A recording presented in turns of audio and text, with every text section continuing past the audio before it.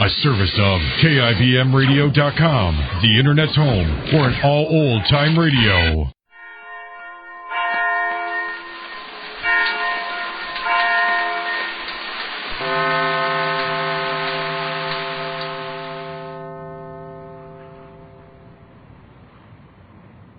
Well, today, Jane is helping Mr. Race sell a farm. His first big deal for the new real estate business he's gone into.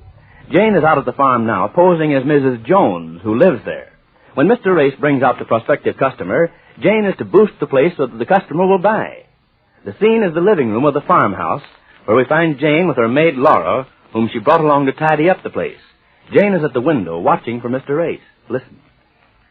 Are they coming yet, ma'am? No, I can't see high to speak of them. And it's almost 12 o'clock. I'm getting kind of hungry. We've been here since 8 o'clock, you know. Me too, ma'am. You sure do get an appetite being on a farm. Yes, I sure did. I guess it's on account of so many good things they have on a farm, like eggs and chickens and cows and milk and vegetables. Yes, what I'd give right now for a chocolate ice cream soda. Yes, ma'am, me too. I didn't know it was going to take him this long to come out here. I'd have brought along some milk and cookies or something. Well, maybe we could get some milk from those cows back there. You know, the ones we saw through the back window? No, I don't think we know them well enough for that. Well, they belong here on the farm. We could milk them. No, I don't want to start anything I can't finish. Besides, they might get here any minute now. Oh, they're here now, ma'am. Where? Who? The cows, the one we saw out in the backyard. Oh, I'm talking about Mr. Ace and Mr. and Mrs. Brandon. I wonder what they're like. I don't blame them for wanting to buy this farm. Isn't this house beautiful? Yes, it is beautiful, Oh, ma'am. I sure hope he sells it.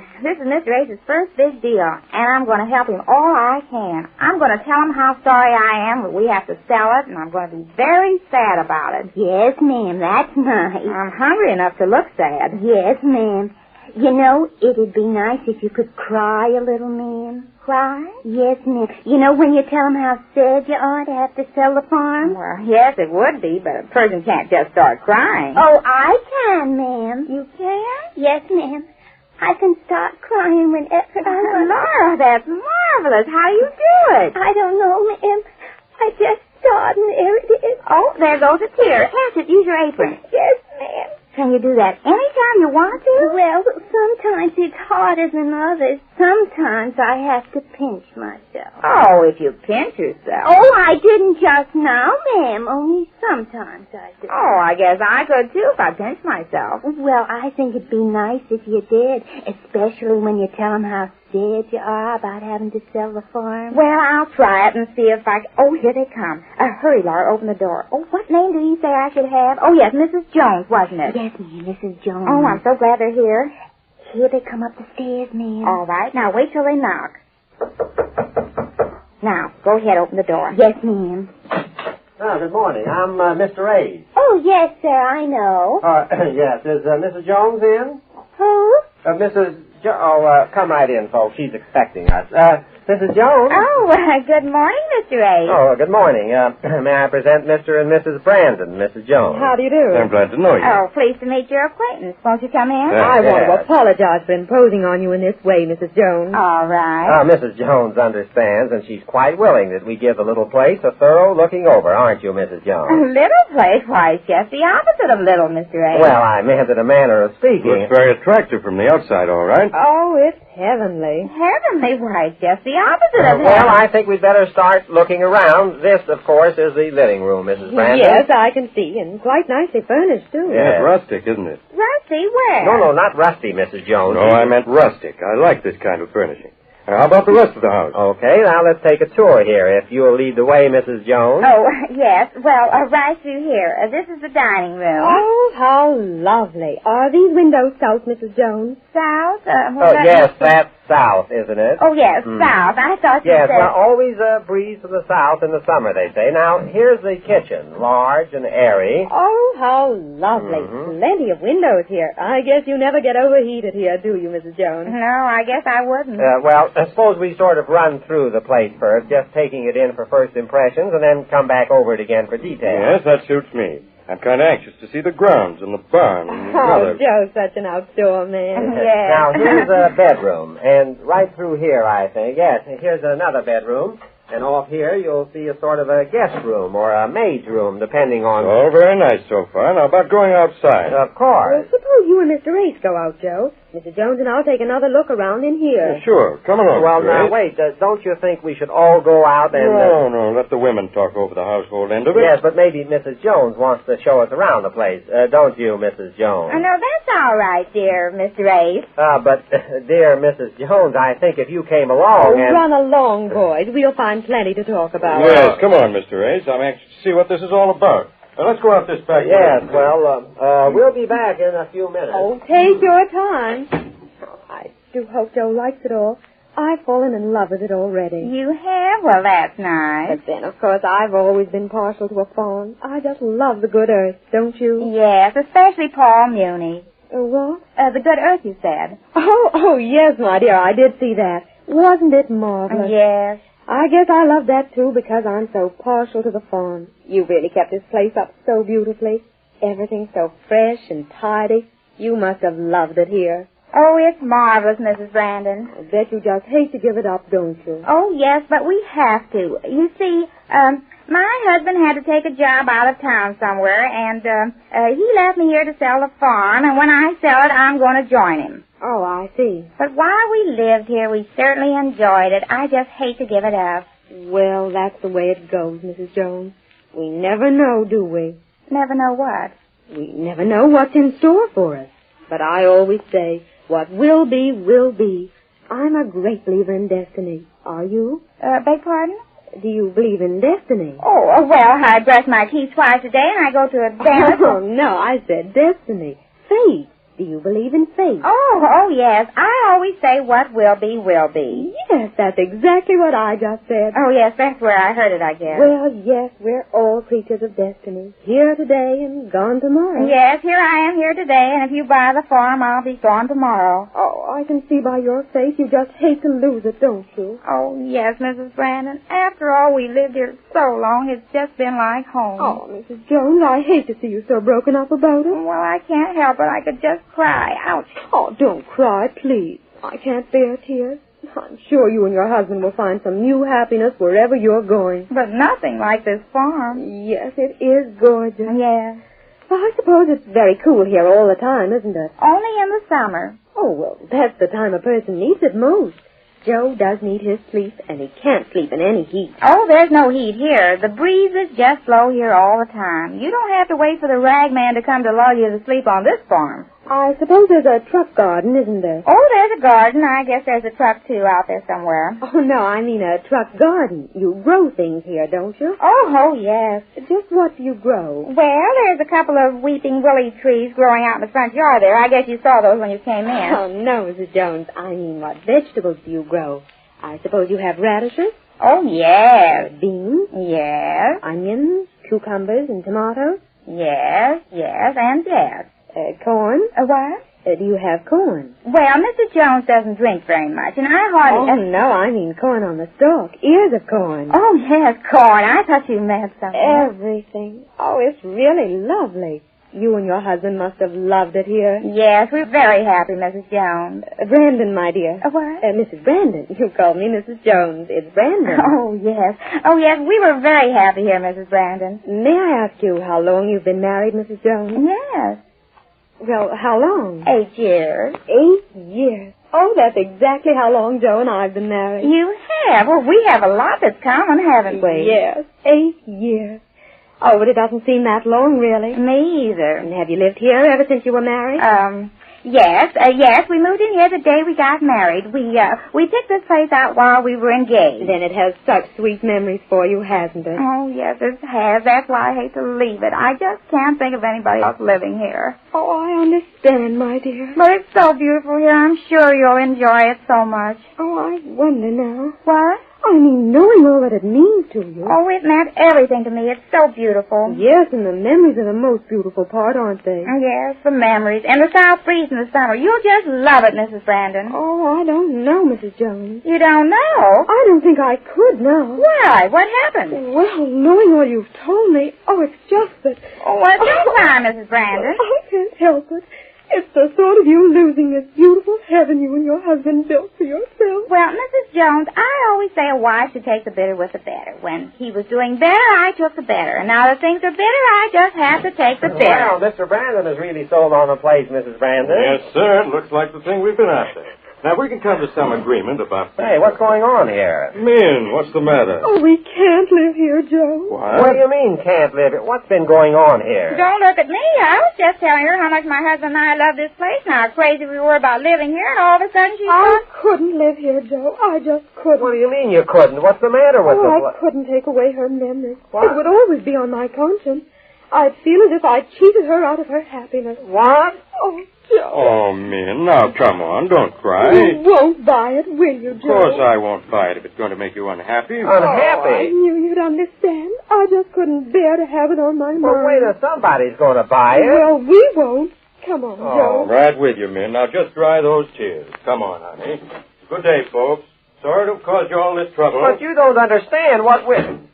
Oh, Jane, what did you do? Well, I guess she's right, dear. After all, she couldn't take all those happy memories away from Mr. Jones and me. What memories? A fine salesman you are. Well, I guess I'm too good a salesman. I hope. Well, I guess. Jane did do a little bit of overselling, just enough to crab the sale Mr. Race had hoped to put over.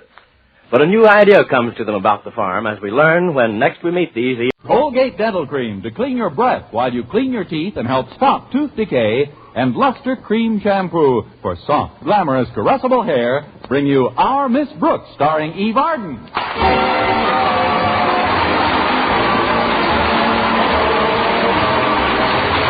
It's time once again for another comedy episode of Our Miss Brooks under the direction of Al Lewis.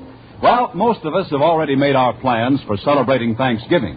But our Miss Brooks, who teaches English at Madison High School, hadn't given it much thought up until last Friday morning when she sat down to breakfast with her landlady. Well, it's only 6 more days till Thanksgiving, Mrs. Davis. I can hardly believe it, Connie. A whole year has gone by since last Thanksgiving. Isn't it awful? The years do that every year. It seems like yesterday that I was preparing our last Thanksgiving dinner. We didn't have very much money to spend on our shopping, but we celebrated just the same. Oh, I'll never forget that meal, Mrs. Davis. A whole roast stuffed pepper. I feel very badly about not being able to spend Thanksgiving with you this year, Connie, but I've accepted an invitation from my sister Angela. Oh, that's all right, Mrs. Davis. I'd ask you to join me at her place, but she hasn't been at all well lately. So we're just having the immediate family, my brother Victor and myself. Oh, poor Angela. It seems the older she gets, the more absent-minded she gets. Yes, you've mentioned it to me, Mrs. Davis. Lately, she's been worse than ever. Why, sometimes she can be talking right along and suddenly, right in the middle of a sentence... Yes? Right in the middle of a sentence? Right in the middle of a sentence. Right in the middle of a sentence what? Right in the middle of a sentence what? You've been seeing a little too much of Angela. Angela? She's your brother Victor's absent-minded sister. But don't worry about my holiday, Mrs. Davis. I'll get my pearly teeth into something on Thanksgiving Day. How about Mr. Boynton? Yum, yum. You mean spending the day with him? Well, he hasn't asked me as yet, but I'll toss him a hint at school today. I'm certain that he'll invite you out, Connie, and then you can be sure of your turkey and all the trimmings. I don't know about the turkey, but if Mr. Boynton and I eat out, I'm a cinch to take my usual trimming. Does Mr. Boynton always insist on going Dutch, Connie? I wouldn't say that, Mrs. Davis. It's just a coincidence that I'm buying him a pair of wooden shoes for Christmas. No, but why worry about it now? As Madison star athlete Stretch Snodgrass told me in English class the other day, live good in the present, the future never done nothing to nobody. Stretch is a nice kid, though. He seemed genuinely concerned about my spending Thanksgiving alone. He told me he would have asked me to his home, but his folks are going out of town for the weekend with the Dentons. Oh, that must be Walter now. He's driving me down to school. Coming, Walter. I'll clear off the table and get started on the dishes, honey. Say hello to Walter for me. All right, Mrs. Davis. Come on in, Walter. I step over this threshold with fear and trepidation. What do you mean? I am the editor-in-chief of the Madison Monitor. True? True. Well, I made the mistake of letting Stretch Snodgrass set up some of the type yesterday. And he sneaked an item into the personal column that cannot but be a source of great mortification to someone very near and dear to both our hearts. Who? You. Me? None other. I brought a copy with me. Look at this paragraph, Miss Brooks. Let's see it. To who it may concern. That's Stretch, all right. It says, it is pitiful to be alone on Thanksgiving Day. If there is one way how people should show their real Thanksgivingness, it is by sharing their dinner with some poor, unfortunate fellow human person who is alone. Without mentioning any names. Oh, well, that's a relief. Keep reading. Without mentioning any names, if somebody wants to share his or her meal with this lonely human person, all you have to do is walk up and say, you can have Thanksgiving dinner with me, Miss Brooks. Well, Miss Brooks, isn't that awful? Are you going to punish Stretch? I'm not making any snap judgments, Walter. First, let's see if this ad brings any results.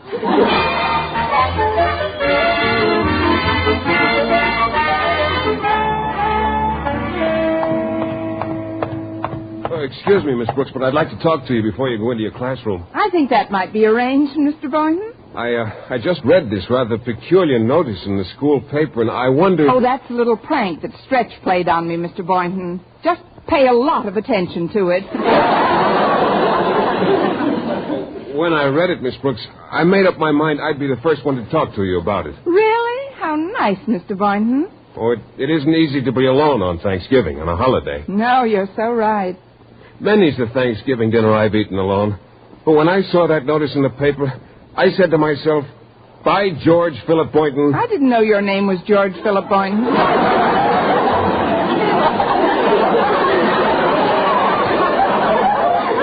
It is, and that's just an expression I use. As I was saying, I said to myself, this is one Thanksgiving you don't have to eat alone.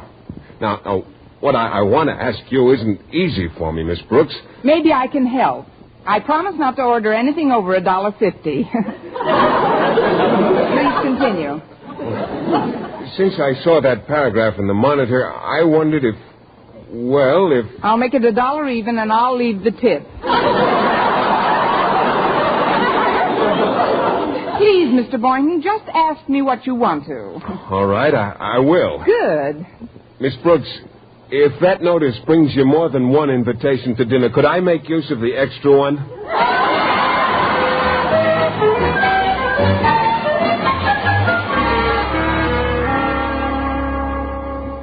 You wanted to see me, Mr. Conklin? Yes, Miss Brooks. Sit down, won't you, please? Take this leather chair by my desk. That's it. Are you nice and comfy? Yes, sir, I'm fine, but how are you? Splendid, thanks. This is the time of year when we should all be imbued with the true Thanksgiving spirit. That's why I've summoned you to my office, Miss Brooks, to tell you that in spite of the inconveniences you have wreaked upon me, I harbor no ill will. Well, that's very nice to hear, Mr. Conklin. I have been the source of annoyance to you on occasion, I suppose, that I am thankful for everything that's happened to me in the past year. Take the time you dropped that typewriter on my toe. I just give thanks that it didn't land higher and fracture my whole foot.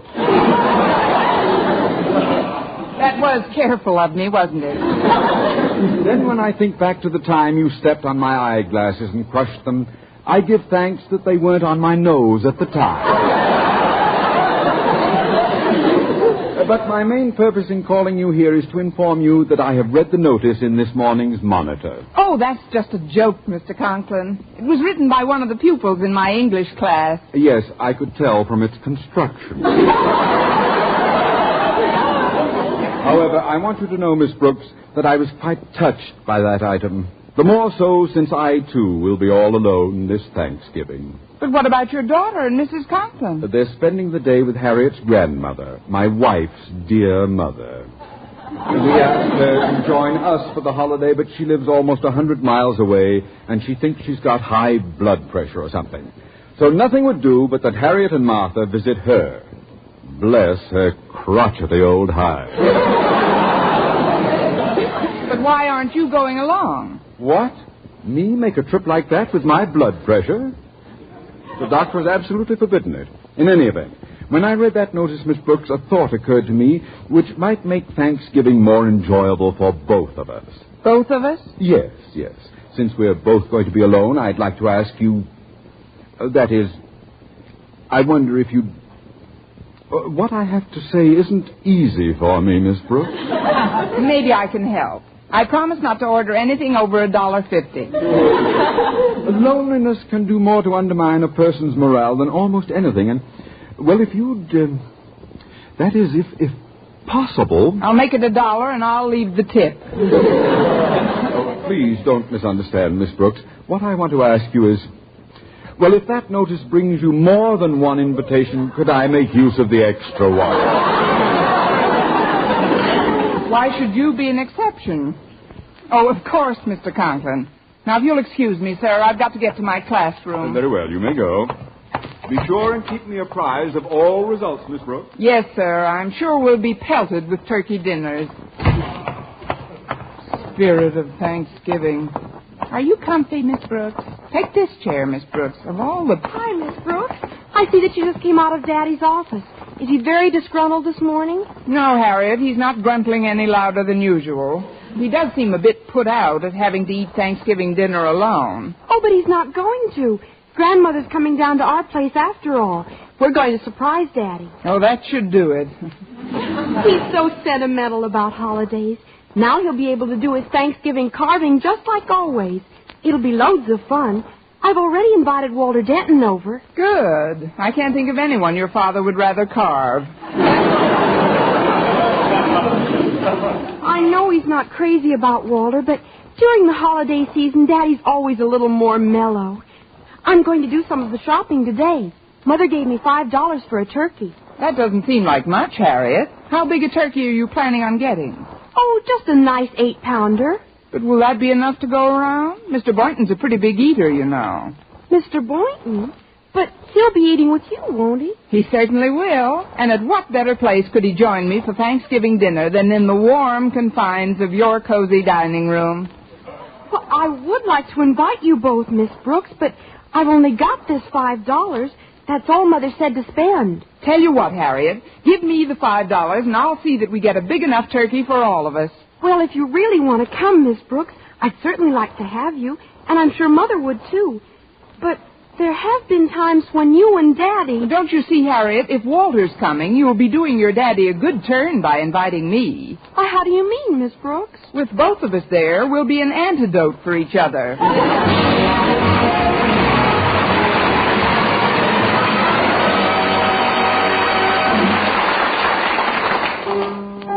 Brush your teeth with Colgate.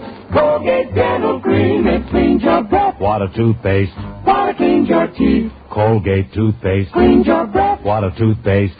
Water cleans your teeth. Colgate Dental Cream cleans your breath while it cleans your teeth. And the Colgate way stops tooth decay best. More than 2 years' research showed the Colgate way of brushing teeth right after eating helps stop more decay for more people than ever before reported in dentifrice history. Yes, the Colgate way stopped tooth decay best. Better than any other home method of oral hygiene. No other dentifrice, ammoniated or not, has proof of such results.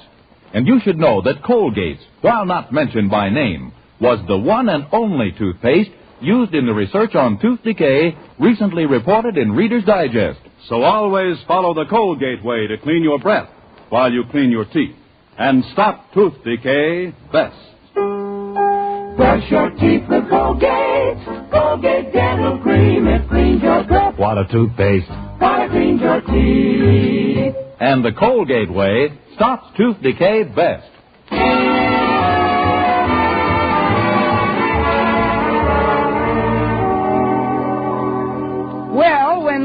period arrived, as luck and I would have it, Mr. Boynton brought his tray right to my table in the cafeteria. In spite of the fact that he had a nice lunch before him, he didn't begin eating, but sat with his fork poised and stared into my eyes with a deep and absorbing emotion. It was a terribly romantic moment, as Mr. Boynton leaned across the table and in a voice choked with passion said, "Get any extra invites to Thanksgiving dinner?" "No, and get your fork out of my cottage cheese." Sorry. I was just wondering about that notice in the monitor. Well, you can forget about the notice, Mr. Boynton. I've wangled us both an invitation to join the Conklins for the holiday. Oh, say, that's wonderful. Mrs. Conklin's a fine cook. There's only one catch. We've got exactly $5 with which to buy a turkey that'll feed 6 people. Well, how in the world are we going to do that, Miss Brooks? You and I can chip in another $5 between us. There must be some other way. Well, there isn't. Not unless I put up the entire amount, and I can't unless I pawn my earrings again. Oh, but Miss Brooks... I wouldn't care if I hadn't had my ears pierced. You have no idea how drafty my lobes get in November.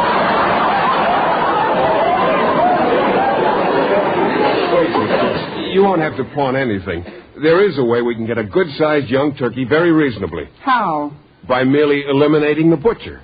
What do we do, buy the turkey from his parents? Don't you see, Miss Brooks, we have to go after a live turkey. Well, they're much cheaper than in the stores. Why, we can probably pick one up for even less than $5. Well, there's nothing to it. Of course not. All we have to do is find a young turkey who hasn't learned the value of money. Once we get a good one, we can kill it ourselves, pluck the feathers, clean it, and dress it. There must be some other way. Believe me, this will work, Miss Brooks. I know a place about 20 miles from here. A fellow named Tobin has a turkey farm. We'll drive out after school and see what he's got. Say, it might be fun at that. A nice drive in the country. Well, sure. The fresh air will be good for all of us. All of us? You, me, and my pet frog, McDougal. Well, he hasn't been at all well lately, Miss Brooks. What's the trouble? He can't seem to sleep. Maybe he reads too late. I mean, where's he been sleeping? Oh, his usual place, on a newspaper in his cage. Well, there's your answer. How can anybody sleep with the news that's in the paper nowadays?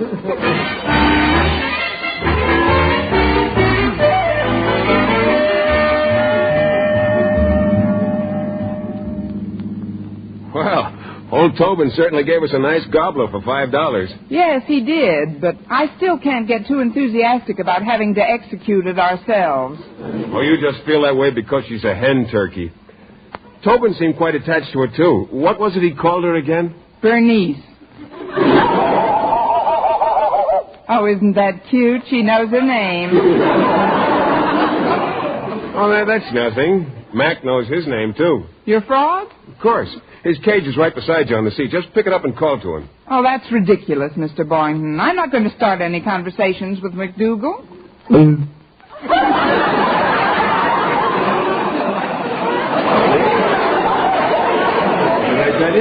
Well, if you don't mind, I'm putting him in the back with Bernice. There you go, Mac. You can keep each other company back there. Oh, poor Mac. He's been so apathetic from lack of sleep, he probably won't even notice Bernice. From the saying, like father, like frog. Bernice is very interested in Mac. Oh, isn't that cute? She's got her head right next to his cage.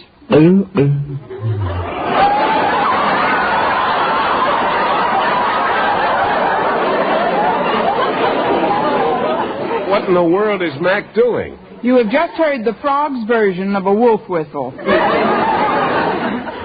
That's one for the book. Mac is definitely smitten by that hen turkey.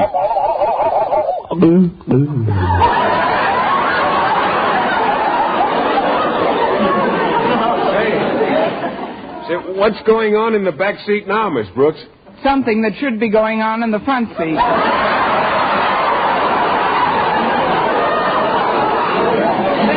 They're getting better acquainted. I wouldn't be a bit surprised if he's asking her out to a dance. That'd be quite a sight. Oh, actually, Bernice is much too tall for Mac. Oh, I don't know. She He's a natural for a barn dance. Do-si-do, now I ain't bluffing. Dance too hard and you'll lose your stuffing. Oh, calm down, Bernice. I was just kidding. Now that we've got her, Miss Brooks, where are we supposed to take the turkey? To the Conklin's backyard. Mr. and Mrs. Conklin are attending a tea party, so it won't spoil Mr. Conklin's surprise. Will Harriet be there to give us a hand? Uh-huh, and so will Walter. He's bringing his AXE. How do you like that? She can spell, too.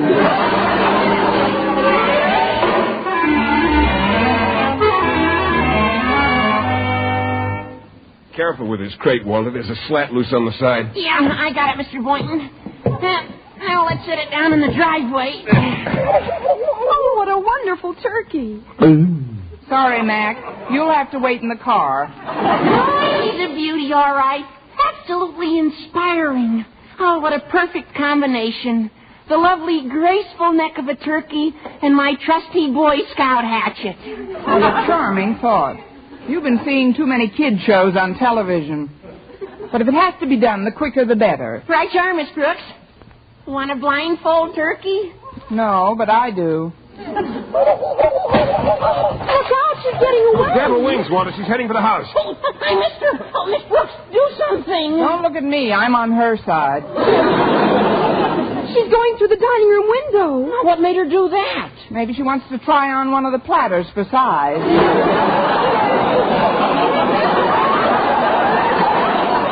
We've got to get her out of there before Daddy comes home. We want this to be a surprise. Come on in the side door.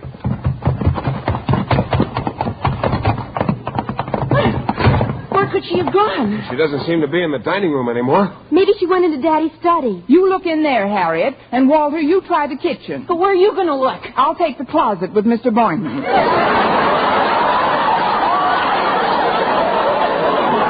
You kids go ahead. But, Miss Brooks, you don't think the turkey really went into the closet, do you? Who knows? It shouldn't take us more than 20 minutes to find out. I think the turkey's definitely in this study somewhere. Take a look behind the couch, Walter. Okay, Harriet. I'll sneak up on the little beauty with the stealth of a barefoot pilgrim.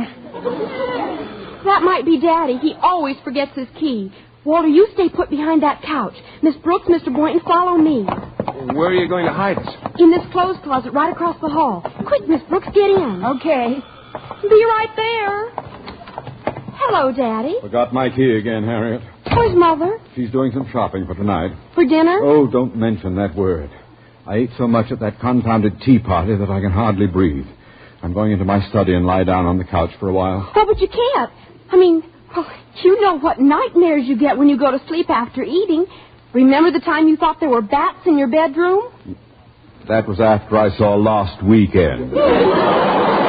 Now, don't fuss around me, child. I can hardly keep my eyes open. But, Daddy, wouldn't the bedroom be more comfortable? I'd never make it up the stairs, Harriet. Just call me in an hour or so, please. Oh, dear. Miss Brooks, Mr. Boynton, come out of the closet. Go away.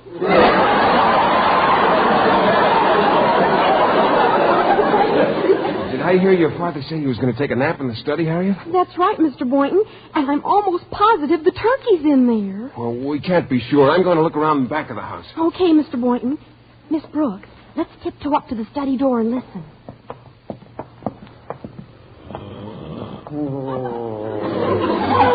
He's asleep already, thank goodness. Well, let's open the door then. Take another peek. Look, Miss Brooks. The turkey just came out of that closet. She's walking toward the couch. Now he's starting to wake up. Daddy's looking at the turkey. Now the turkey's looking at Daddy. I wonder which one will scream first. What's that? Oh, it's a nightmare. Oh, I should never have tried to sleep after all that food. Look, turkey. Nice turkey. I know you're not there. But please go away. You stay here, Harriet. I've got an idea. Mr. Conklin. Hello, Mr. Conklin. What? Miss Brooks, is that you? Are you really here? What's the difference as long as it's a nightmare? I heard you moaning in your sleep, sir, and I thought maybe... Never mind what you thought. Get this turkey out of my study. What turkey?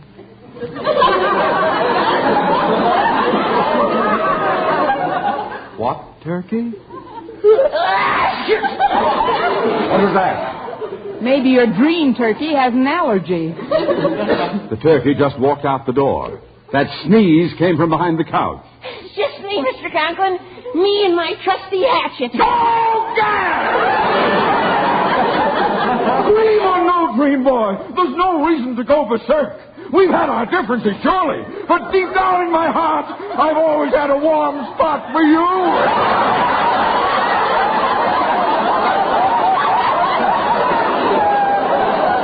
Please, Mr. Conklin, don't get hysterical.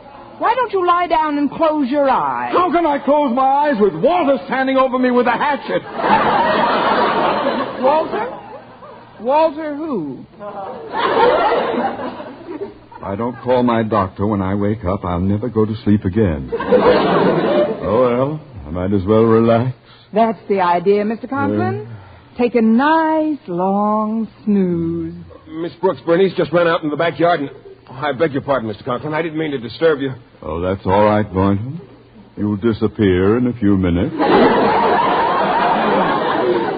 Disappear? Mr. Conklin's been dreaming, and let's keep it that way. It's all right, Miss Brooks. The turkey ran right into our garage, and I closed the door. What's going on here? We just wanted to surprise you, sir. May I say, you have? Please don't be angry, Daddy. Miss Brooks saved us a lot of money by getting a live turkey. I only gave her $5.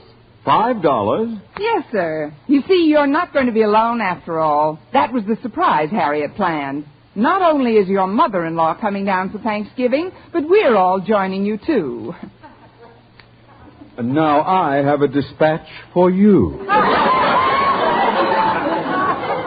After the tea, I saw my doctor, and he put me on a strict vegetarian diet. Harriet and her mother are going to spend the holidays with Granny as planned. As for you, Miss Brooks, kindly hand over the $5 my daughter gave you. But we paid that for the turkey. You can have the turkey. All I want is my money. But we can't get a refund now. The used turkey market is shot to pieces. What will Mr. Boynton and I do with an entire turkey? That, Miss Brooks, is your concern. For once, I might add, the joke is on you. Well, I've celebrated some Thanksgivings in my time, but this is the biggest bird I ever received.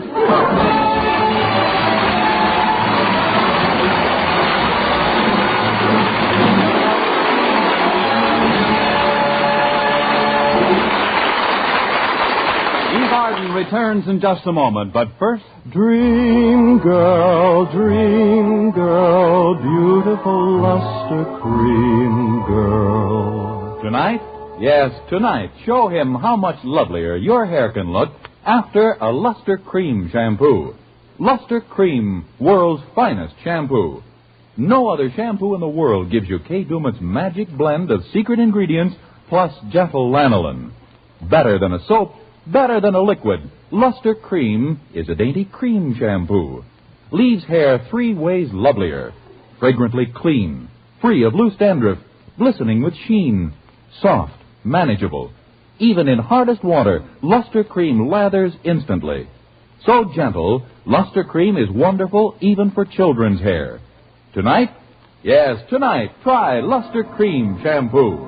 Dream girl, beautiful luster cream girl, you owe your crowning glory to a luster cream shampoo.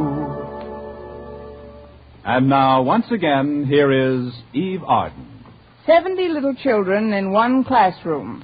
That's the kind of critical situation your community faces. Unless it can recruit new elementary school teachers immediately. Our increased school population also needs urgently more buildings, more textbooks, more supplies than ever. Better schools make better communities. So for improved educational facilities, join and work with your local civic groups and school boards. For further information, write to the National Citizens Commission for the Public Schools, 2 West 45th Street, New York, 19, New York. Good night.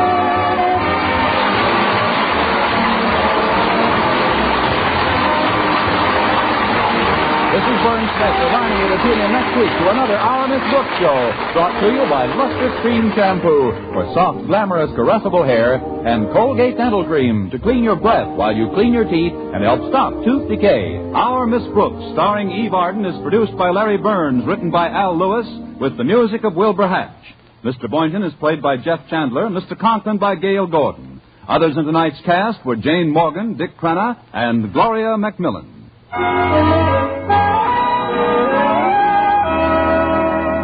Doctors prove Palmolive soap can bring you a lovelier complexion in 14 days. Yes, 36 leading skin specialists proved in tests on 1,285 different women that Palmolive soap facials using nothing but Palmolive brought new complexion beauty to 2 women out of 3. Just wash your face 3 times daily with Palmolive soap, each time for 60 seconds, massaging Palmolive's beauty lather onto your skin. Then rinse and pat dry. So start your Palmolive facials today. Remember, doctors prove Palmolive soap can bring you a lovelier complexion in 14 days.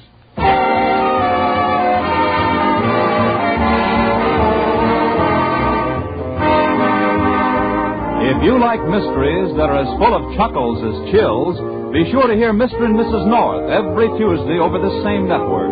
Don't miss the exciting and laughable adventures of these amateur detectives. Hear Mr. and Mrs. North every Tuesday night. And be with us again next week at this same time for another comedy episode of Our Miss Brooks.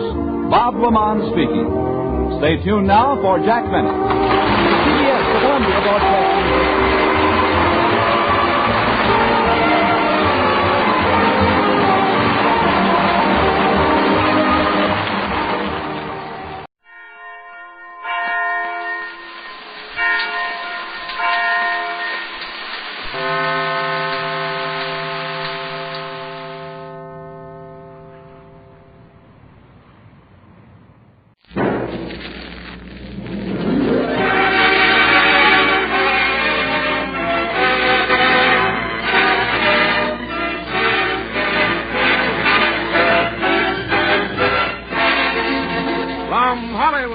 Cigarette program starring Red Skelton, Dave Rose and his orchestra, our singing star Anita Ellis, Verna Felton, Lorene Tuttle, Pat McGee, and yours truly, Rod O'Connor.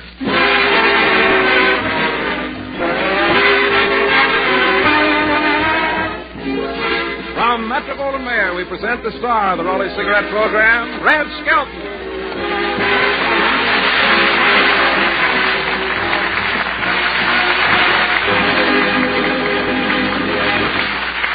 Thank you very much, and good evening, ladies and gentlemen. ¿Cómo está, Rodrigo?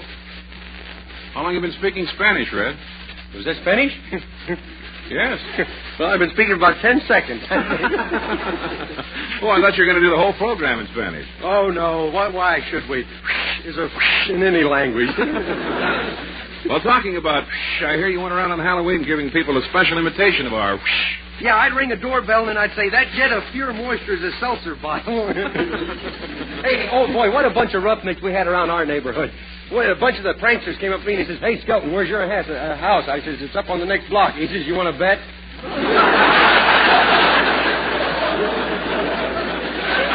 Hey, my wife and myself, a little baby, we had a little Halloween party all to ourselves, you know. We were waiting for somebody to knock on the door and say trick or treat, and we were going to give them the kids.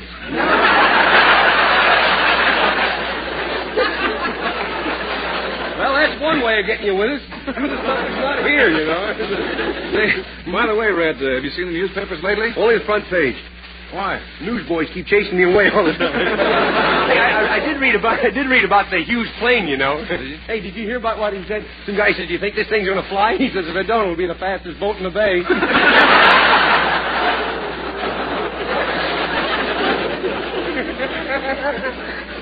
Well, say, did you see where the population of Los Angeles has picked up 1 million since the last census? Yeah? Wonder what the Middle Westerners think of everybody coming to live in California. I don't know. Let's go to Long Beach and find out. I'm proud of it. Did you read in the paper that item about men's new styles? No, I didn't read that one either. If it's not in Dick Tracy's or Walter Kiernan's column, why, I figure it's not worth reading. Of course, that's one man's opinion, of course, you know. That went over with a hush, didn't it? Well, you know, some of the men fashion experts say it's unhealthy to go without a hat. Well, they're trying to get us to carry handbags. Well, no fashion expert's going to tell me what to do, boy. I even wrote him a letter about it. Here, hold my purse and I'll read it to you.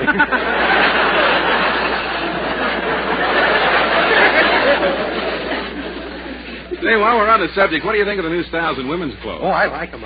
You do? Yeah, I was with a girl the other night. She had on padded hips, long sleeves, and the middle was all squeezed in. Mm-hmm. Wasp waist, huh? I think so. I got stung. I know that.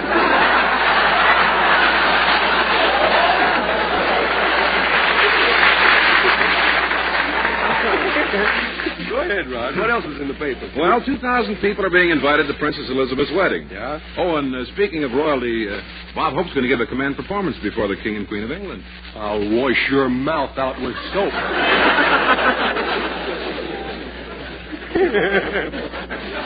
Hope is going over there. I'm sorry I couldn't make it. Were you invited? No, that's why I can't make it. Hey, you know why Hope's going over there, don't you? He's going to tell the King and Queen a few of the jokes to get them to laugh, just to see if they've been using that Lend-Lease idiom, you know. Now, next week he'd better do a joke about Raleigh's, or I'll never let him stop me in a hall and give me a gag again. I'm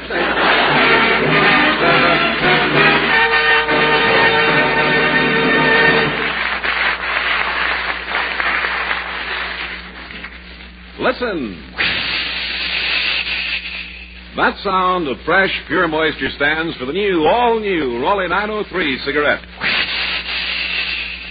It's moisturized to cut down throat irritants. Yes, it's moisturized to cut down those throat-irritating tars present in even the finest tobaccos. That's why a jury of 14 distinguished doctors agrees no other leading cigarette gives you less throat irritants than the new, richer-tasting, yet milder-smoking Raleigh 903. Yes, Raleigh 903 is moisturized by the revolutionary new 903 process to cut down throat irritants. That's why Raleigh 903 brings you a rich, full-flavored, yet milder-smoking cigarette. Smokers, take the word of Linda Darnell, starring in Forever Amber, a 20th Century Fox Technicolor production. Miss Darnell says, quote, I'd rather have a new Raleigh 903 because it's moisturized to cut down throat irritants. It's so much richer, better tasting, yet it's smoother, too. Unquote. Follow Linda Darnell's lead. Smoke Raleigh 903. Remember, it's moisturized to cut down throat irritants.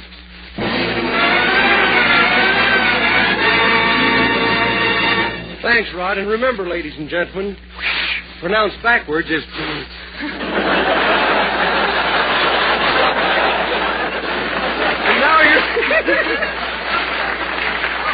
And now here's our beautiful Anita Ellis, and what are you going to sing? You do. You're asking.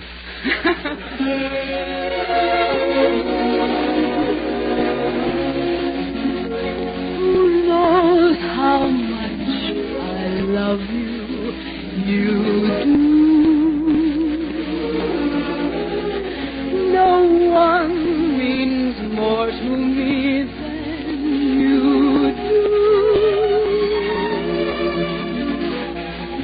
You take December and smile it into May, and then December comes back again when you're away. Who has a charm that very few do? Who makes life necessary? You do. And who can take my dreams and make my dreams come true? Don't give me three guesses. One will do.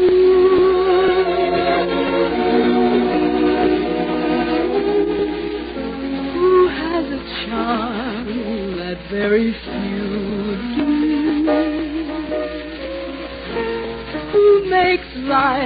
necessary. You do.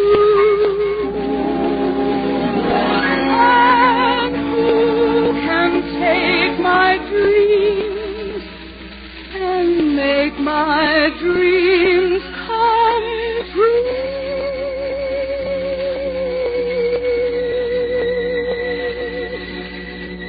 Don't give me three guesses.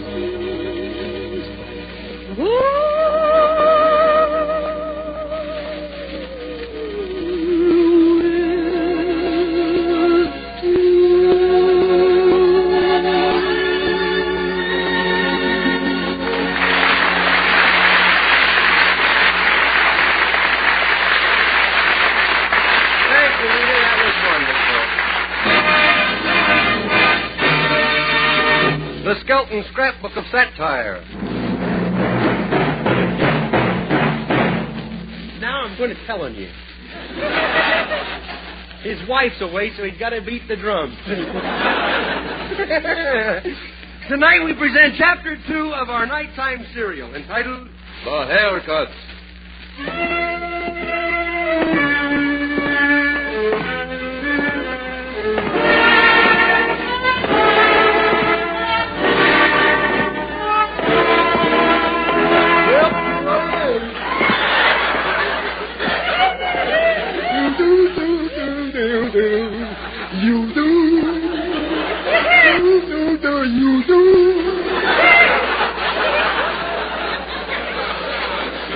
Jester, boy, I gotta find a barber shop that's reasonable. I gotta get a haircut. I've been getting mash notes from water spaniels.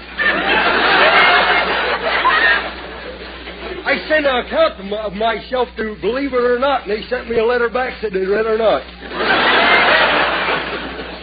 Oh, how we danced on the night we were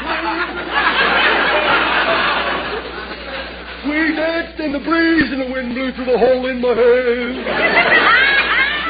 Well, here's another barber shop. I'll try this one. That's a snappy slogan they got there. The old hair choppy choppy. Stop and flop while we chop your top. Howdy. Howdy doody to you, too. I'm Clem Cadiddlehopper.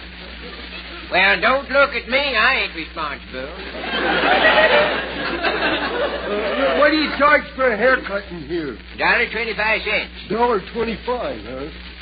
What do you charge for a slight trim? Slight trim? Yeah, just make peek holes from my eyes.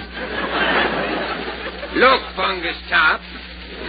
I'd have to charge you the same price for the time it would take to find your eyes. Oh, I see. Well, what do you charge for a shave? 50 cents. And shave my head.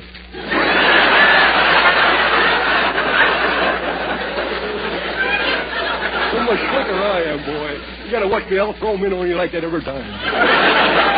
Look here, Cobhead. Anybody would clear that brush for 50 cents and whitewash a barn for $1. You mean I'm a brushhead? Yes. Well, maybe that's why the Forest Patrol hung that sign on me. Brush fire area, no smoking within 50 feet. Look, I'm busy. Why don't you just get along? My final price is $1.25. Well, that's too much for me. I wouldn't pay that kind of money. Why, if my hair getting hard to get or something? I'll go home and let my ma cut it for me.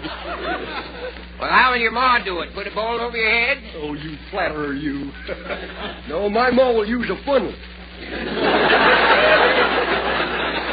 Your head does come to a point. How come? Well, when I was a baby, my old man tried to cut my hair with a pencil sharpener.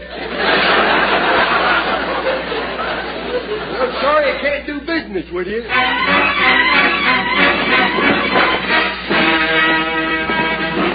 Well, there's my ma sitting on the front porch, sipping tea from the mustache cup I give her. She looks so calm there, boy. She's going to be mad when she finds out I didn't get a haircut. Clem, is that you? I ain't got my glasses on. Yeah, it's me, Ma. Ain't you glad you ain't got your glasses on? Well, did you bring my head cold medicine? No, I got something better than what she was taking. It says on the bottle it will cure anything, including ham, it says. Yeah, I was seeing spots before my eyes. Present company not included, of course. I was seeing spots before my eyes before I took a swig of this stuff. Well, did it remove the spots? Yeah, but it left circles. Try it. What you doing out here on the porch, Ma? Oh, nothing. Just resting my weary bones for a spell. Oh, that's good. Feels good to sit out here in my rocking chair. Hey, would you like for me to get some oil and fix that squeaky rocker? That ain't the rocker. That's me. Well, maybe you ought to get oil. That's his man first. He didn't get it. Oh, boy, I'm really tricky tonight. Did you get your hair cut like I told you? No, them barbers are asking too much. $1.25 they're asking for. So I come home. I thought maybe I just borrow your scissors and cut my hair myself. I don't know if I can or not. Well, sure you can. It ain't hard to do. I always cut my own hair. Yeah, but you can put yours on a hanger while you do it.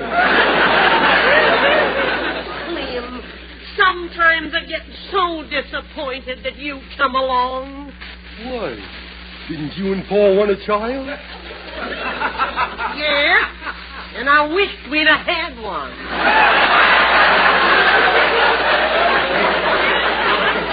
I'll tell you what. You sit on the porch, and I'll go inside and get the scissors and a bowl, and I'll cut your hair for you. A bowl? You better get a roasting pan about size 18 and a half. Well, meanwhile, you be combing it out. I'll be right back. Okay, I kind of hate to get a haircut. It means I'll have to start wearing a shirt again, you know. Oh, well, I might as well comb it out.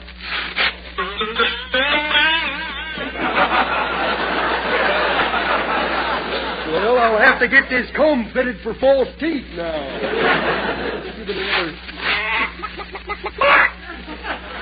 Hey, Ma, come here. They didn't steal our chicken after all.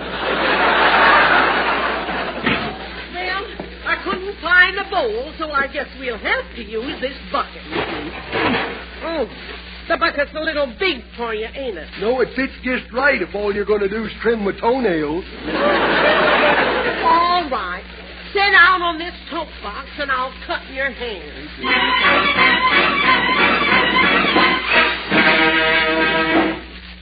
What will Mother Cadiddlehopper find under that crop of hair? Be sure to listen next week when we present Chapter 3 of The Haircut.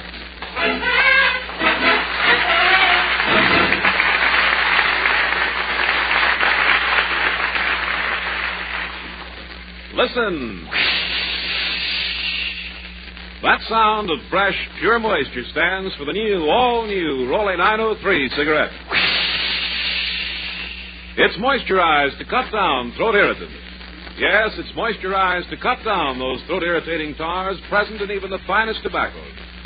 That's why a jury of 14 distinguished doctors agrees no other leading cigarette gives you less throat irritants than the new, richer-tasting, yet milder-smoking Rolly 903. Yes, Rolly 903 is moisturized by the revolutionary new 903 process to cut down throat irritants. That's why Rolly 903 brings you a rich, full-flavored, yet milder-smoking cigarette. Get the new Rolly 903. You'll see the number 903 on the package. Remember, it's moisturized to cut down throat irritants. So, friends, smoke the new, richer-tasting, yet milder Rolly 903. Dave Rose and his orchestra play The Continental.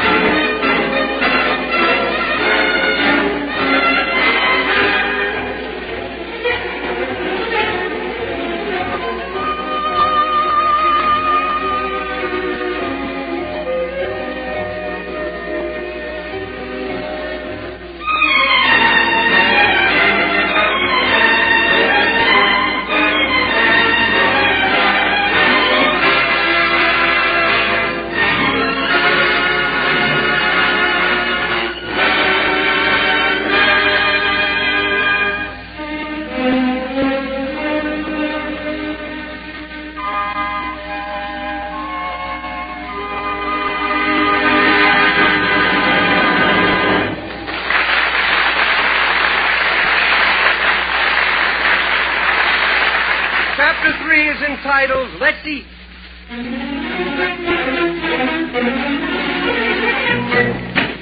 Junior! Yes, Mummy doll? Is that you? Yes. Come and eat your lunch. No, just give me a piece of pie. Just give me a piece of pie. You'll eat your lunch.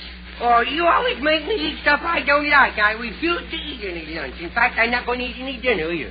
Just give me a piece of pie, that's all. But you can't live on dessert alone. A diet like that is bad for you. I know dessert is bad for me, and spinach is good for me, but I is just too ornery to deserve anything good, so punish me with apple pie. What's all the rumpus? Oh, Mother, what am I going to do with Junior? Don't ask me. I'm tired of being called a meddlesome old lady. Hey, Nemo, I'm not hungry. Can I go out and play? By all means. Yeah.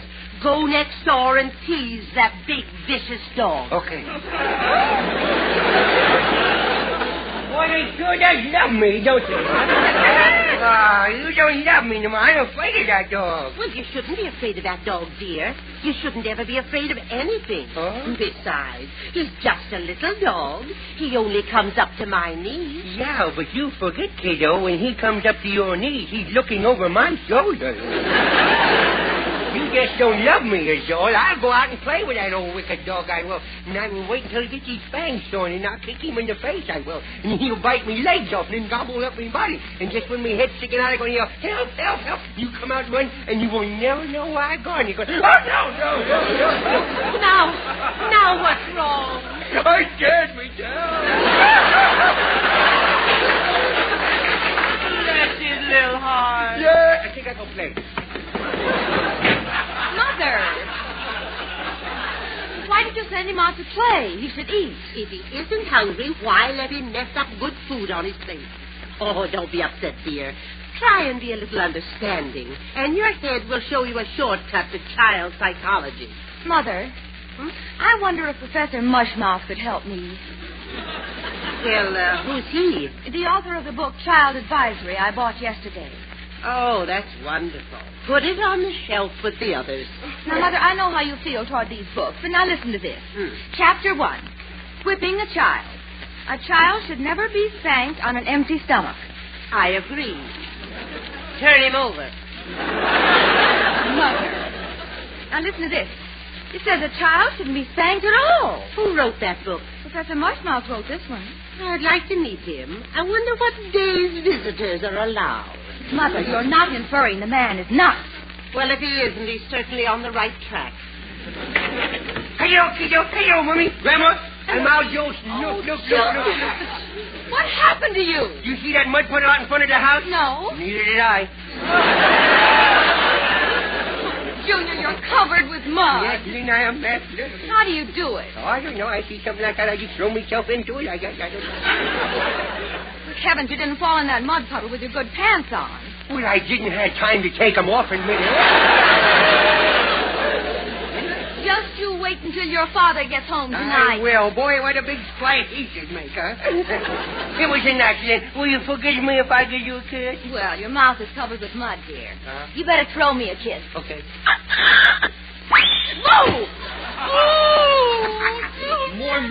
you saw it, wasn't you? Oh, Junior, now. Hit her right in the mud.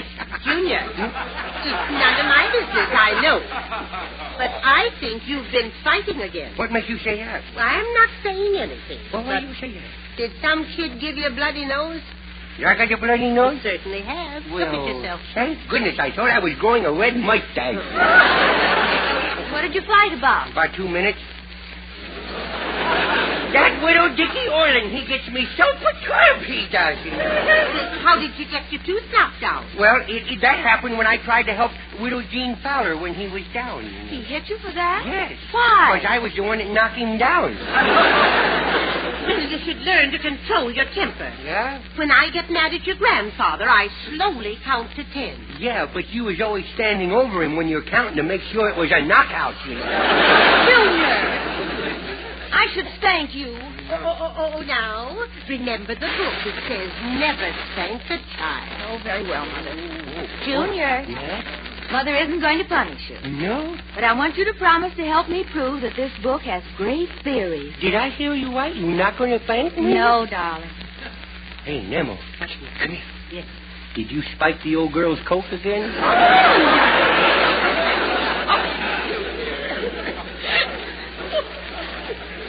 Now come in and eat your lunch. No. I cooked everything myself. Oh, no. If you cook it, that's what I'm doing, boy. I'm too young to start taking bites, you know, all right? Now. Not so fast, young man. Now, you come here now. No, put me down. Now, right there. No. And I said eat everything on your plate. No, I don't want to eat. You mustn't waste food. No, I don't want to eat. Now, that's no way to act, Junior. Well, you always make me eat things I don't want to eat. Now, don't cry. Oh, you yelled at me. Mother, what shall I do? Don't look to me for advice. No, don't look for her. If you don't know by instinct what to do, then go read old Professor Moore's book. Glubmore. Oh, well, it comes out either way. Yeah, it comes out either way. Dear Mother, what shall I do? Where's my book? Where's your book? Here, crying. Where's your book? How to stop crying. How to stop crying. Humor the child. Humor. Is that what it says in the other book? Yes. Humor the child. Is that what it says in the book? Yes, it says. Boy, if morons ever learn to read, that thing will be a first seller, you know. Humorous. Yes. Junior. Yes. Momsie's widow, baby. Please eat seafood, see? Ah, nutsy wutsy. Now, look, you just like too many things that you should eat. Well, I would eat, but you never fix what I want. You'll eat what we want you to have. No. Now, dear, remember the Idiot's Digest. It says humor the child. I will. Yes. Junior. Right. What would you like to eat? Well, I'd like something you bake by yourself. A pie? A pie. Apple or peach? Mud. Mud? Mud, yeah, mud. You know, dirt with the water in it. Oh, now, let's not be ridiculous, Oh, Junior. humor the child. No, I want a mud pie. I want a mud pie. Go into the other room, Junior. I want to call your grandmother. Now, go in the other room. make me ill good, you know. Mother, now what will I do? Oh, well, a little dirt won't hurt him. And believe me, after he takes one bite, he won't go through with it. Besides, it might break him of asking for silly things. You're right. I'll bake it. Junior!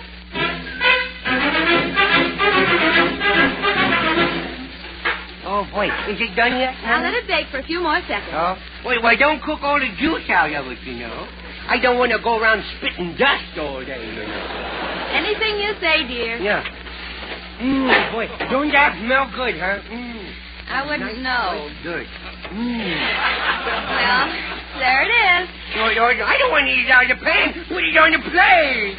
All right, dear. Go ahead and eat it. No, cut it in half. I don't want to cut it in half. Now, don't cry, Junior. There. Now eat it. No. You eat half of it, and I will eat half of it. Now, this is too much. Oh, Lorene, you'll never know if the book is right or wrong if you don't follow through and humor the boy. Yes, like a humor me. All right, I'll do it. Go ahead. Take a big bite.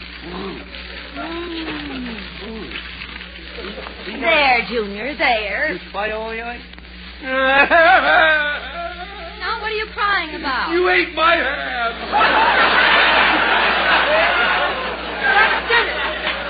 No. Lorene, you're spanking the boy. Ain't it the truth? But what about your book? What do you think he's spanking me with?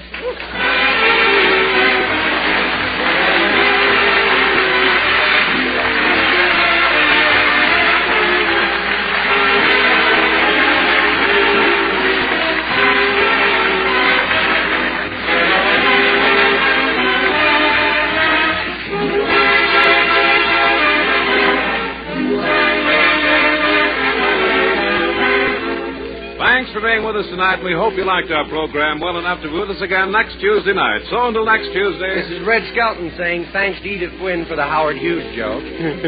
Also, thanks for listening, ladies and gentlemen. And there's a friendship train coming your way. Please help. Good night.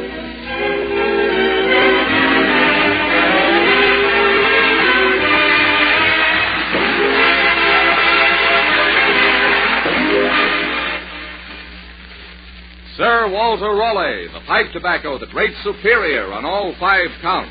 Check them. A rich, ripe, full-bodied, burley blend. Sir Walter Raleigh pipe tobacco. Mellowed with rum for extra smoothness. Deep down, satisfying goodness. That's Sir Walter Raleigh pipe tobacco. Clean smoking all the way down. No soggy heel.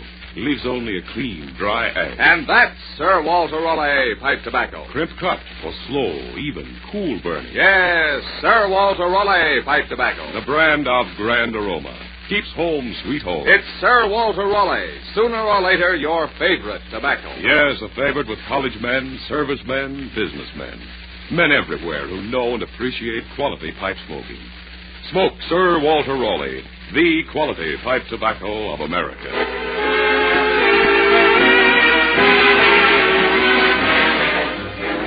Raleigh's invite you to other good listening throughout the week. Listen to People Are Funny with Art Linkletter next Friday, and join us again with Red Skelton next Tuesday. Red Skelton is heard in this program through the courtesy of Metro Goldwyn Mayer and is brought to you by Raleigh Cigarettes.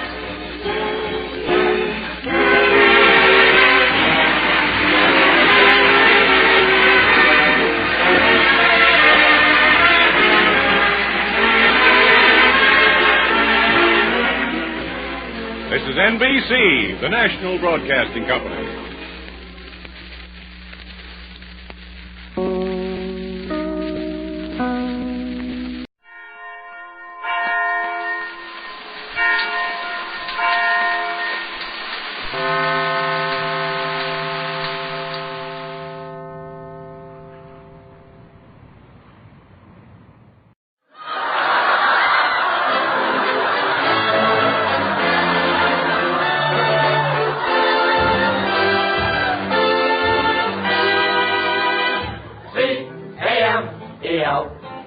The Abbott and Costello program, brought to you by Camels, the cigarette that's first in the service. Camels stay fresh because they're packed to go around the world. Listen to the music of Freddie Rich and his orchestra, the songs of Connie Haynes, Billy Gray as Little Matilda, Cliff Nazaro. Tonight's guest, the lovely Paramount star, Miss Veronica Lake, and starring Bud Abbott and Lou Costello.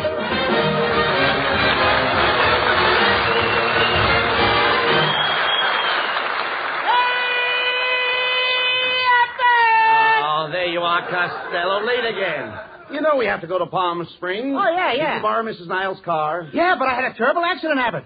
I upset it. I got to turn it over right away or Mrs. Niles won't like it. Well, we can do that when we come back from Palm Springs. No, I got to turn the car over now. Mrs. Niles is going to be mad. I'll explain it to Mrs. Niles. Where is she? She's under the car. What? She's under the car? Yeah. Is she in a coma? No, she's in an evening gown. No.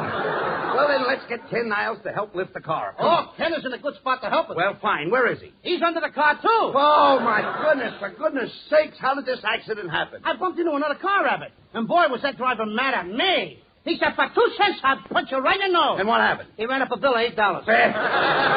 You were very silly to argue with a driver. Why didn't you call a policeman? I didn't have to. I hit one. You what? I hit a policeman. You hit a policeman? In uniform? No. I hit him right in the nose. Oh, this is liable to spoil our whole trip to Palm Springs. Did the cop recognize you? Yeah. Could he swear to you? Could he swear to me? Yeah. Yeah, and I swear right back at him. That's what I thought. I said, you David Copperfield, you Tale of Two Cities, you Oliver Twist. Wait a minute. What did you say that for? I was giving him the dickens.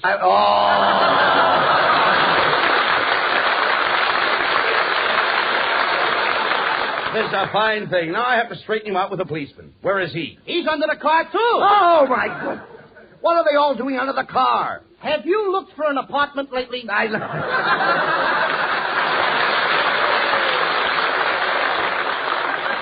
a minute. Here comes Mr. and Mrs. Niles. Better beat it, Costello. Oh, no, you don't. You fat-headed, flabby, car-flipping fool. Oh, do you realize you left me out there under the car holding up the rumble seat? What a lion, holding up the rumble sheet. I could spoil the whole network right here, but I won't. Don't stand there like an idiot. What have you got to say? Good morning, Mrs. Niles. Don't good morning me. Good night, Mrs. Niles. That day went fast, didn't it? Costello, why did you leave Mrs. Niles under the back seat of that car? Isn't that where they always keep the crank? Now, just a minute, you worm. Don't try to wiggle out of this. What about me? Look at my suit. I'm a mess. Without looking at your suit, you're a mess. But look at the spots all over my suit. All right, throw the suit away and wear the spots. Costello, I've had enough. We're going out to get the policeman and sue you for damages. Damages? But Mrs. No, that's mine. Thank you.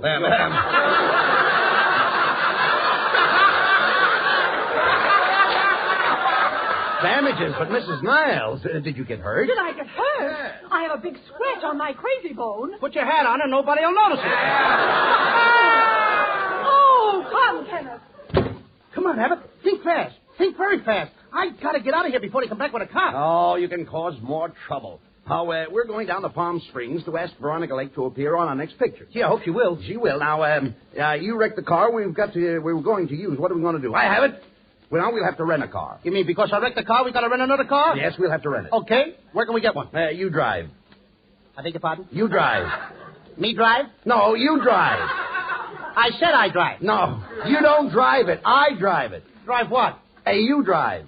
Why should I drive when you want to drive? Now, I am going to drive. Look, Costello, I'm renting a U drive, and I drive it. Then we both drive it. No. We do nothing of the kind. I drive it. When I say you drive, I don't mean you drive. I mean that I drive, although it's a you drive. When you say you drive, you don't mean me drive. You mean you drive because me don't drive.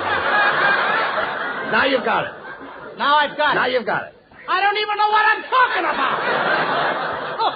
Hey, Abbott, take it easy. Don't try to get me mixed up. Go ahead. Now, look. You go to a place and you rent a car. Yes. You, not me. You are driving the car. Yes. Where am I sitting? You are sitting right next to me. Is there a steering wheel in front of me? No. And you're positive that I am not driving? I'm positive. And you are driving the car? Yes. All right. What kind of a car are you driving? You drive. All I can say is somebody better be driving, brother. No. Look, Costello, I'm trying to explain this. We go and rent a car. Right. Now, where are we going to get it? You drive company.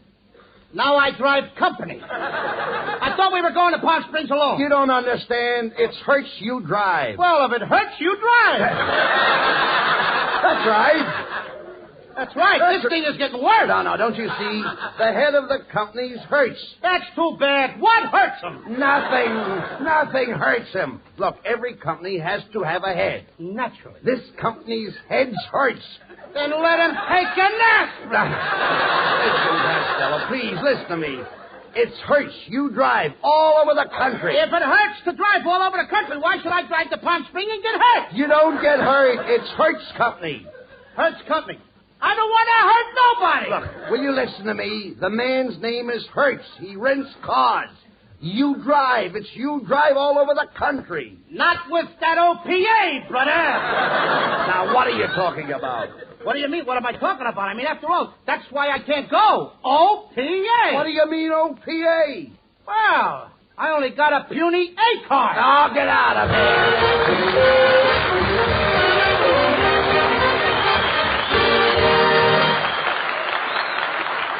A German torpedo boat streaks toward an Allied convoy in the Mediterranean. Suddenly, from an American freighter bursts a chatter of rapid-fire cannon. the E-boat quivers, bursts into flame, and a Navy gun crew has saved another shipload of supplies. They've got what it takes, these Navy gunners, and so has their cigarette, Camels, first with men in all the services according to actual sales records. Wherever they are, from Iceland to the Gilbert Islands, their Camel cigarettes will be fresh when they reach them, cool smoking and slow burning, because Camels are packed to go around the world. More Camel cigarettes overseas may mean less in your store, so be patient. If you can't buy Camels today, try tomorrow. Remember, when you get Camels, you always get more flavor, the result of expert blending of costlier tobaccos. Because Camel's tobacco standard is the same for soldier, for civilian, anywhere in the world. C-A-M-E-L-S. Camel cigarettes. They stay fresh because they're packed to go around the world.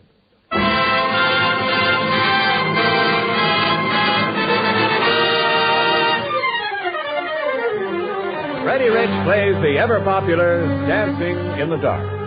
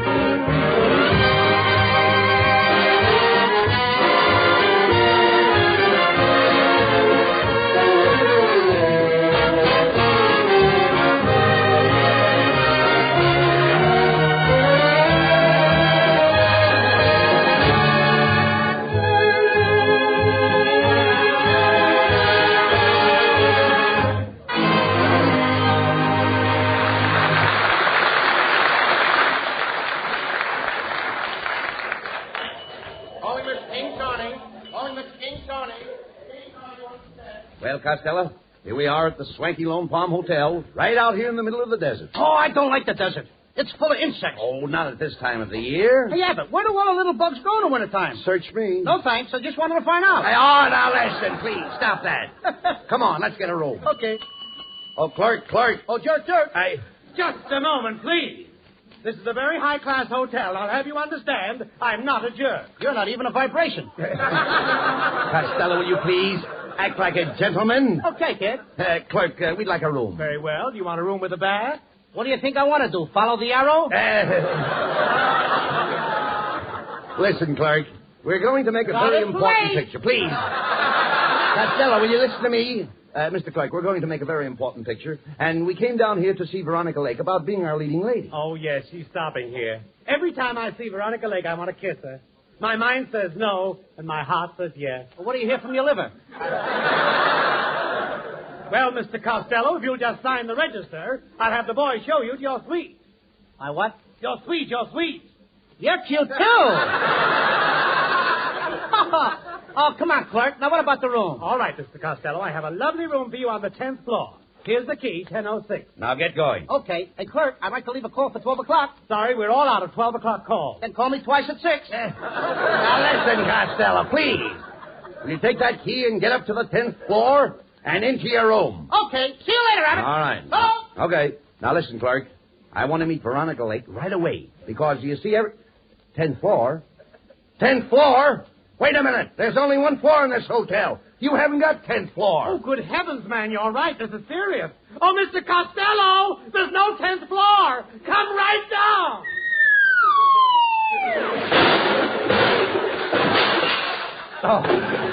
Oh. Costello. Speak to me, Costello. Are you all right? What can I do for you? Send the boy up for my bags, will you?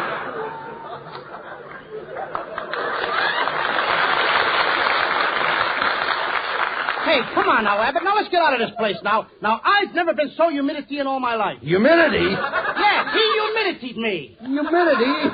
Humidity means damp. Then let's get out of this damn hotel. You can't check out. You just checked in. Oh, it's a gypsy in me. No, never mind. Shut up. You can't leave here. Now, we've got to see Veronica Lake. Okay, but if I stay, I want a room right close to hers. Well, that's easily arranged. Miss Lake is in 104, and I'll put you in 105. Ain't you got nothing closer? Now, look. Never mind, please. Grab the bags and let's get to our room. It's right over there. Now, here's the key. Open the door. Hey, Abbott, look who's in our room. And I'm only 3.5 years old. Matilda, how did you get to Palm Springs? Did you come down here on the Greyhound? No, the Greyhound was full. I came down on a Pekingese. Uncle Louis, I got a job here in Mr. King Charney's Lone Palm Hotel. Well, what's your job, Matilda? I'm chambermaid. I put lace curtains around all the mouse holes in the wall. Lace curtains around all the mice holes? Why do you do that? That attracts a higher class mice. Oh, come on, now get out of here. Now, listen, Costello.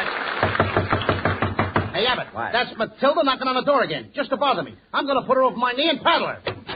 All right, you asked for it. Ow! Ow! I beg your pardon. I thought you was only 3.5 years old. Costello, it's Veronica Lake.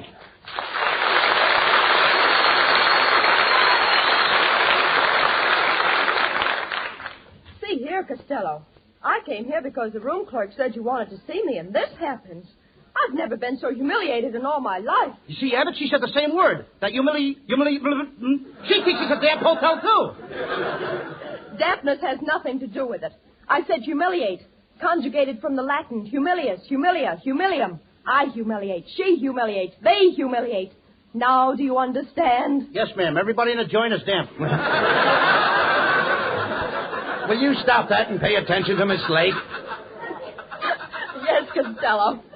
I'll have you know that I studied Latin at my mater's knee. Your whose knee? Mater. Mater means mother, and pater means father. Where are your mater and pater? They went to the theater with my braider and satyr. After all, Look, Veronica, never mind, See, Costello. I make up all my own Will jokes. you keep quiet, Lou? Please, pay no attention I'm to sorry, him, but Veronica. you The don't fact look- is, we came down here to see you about being the leading lady in our next picture. Well, I think that's impossible because I'm down That's here Miss making... Lake's line, please. I beg your pardon. I'm down here making a picture of my own. My director's waiting for me now out on the desert. I'd like to go with you. How do you get out there? On a jackass. Did you ever ride a jackass? No. Then you'd better get on to yourself. That's sort of a very, very snappy remark, ain't it? That's a funny joke. I think I'll try it on Abbott. Hey, Abbott! Now what do you want? Did you ever ride a jackass? No. Then hop on my back. Uh, Get off! Get off! Connie Haynes sings a lovely new ballad, My Heart Tells Me. My heart tells me this is just a fling. Yet you say our love means everything. Do you mean what you are saying?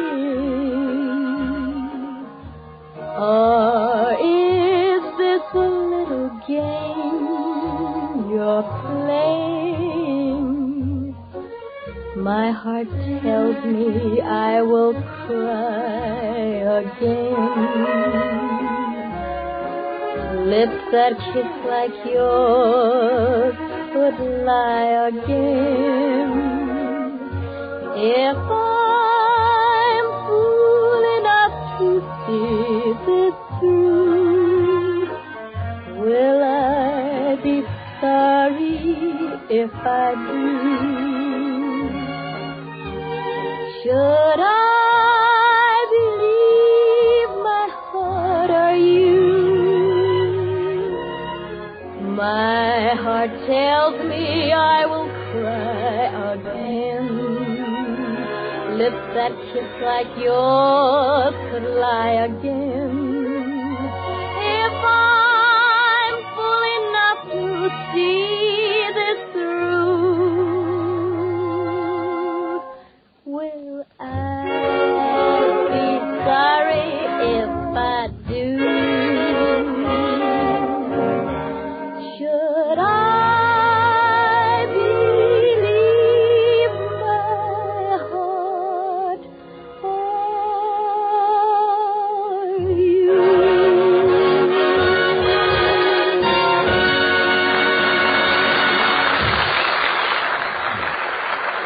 Maybe you're one of the many people who've tried a Camel cigarette or two, liked them, but just never got around to smoking them steadily.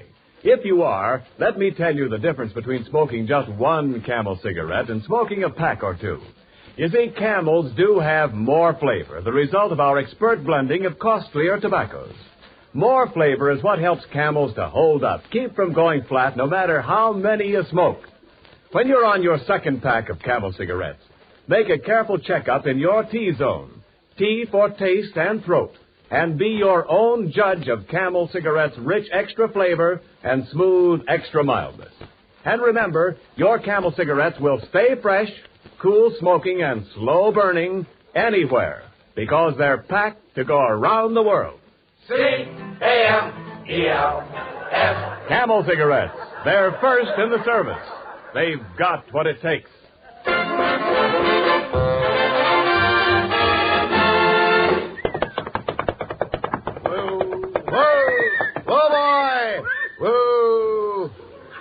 Well, here we are, Lou. Here we are on the desert, Costello. All right, come on. Now, you had enough. Get off my back. Oh, pardon me. You know, Costello, you really did give me a good ride. That's right, pal. I did, didn't I? Mm-hmm. Come on. What are you trying to tie me up to the hitching post for?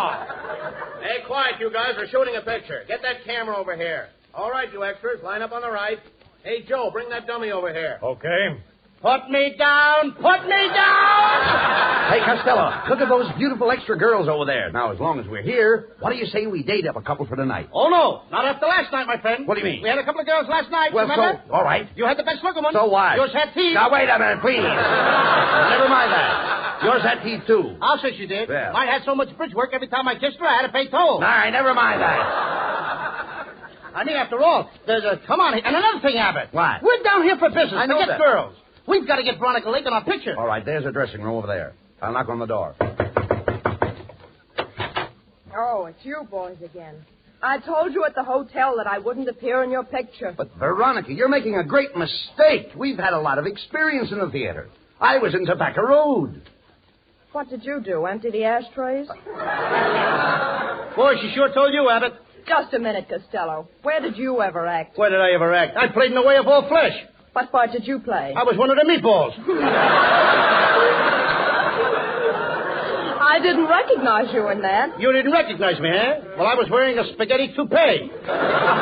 Well, that's the first time you ever used your noodle.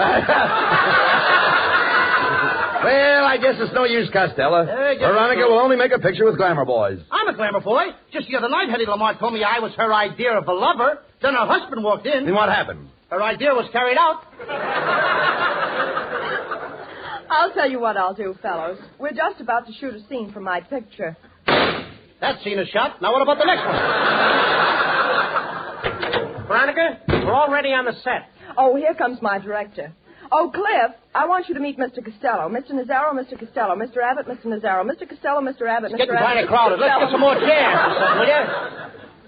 Desist. Quiet. Cliff, can you use these two boys in our picture? Yes, I think so. I need a lover and a stunt man. I'm a lover. I'm stunted. Now, wait a minute, Abbott. You're no lover. Now, what do you mean? When I come on the screen, women sit up and notice me. Oh, yeah? The women who notice you are too old to sit up. Cliff, we're wasting time. Why don't you explain the scene to the boys? All right. Now, boys, this is a very simple scene. The camera catches Veronica and Abbott in an embrace. Costello, you come into the room, and I want you to walk over to Racerade, lift up the caster, and pull in your side race, and point around the cattle road to separate merriment.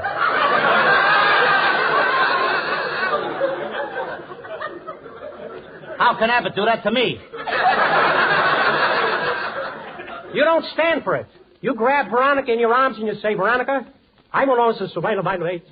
And every time that I pull, you see a little crater brain.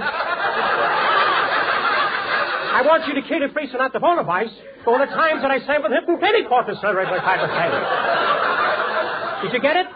Yeah, I mean, you didn't say it. Why don't you pay attention? He's directing you, Lou. Costello, I want you to know that you can't insult my director. Absolutely not. After all, I just told you I want you to go over to Veronica. Pick up the Santa Grace, not the little cats from the Hope and some minor balls. I want you to walk towards her. Put your arms, put that little Santa face, pull it for the face, and speak this sort of thing. And I know what I'm saying. You and nobody else.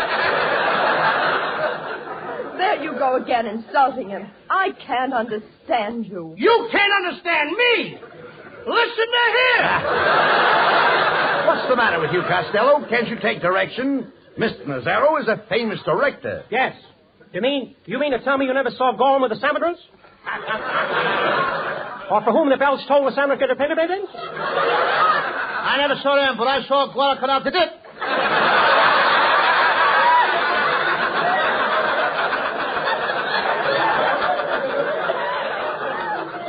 You mean Guadalcanal dip? Did it? I saw it twice. Will you stop that, please? Let's get back to the scene, Cliff. Mr. Costello was just about to make love to me. All right, Veronica. Now, Costello, listen once more. You fall in love with Veronica and propose to her. I want you to give me that depth of assorted grace when it pays. And I want you to go over to her and bring out the cat and bring out the Santa Force of the times when you love, not Carrie Brad and those other actors as race. I want you to stand forward and celebrate. Don't you agree with me? Yeah, but what about the children? Listen. He didn't mention any children. But he could have. Now listen, Veronica, I've got a reputation. And I don't have to stand for this because if I have to stand listen to these fellas from telling me that I've directed formeries, I've made cantrons, faltrons, English salad trays, crop pots, and never made a force of the picture. And I'm ordered to sell it. And I'll do it, too. And he means every word of it. Look, folks, I realize I lost my head, and there's just one more thing I'd like to say before I go. Yeah, I'm glad he said that because he's a nice fella. Yes, he certainly is, Costello. Just think, after the way you treated him, he was big enough to walk back and say Scanaflanus and Alistenison. And that means a lot, too. Yes, Lou. What have you got to say? I mean, after all, what can I say? After the fellow was big enough to come back and say Scanaflanus. Lou, if you hadn't been so frantic when he came into Thrallin and Clivisade, he wouldn't have been so pellucid. Pellucid?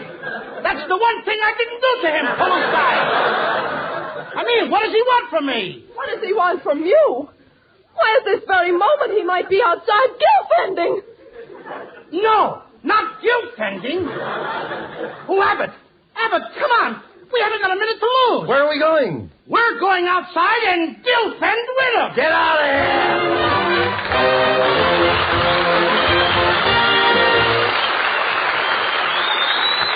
Abbott and Costello will be back in just a moment. Thanks to the Yanks of the Week. Tonight we salute Cavalry Lieutenant David C. Weber of Piedmont, California, who has been awarded the Congressional Medal of Honor for extraordinary heroism in Sicily. Trapped with a small patrol between a blown-out bridge and 4 enemy tanks, he ordered his men, armed only with machine guns, to fire. When their ammunition was exhausted, he told his men to seek cover and jump directly in the path of the tanks, firing a Tommy gun at point-blank range, killing the entire crew of the leading tank, and enabling his men to hold out until reinforcements came.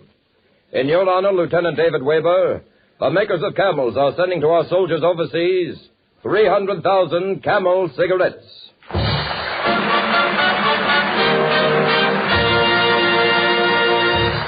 Each of the 4 Camel shows honors a Yank of the Week, sends 300,000 Camel cigarettes overseas, a total of more than 1 million Camels sent free each week.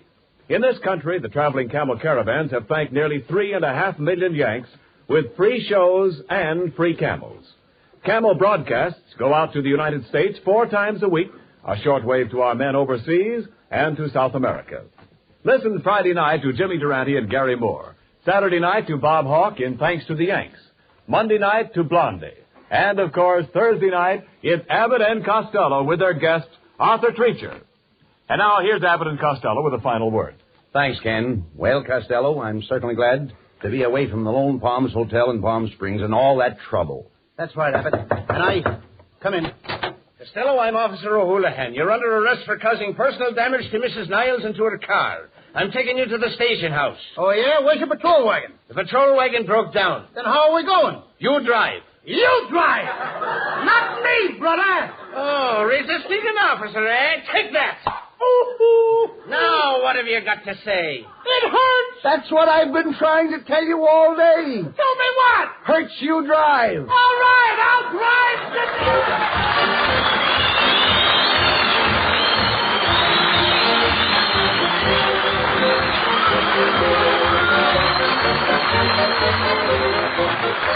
Tune in next week for another great Abbott and Costello show with our guest, Arthur Treacher. And remember, Camel cigarettes are first in the service. They've got what it takes. Camels stay fresh because they're packed to go around the world. Veronica Lake will soon be seen in the Paramount picture, Hour Before the Dawn. This is Ken Niles wishing you all a very pleasant good night from Hollywood.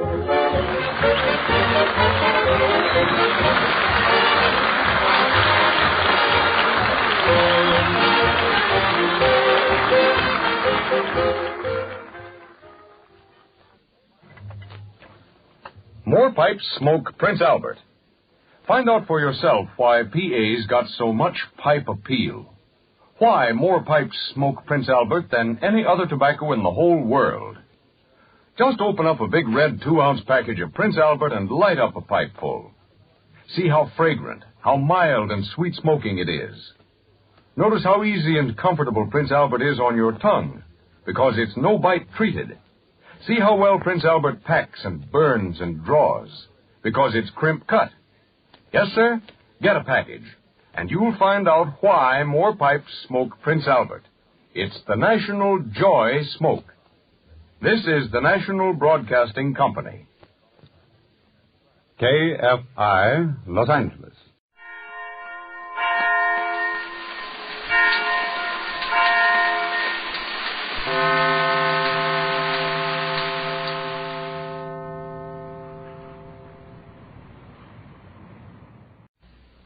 Ladies and gentlemen, the secret word tonight is foot. F-O-O-T. Really? You bet your life. The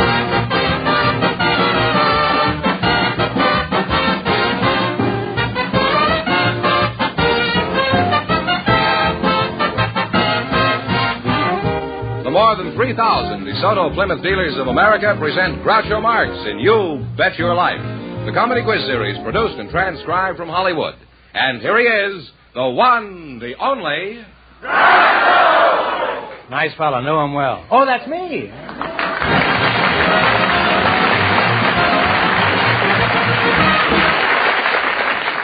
Well, here I am again with $4,000 for one of our couples. Groucho, we asked for young single people to volunteer tonight. And I do that frequently. Do you? Well, just before we went on the air...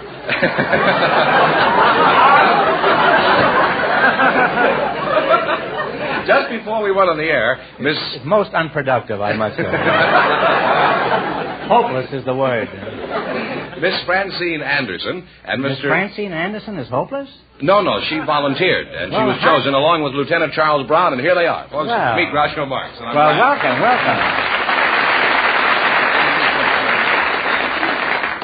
Welcome, kids, for the DeSoto Plymouth dealers. Say the secret word, and you'll divide $100. It's a common word, something you always have with you. Francis Anderson and Charles Brown, huh? Well, that's a good simple. What kind of a uniform is that? United States Air Force. Is that so? I thought you were a letter carrier. Huh? How do I know you're in the Air Force?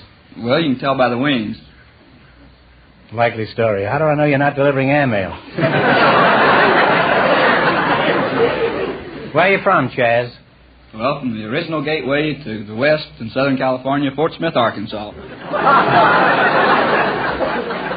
He's going to wind up in the real estate business, I think. Now, should I call you Francine or Fran? Well, I prefer Fran. So do I. With men who know women best, it's Fran, 2-1. Be lucky, go happy, huh? Where are you from, Fran? Well, I was born in Santa Monica, California. Where? Santa Monica. I'm a native Santa girl. Monica. Yeah. Oh, native girl, huh? Was that a native outfit you're wearing? Well, how old are you, Fran? I'm 21. 21, Mm-hmm. huh? You don't look it. I thought you were about 20 and a half. Oh. You say you're in the Air Force, Charlie? That's right. What kind of a plane do you fly? B-29. Well, tell us about the B-29. How big actually is this monster? Well, it's not the biggest by any means, but it's pretty good size. If you stood it up on a wingtip, it'd be about as tall as a 10-story building. Sounds pretty cozy, doesn't it? Could you take Fran up for a little spin? No, I'm afraid the Air Force might disapprove of that. You mean the Air Force wouldn't approve of Francine? That's not the red-blooded American Air Force I used to know. How far can you go in this crate? Well, we could go about 6,500 miles without stopping. For instance, we could go from here to Hawaii and return without landing. Well, what's the sense of going?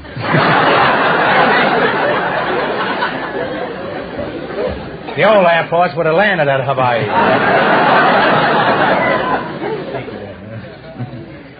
Don't you get tired steering that jalopy for so many miles? Well, no. After we once get off the ground and get up in the air, we let George fly it. George? Who's George? Any relation to Fenneman? No. George isn't human. George is the automatic pilot. That's Fenneman, all right, eh? Have you had any interesting experiences in this crate? No, nothing in the B-29. There was a thing back a couple of years ago pertaining to the uniform. We were having a social function in the hotel lobby, and while standing in the lobby waiting for my date, an elderly lady walked up and handed me a stack of letters and says, "Boy, would you mind mailing these for me?" Well, I did better than that. I thought you were a letter carrier. I just thought you were a bellhop. Did she tip you? Not at all. Well, tell us that. That's kind of an incomplete story. Did the girls ever show up? Absolutely. And did you have a lot of fun? Yes, we did. Apparently you didn't stay in the lobby all evening, huh? No, we didn't. That's the Air Force that I like. What do you... Look how she's looking at you. Boy, is she casing you. She knows every detail about you by this time. Where do you work, Fran? I work in West Los Angeles, physical services gymnasium there. You work in a gymnasium? Mm-hmm. You supervise exercises? That's right. What else? Well, like bodybuilding. Could you build me one, you think? Well, we could try. This travesty I'm walking around in, huh? Do you have separate gyms for the men and the women? No, we have the same gym. Now you're talking, huh? What about signing me up? Can you give me some assurance I won't be annoyed by the women customers? Well, I think you could be fairly safe. They're there on different days. Apparently she's accustomed to handling dumbbells. Does your reducing emporium have a slogan like, "Be patriotic, don't waste fat"? Not quite like that. We do have one. If you don't have it, we can give it to you.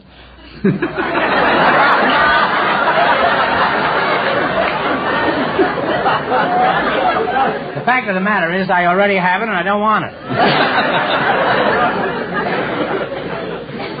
Now, you're still single, eh, Fran? Yes, well, how come? Aren't you interested in marriage? Oh, yes, I am. Maybe you haven't been looking in the right places. Well, You're not going to find a good man in the woman's steam room, you know. I ought to know. How about Charlie, my boy here? Does he look like a good man? Does he look like a likely candidate? Not bad at all. Charlie, are you very hard to find? I'm always available, always. This is no lobby gal, this boy.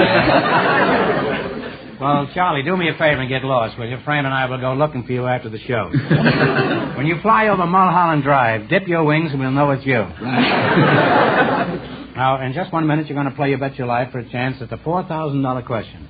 Right now, I want you to pay close attention to this. You know, friends, there are lots of things about the new 160 horsepower DeSoto Fire Dome 8. you just can't appreciate fully until you get behind the wheel of this great new car. Until you actually drive it out on the highway or over rough roads. Until you park it. The thing to do is to go into your DeSoto Plymouth dealers tomorrow and treat yourself to the ride of your life. You'll be amazed when you feel the smooth power and instant acceleration of the 160-horsepower DeSoto Fire Dome V8 engine. You'll be thrilled when you experience DeSoto's full power steering. That's right, not partial, but full power steering that lets you turn the wheels of the new DeSoto with one finger, even when the car is at a standstill. You'll find out for yourself that full power steering on the new DeSoto means easier, safer driving, not just some of the time, but all of the time. So take a few minutes tomorrow to stop in at your DeSoto Plymouth dealers.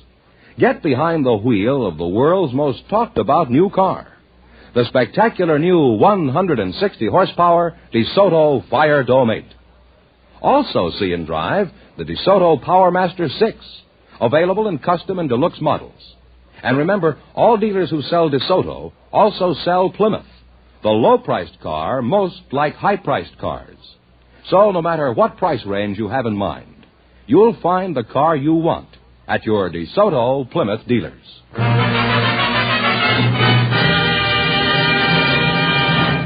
Now, let's see how you work together as a team. George, explain the rules. You bet as much of your $20 as you want on each of 4 questions, and the couple that earns the most money gets a chance at the $4,000 DeSoto Plymouth question later in the show. He has a real manly voice, Fenneman, hasn't he? Certainly astonishes me all the time. Here we go. Let's see how high I can build you $20. You selected popular songs as your category. Now, here's your first question. How much of the 20 will you bet? 19.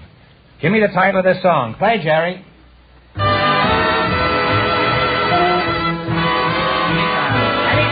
Right. And you're off to a great start. You have $39.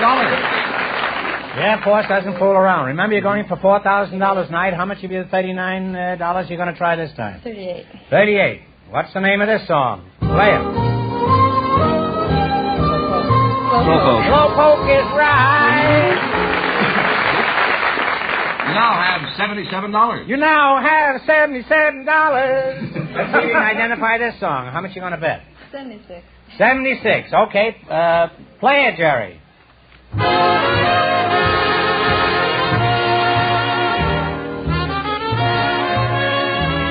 Please, Mr. Son is correct. Now $153. How much you going to bet? Is this where? Yeah. This is the coup de grace. Haven't got anything to lose. Shoot. 153. 153. Play it, Jerry.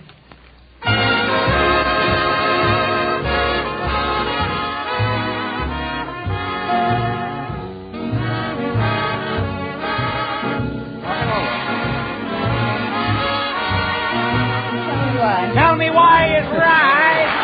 Give him a big kiss.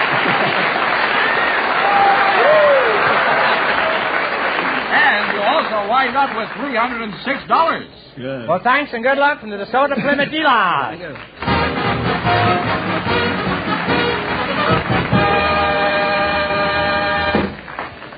We Hey, a real cute couple, weren't They certainly were. Wonderful. We have a housewife and a salesman for you now, Groucho. They were chosen just before we went on the air, and here they are. Mrs. Pearl Woosley and Mr. Merrill Rawlings. Meet Groucho Marx. Welcome to You Bet Your Life. Say the secret word and divide $100. It's a common word, something you always have with you. Mrs. Pearl Woosley and Mr. Merrill Rawlings, and you're a salesman. Where are you from, Merrill? Newcastle, Indiana, originally, Mr. Marks. Somebody out there from Muncie. Mrs. Woosley, you stop that snickering over here, will you? Pearl Woosley.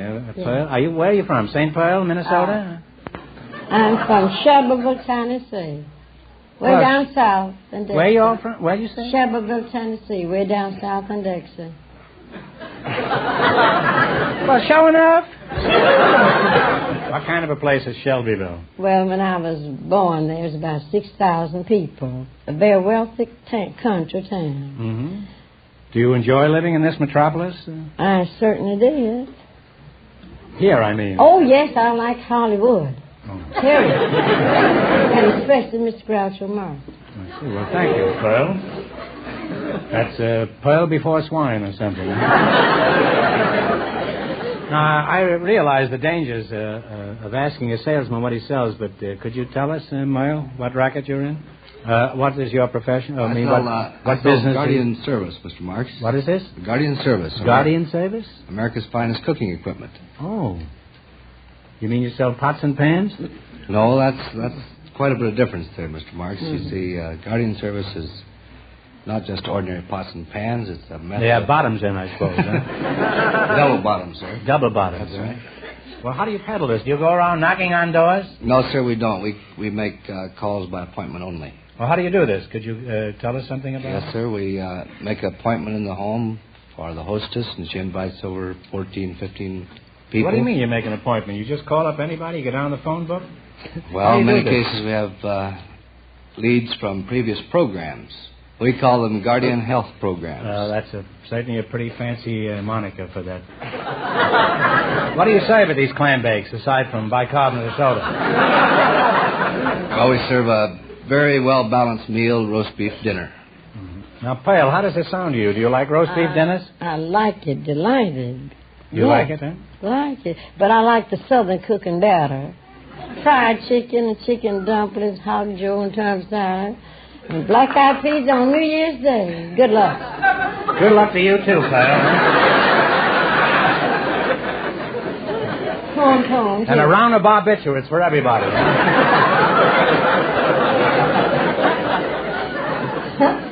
Well, it's been interesting talking to you two, and, Merle, if you ever need a topic of conversation for your parties, just mention the new DeSoto Fire Dome 8. It's really something to talk about. Thank you. Thank you.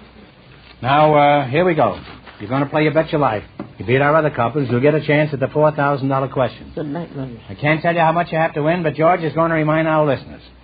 The Air Force pilot and his partner won $306, and the secret word is foot. Here we go. Let's see how high I can bid you $20. All the words in each question pertain to the same subject. Here's your first question. How much will you bet? 15. Talk right in here. All right, $15. $15. All right. What are Wyandottes, Orpingtons, and Plymouth Rocks? Chickens. Chickens is right. Off to a good start. You have $35. Remember, you're going for $4,000 tonight. Now, how much of the $35 will you bet this time? 25. Okay. How much? 25. 25. Okay. What are acacias, poincianas, and mangroves?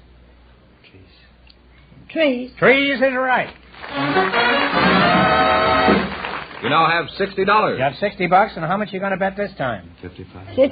55. Okay. What are Manx, Siamese, and Maltese? Twins. Cats. Cats is right. You've now climbed to $115. It's your last chance to beat the other couples. How much of the $115 you're going to go for? Would you say 100? What do you think? I didn't hear, the whole thing of all. What do you say? Up to you. We might win. What do we have, 150? You got 115. You got 115. 115. Well, let's say 114. You want to get back to Is those? that all right? 114, okay. All right, here we go. What are azaleas, peonies, and crocuses? Oh, flowers. Flowers is right. And you wind up with a grand total of $229. Thanks and good luck to the DeSoto Plymouth dealer. Thank you, kindly. Thank you, kindly.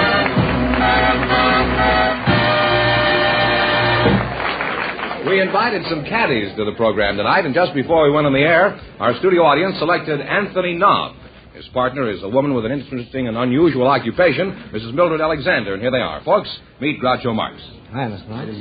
Welcome for the DeSoto Plymouth dealer. Say the secret word and divide $100. It's a common word, something you always have with you. Mrs. Mildred Alexander and Anthony Nobb, huh? That's right, sir. You're a caddy? Yes, sir. Mm-hmm. You look a little old for a caddy. How old are you, Anthony? 40, Mr. Marx. Really? Junior is 2 years older than I am. Where are you from, Anthony?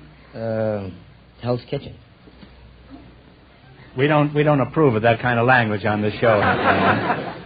Hell's Kitchen? You mean you come from 10th Avenue, New York? That's right, sir. Now, what is your birthplace, Mrs. Alexander? I was born just outside of Boston. Oh, what's the matter? Were you banned in Boston? I was born I was born in Newton. You were born in Newton? That's a lovely little town. Do you miss it very much? Not particularly. I see. In other words, you don't give a fig for Newton, eh? Mildred, you were chosen because you have an interesting occupation. Just what is it you do, Mildred? I run a motel for cats. Well, that's what I thought. When you walked up here, I said to myself, I said, there's a woman who runs a motel for cats. Now, Mildred, let's not be ridiculous. Nobody runs a motel for cats. Just what is a motel for cats? It's a very I'm nice... willing to play along with this thing as well as you. I'll play ball with you, Mildred, huh? The Motel for Cats is a very nice place on Ventura Boulevard where people leave their cats when they go out of town. What do you call the place, Catalina? Motel for Cats. Oh. How much is really a hotel for cats? Huh? A motel for cats. A motel. Is there much difference between a motel for cats and a hotel for cats? Yes. I used to know Sam Katz. He lived at a hotel. How much does a cat have to pay for his lodging? Well, it depends on whether he's on the American plan or the European plan.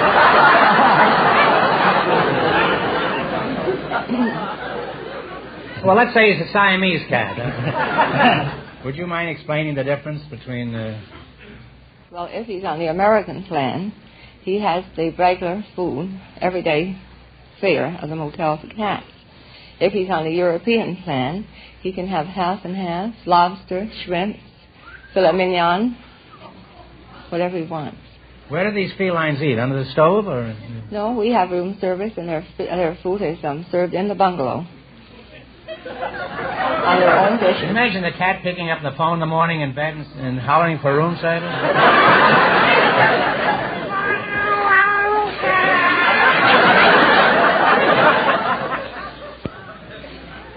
How does this sound to you, Andy? Does this sound pretty interesting to you?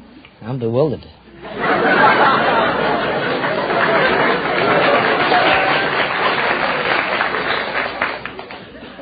You're bewildered, eh? I certainly am, Mr. Lux. Well, if you should need a nice motel to sleep in sometime, just tell Millie you're a caddy. Yeah, Tom Caddy.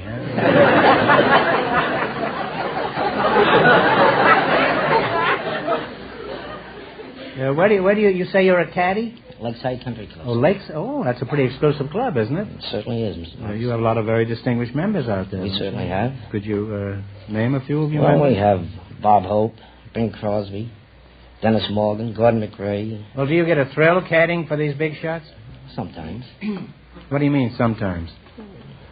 Depends on the tips. I'll give you a big tip. Don't have a caddy for me if you want a big tip. What are the qualifications for a good caddy aside from flat feet? Well, you have to know the local knowledge. I mean the topography of the that's right, sir. links? And I had them with the breaks in the green. Huh? The breaks in the green. You have breaks on the green? Yes, sir. They're not as good as the DeSoto breaks, I bet. What do you like best about caddying? Big tips. This fellow's got a one-track mind. You know, years ago, Jesse Lasky was playing at Hillcrest. And adjoining Hillcrest is Rancho. You know, the two clubs are right close together there. And Lasky was a notoriously wild golfer, and he hit one shot over on the Rancho, which is right across the road. So he said to the caddy, he says, "What club do I use?" And the caddy says, "You tell me what club you're playing, I'll tell you what club you use."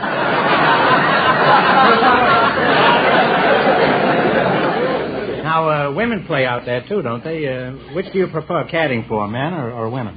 Oh, men. Why is that? Well, women, they talk a little too much. And they stop on a turn in the powder room, and they might not come out for another 15 minutes. And the main thing is, men are better tippers.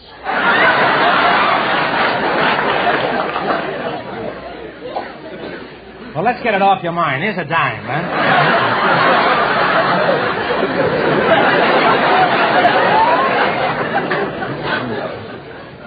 Now, Mildred, would you board my cat? It happens to come from Poland. I'd like to. It's a fine, exclusive hotel. She'll even take a polecat. But he's good for the money. He'll pay you a cent at a time. Now tell me, Millie, when a cat checks in, what kind of luggage does he carry? I presume you wouldn't let him in without luggage. No. He brings his own bedding and his dishes. He brings his own dishes and bedding, his huh? toys, his catnip, sometimes his Christmas tree at Christmas time.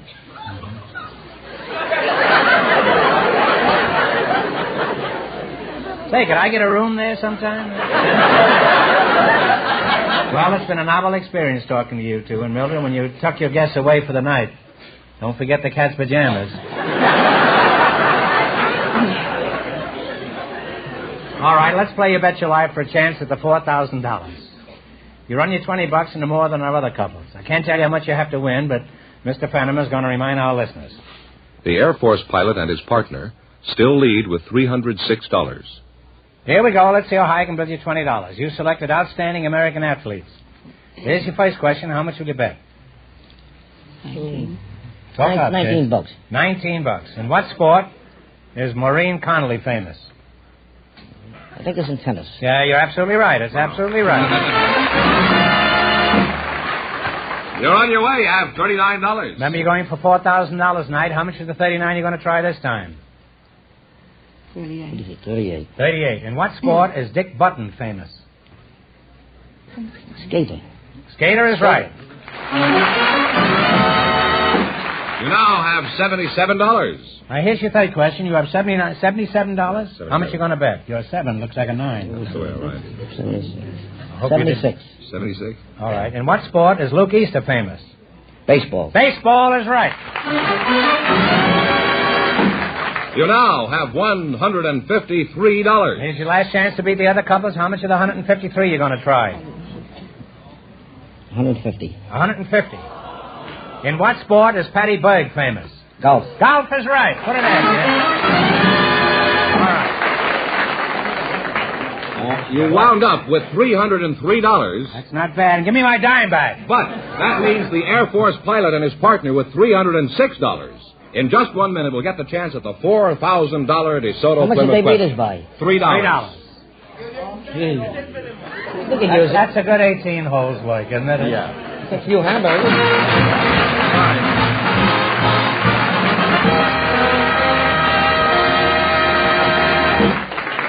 Say, Fenneman, I have something for you. It's here. It's a letter from Mr. Albert L. Mackenzie of Campbell, California. It's addressed to me? Of course not. It's addressed to me. What would Albert Mackenzie be writing to you about? Oh, I don't know. For that matter, what would he be writing to me about? Oh, I remember. It's about a used car. Here, read it, George. Oh, gladly. Mr. Mackenzie writes, Dear Mr. Marks. That's me. I followed your advice, went into a DeSoto Plymouth dealer and told them Groucho sent me. Well, I purchased a used car. It was fairly priced, and I'm very happy with it. I received a very satisfactory allowance on my old car. The dealer was courteous and very efficient and had that rare gift of making me feel at home and welcome. The deal was somehow lifted out of the realm of a mere business transaction where you simply got what you paid for and placed on an entirely different plane.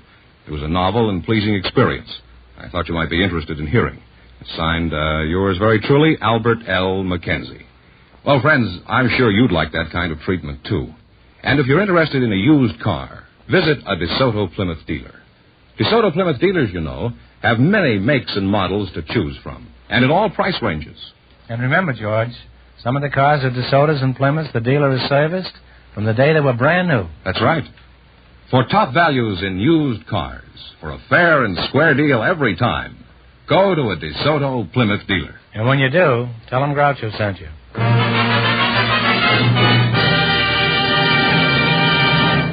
Here's the Air Force pilot and his partner, Groucho. The winning couple all set for the DeSoto Plymouth $4,000 question.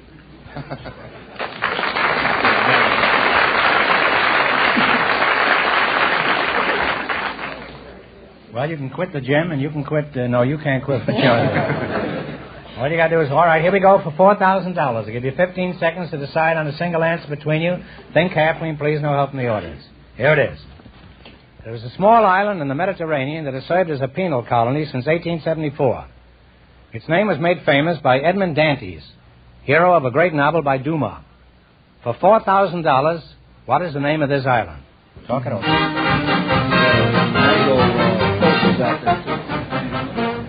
One A.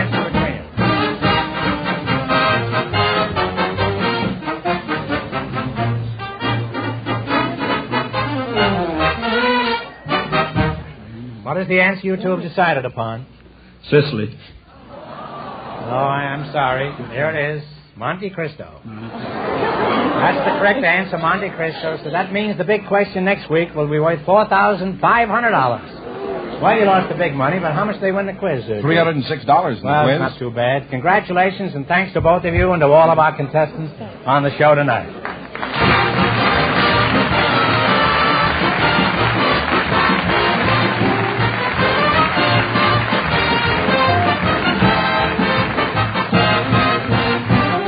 Be sure to tune in again next Wednesday night at the same time for the Groucho Marx Show, when the big question will be worth $4,500. And don't miss Groucho's television show, also presented by the DeSoto Plymouth Dealers of America.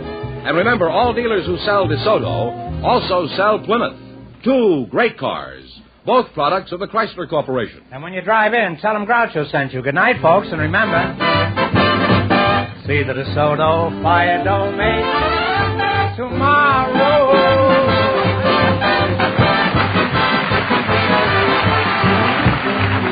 Folks, here's a reminder from the National Safety Council.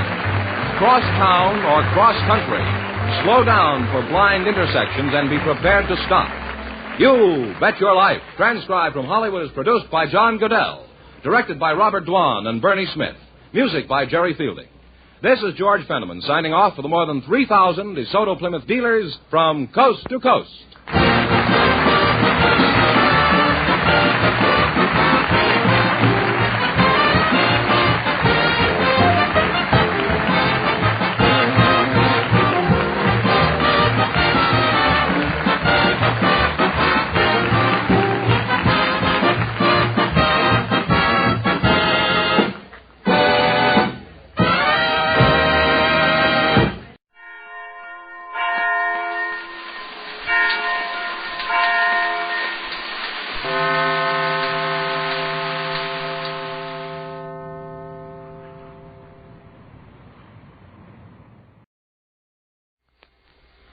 Well, sir, it's a few minutes past 9 o'clock in the evening as we enter the small house halfway up in the next block now.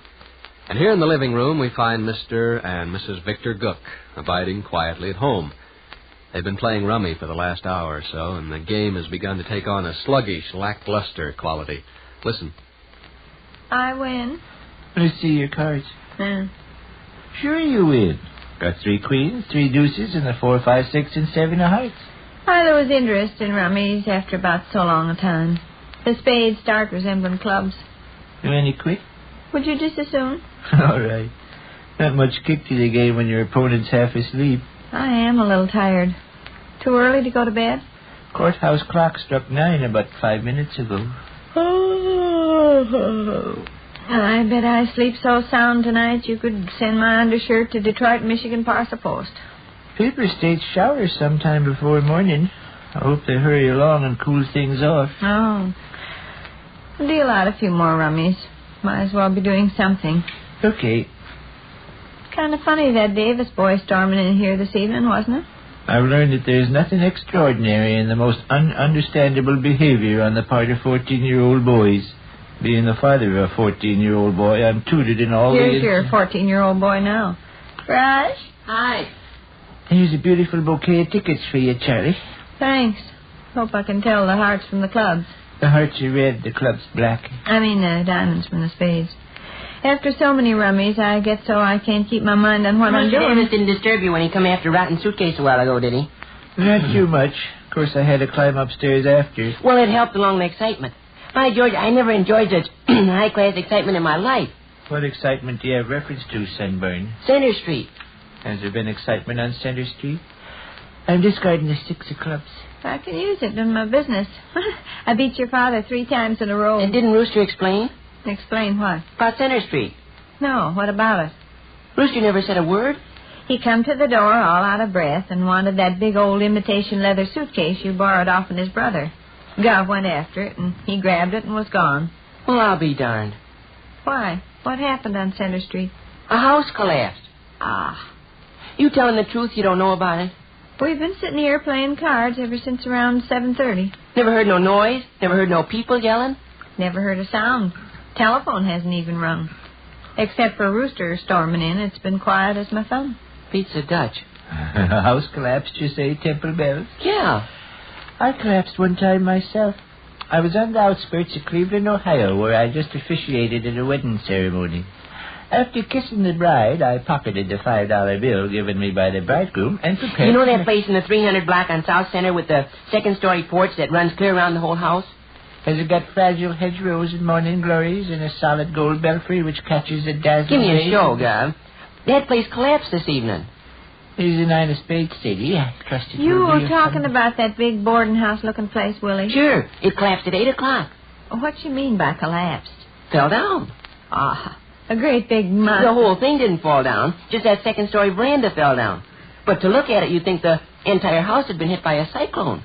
That's the truth? If it's not the truth, you can send my undershirt to St. Paul, Minnesota, cash on delivery. If it's not the truth... Was anybody hurt? Not a soul.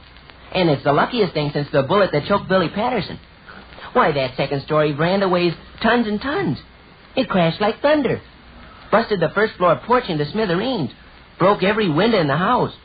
There's chunks of lumber and splinters of wood scattered up and down Center Street for half a block. You're not exaggerating, are you? You're not making a mountain out of some trivial accident? No, sir. Hope to die if I've twisted the facts. Hey, why don't you people put on your hat and stroll over there? See for yourself. It's just like I say. Center Street is cluttered up with debris for half a block in both directions. Well, what happened? The doggone second-story veranda collapsed from old age. The pillars were weak. I believe that. Ruthie and I noticed the place just last week when we were walking past. That upstairs porch that circles the house was sagging in half a dozen places. Sure. It was bound to happen sooner or later. And it happened tonight. I'm surprised you individuals never heard the crash. Where were you when it happened? Standing out in front of the By Joe Picture Show. I was in the Society of Bluetooth Johnson. By George, we were in the 300 block on South Center in 2 seconds. Looks like we did miss some excitement. Missed half your life. Come on, slap on your hat. We'll go over there. Oh, it's all over and done with now. Probably still a crowd of people hanging around, though.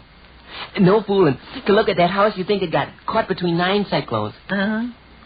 Come on, Gov. You and me will hike to Center Street. I'd like to beg off, Arthur. It's too warm an evening to work myself up over a porch falling off a house. Okay. Certainly a good thing nobody got injured. Yes, indeed. I remember the place you're talking about very well. Just last week, Ruthie and I walked past. Seems to me she passed some remark. Look how that old upper-story porch sags or something. Peculiar Rooster didn't give you the details when he come after Rotten Suitcase. Guess he was too excited.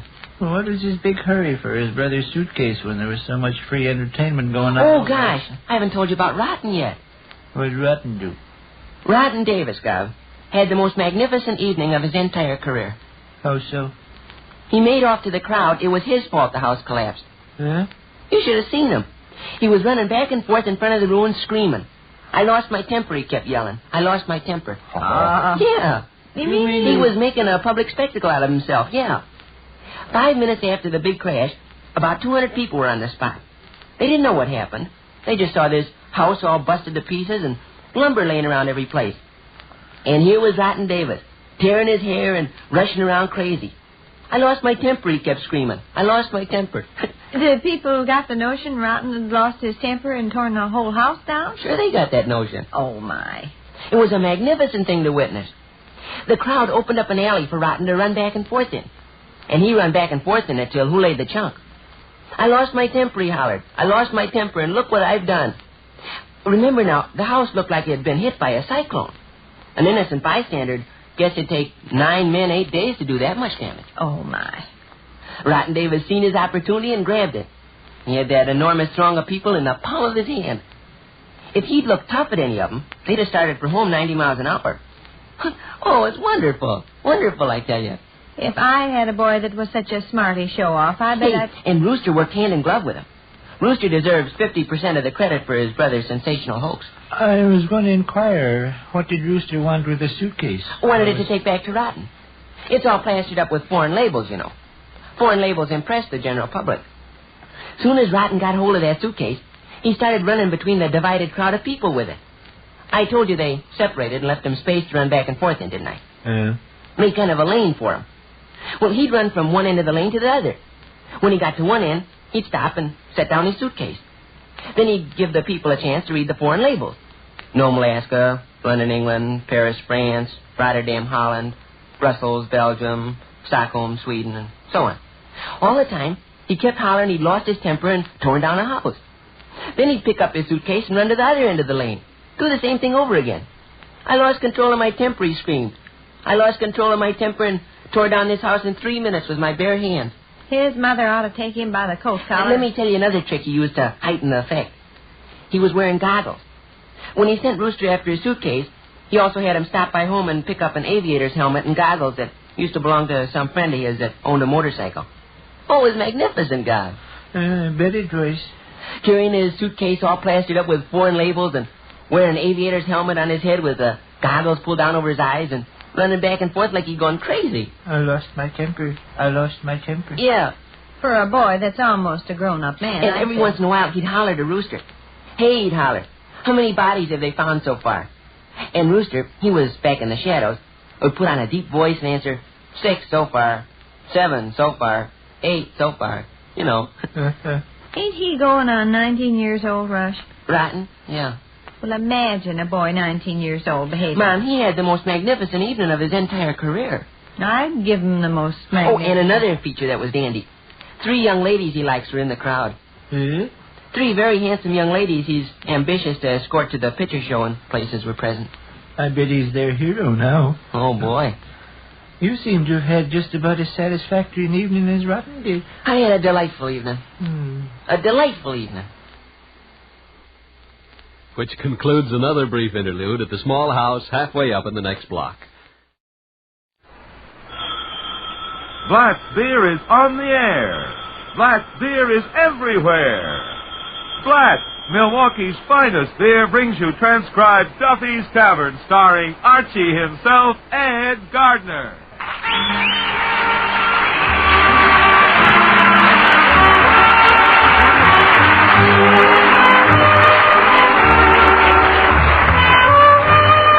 Friends, good taste isn't a matter of geography. A good, juicy steak is appreciated just as much in Los Angeles as it is in New York or Milwaukee. And the same goes for good beer. Take Black's, for example. There's nothing unusual about the good taste of the people who have made Black's the largest selling beer in Milwaukee, premium beer capital of the nation. They're the same kind of particular people who have made Black's the largest selling Milwaukee beer in scores of other cities in 48 states and 29 foreign countries. Yes, from B to Z, from best to zest, the byword's Black, B-L-A-T-Z, from coast to coast, Milwaukee's finest beer.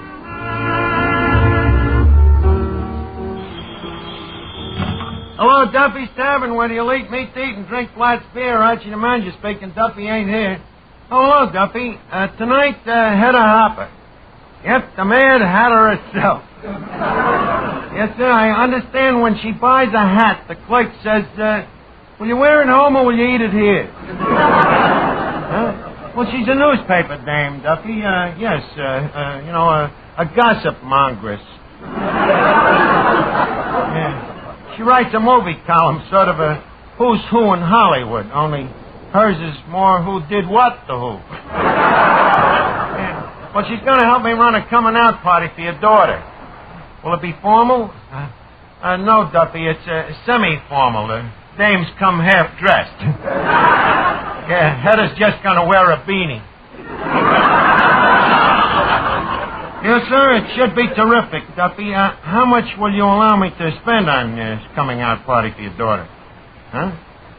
$15 if she comes out?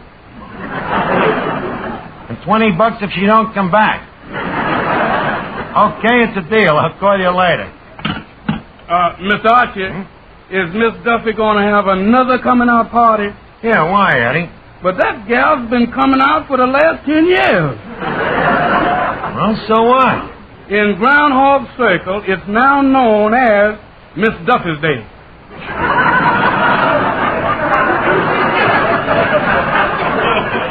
Who's coming to the party? Oh, only the upper dregs, Eddie. Here, read these exclusive invitations that I sent out. Now, let me see. monster coming out party. You are hereby honored to be a guest at a private luncheon in memoriam of Miss Duffy. Dearly beloved daughter of Honorable and Miss Duffy, MP. Member of Parliament? Mama and Papa. Read the rest of it. Cuisine will start promptly at 9 o'clock and will continue until dinner. Signed, Hedda Hopper. P.S. Kindly RSVP. What's that RSVP? Means black tie. Hey, that reminds me, what do you think I ought to wear, Eddie? Me full dress suit? Well, yes and no. What do you mean, yes and no? Well, yes, you ought to wear one, and no, you ain't got one. Hello, Art. Oh, hello, Finnegan. Art, is there any chance of me making a play for one of them young society dowagers here tonight? The dowagers ain't the young dames. Oh, no? No, the dowagers is the old men.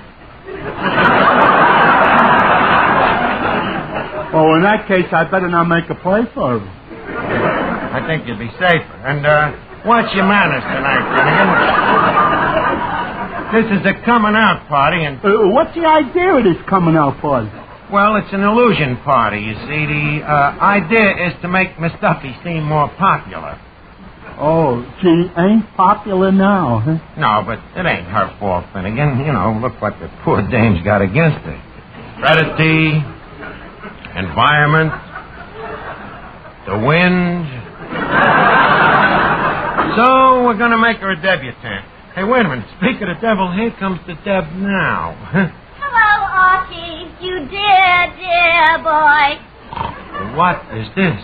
This is too divine of you to throw this coming-out party for me. Rally. It's too utterly utter. I beg your pardon? I'm so glad Hedda's coming tonight. She's utterly marvelous. Too utterly. Miss Duffy, if you utter another utter, I'm going to throw you out in the gutter. Rally. Such talk from a menial. Who's a menial? I'm just as good-natured as the next guy. Well, aren't you want you putting on no dog with me? Remember, social rule number 1 is be yourself.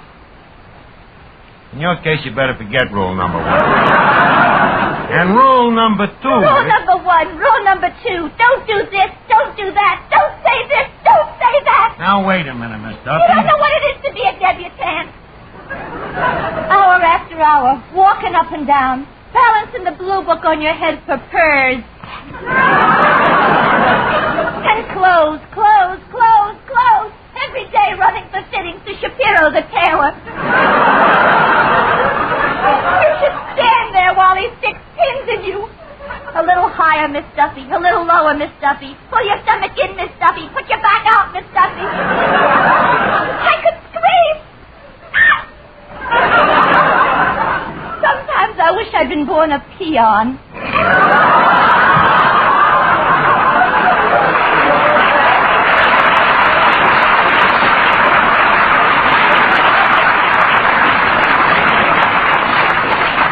Duffy, I didn't realize you were so social. Rally. If I ain't a socialist, who is? Have you forgotten the parties we gave at Newport? We gave it? Didn't we ever invite you? No. Well, no offense intended. I suppose it's just that our family is such a clammy group.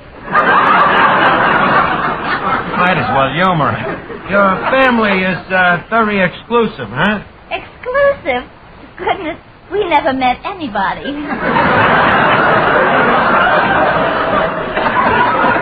That's why even to this day, nobody even knows I am a debutante.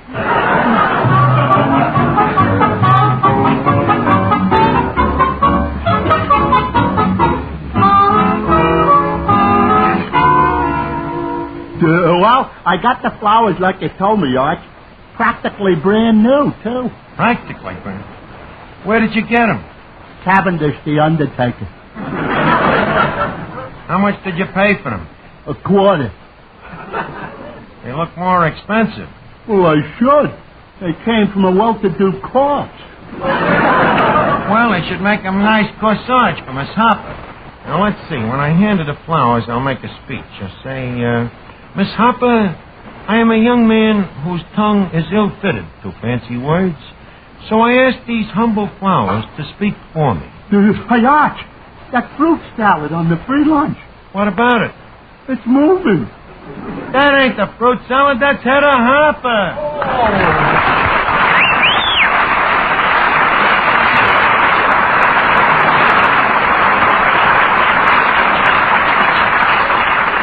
Good evening, Miss Hopper.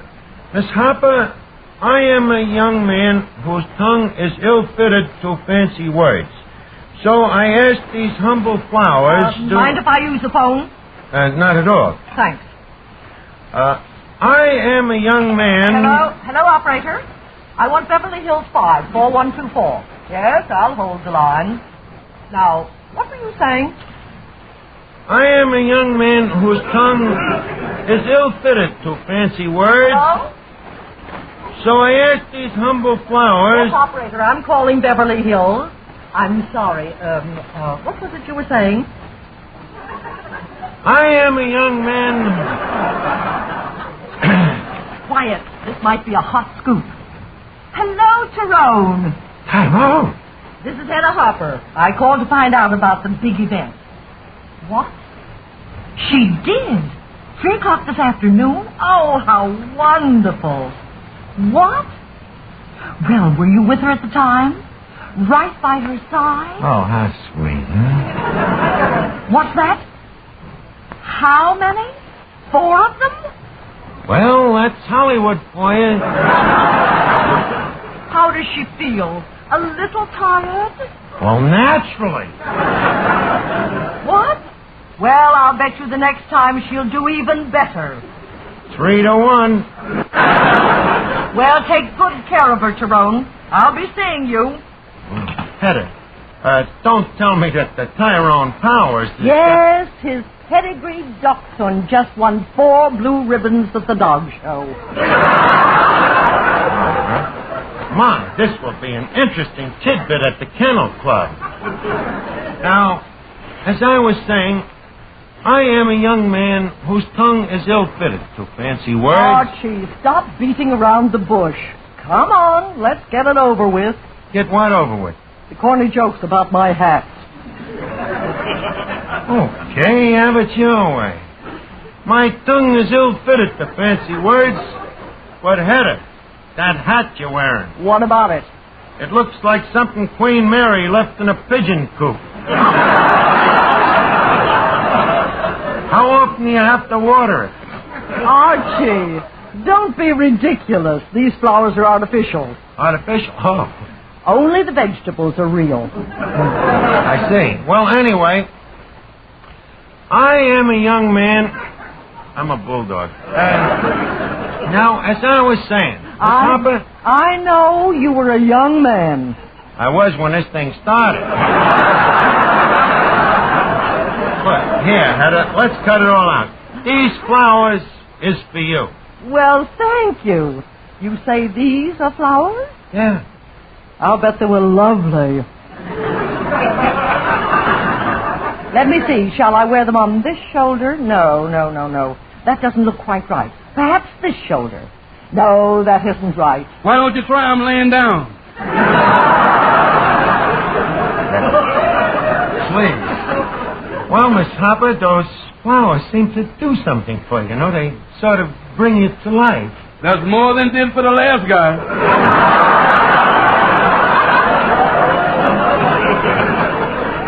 Maybe we'd better change the subject. You know, Hedda, the last time I was in Hollywood, I dropped around to your house, but she wasn't home. Oh, what a shame. Yep, I rang your bell about 5 times. You rang it 6 times. Well, anyway, you wasn't home. Well, you must make a lot of dough to have a house like that, huh? Tell me, how much do you make a week writing that column of yours? Isn't that rather a personal question? Yes. Well, I do all right. For years, I've been syndicated in nearly every city in the country. What you do in your time is your own business.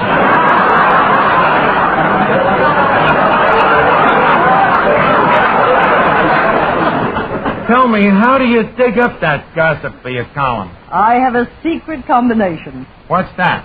Small talk and large keyholes. Never fails, eh? Only once, and it was quite a shock. I wanted to confirm a rumor, so I had my eye to the keyhole. Yeah? And what did you see? Another eye. Not Luella. Heaven forbid. No, it was another actress.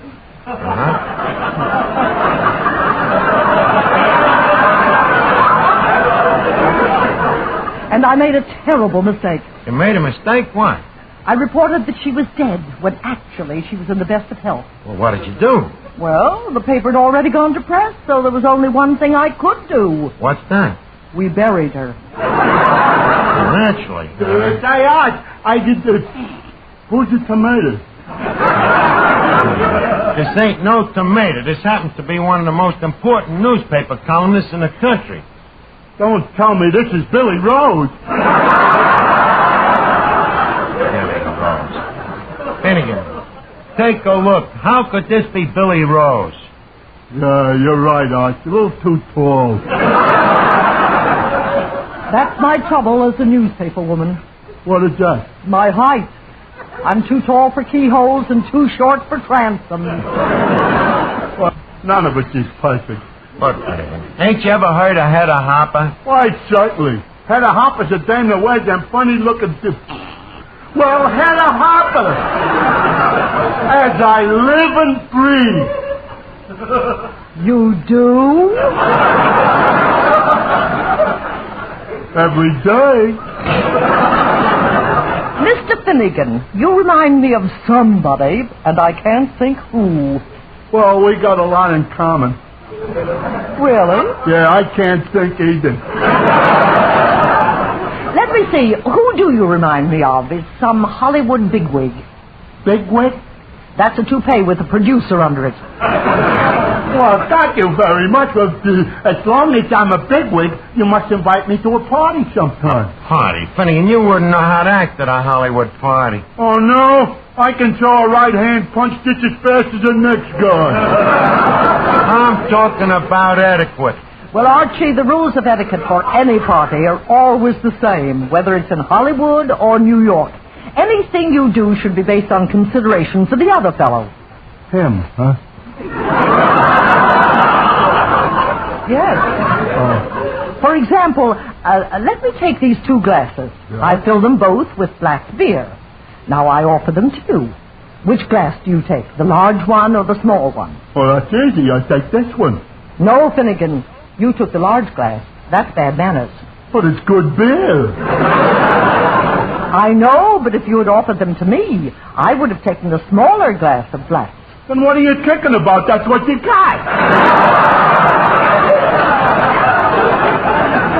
Just a second. I think I know what Miss Hopper means. Now, here, Finnegan, I'll offer them to you, Hedda. Here's the two glasses. Now, take your choice. Okay, I'll take this one. Oh, wait a minute. You took the biggest one. Finnegan, you're the one that's learning manners, not me. Besides, Finnegan, just serving Black's beer at a party is good manners in itself. And incidentally, speaking of parties, Hedda, I'm throwing a coming-out party here tonight for a debutante, you know. What debutante? Over there by the cash register, the one with the short forehead and the long neck. Archie, is she coming out? Yeah. Do you think that's wise? Be nice to her. She really believes she's a debutante. You know, she's got a slight case of paraphernalia. Miss Duffy. Yes, Archibald. I would like to present you with Miss Hopper, a world-famous news reporter. Miss Hopper, this is Miss Duffy, a misprint. How'd you do? How'd you do? So terribly divine of you to come. Oh, quite. I'm sorry to be tardy, but I've been out playing polo all day. Oh, tally-ho! Do you like to ride? Does one? I'm utterly nuts about it. Me too. I wouldn't think of being seen in public without a horse under me. Yes, being on top of a horse is so much less crowded than the subway. Yes, and one feels so aristocratic. Doesn't one?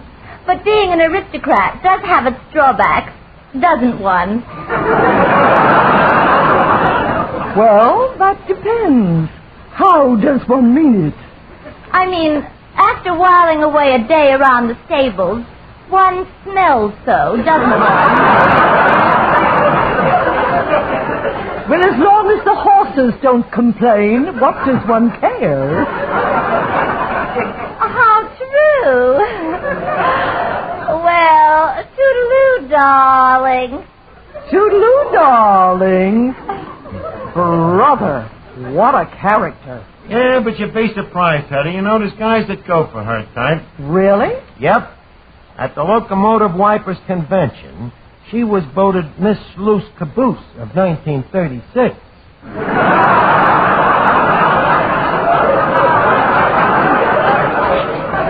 Well, she can probably thank the horse for that. So that's what's going to make her debut tonight. Yep, and Hedda, guess what? I'm going to let you be the hostess. Me, arrange a party, sandhog Ciro. Mr. Harper, in Duffy's Tavern, we would no more think of catering to the sandhog trade than we would of throwing the garbage out the window without first yelling for. Now, what do you say? Absolutely not. But, Hedda, you can't disappoint all them people. What people? All them Hollywood stars you invited down here. I didn't invite any Hollywood stars. Would you like to see the invitations? You mean you printed invitations and signed my name? Now that you mention it, yes. Oh, in that case, I suppose I'll have to be the hostess at this party. See how everything always works out for the best? Now, what can we do for entertainment? Well, we can dine, dance, play games like charades. Charades? Yes, it's a game where everybody impersonates famous people. Oh, that should be fun. See, you can guess who this is. Eddie. Come with me to the Casbah. Hildegard!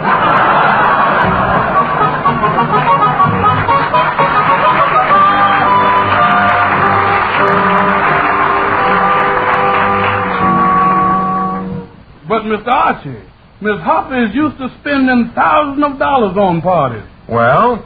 And you going to get her to run this debutante party for $15? So what? This is a cut-rate debutante. Besides, how much Blatz beer can people drink? Hedda. Yes? Hedda, how much you figure this party will cost? Well, we should be able to do it for a $5. $5. Don't be a piker, will you? You want to go to 10? You can go as high as 15. 15? Well, that's wonderful. All right, now, let me see. The first thing we'll need is some caviar. Do you have any? Caviar? Just a second there. Eddie. Yes, sir? We got any caviar? Well, that depends. On what? What is it?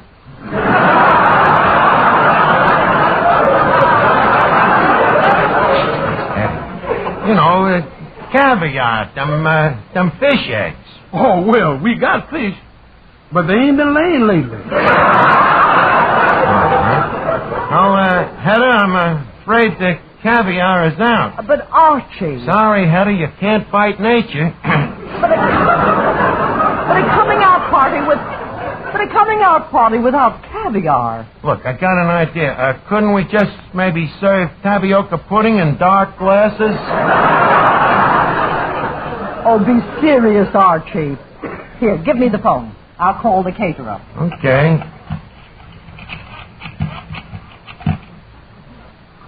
Hello? Pierre? This is Hedda Hopper. Look, I want you to cater a very swank dinner party. Well, we'll need some good imported caviar, some turtle soup, Waldorf salad, lobster thermidor, filet mignon with mushrooms. And for dessert, crepe Suzette, peach melba, cherries jubilee, and, oh yes, demi-tasse. At least I'm getting off with just a half a cup of coffee.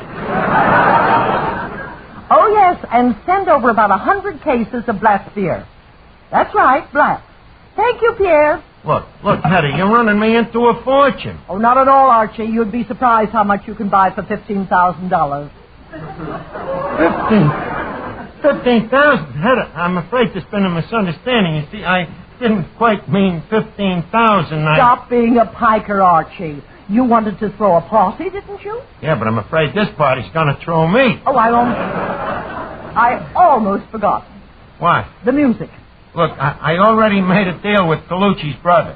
Coluccio's brother? Yeah, he's an organ grinder. But that's just for dancing. How about the entertainment?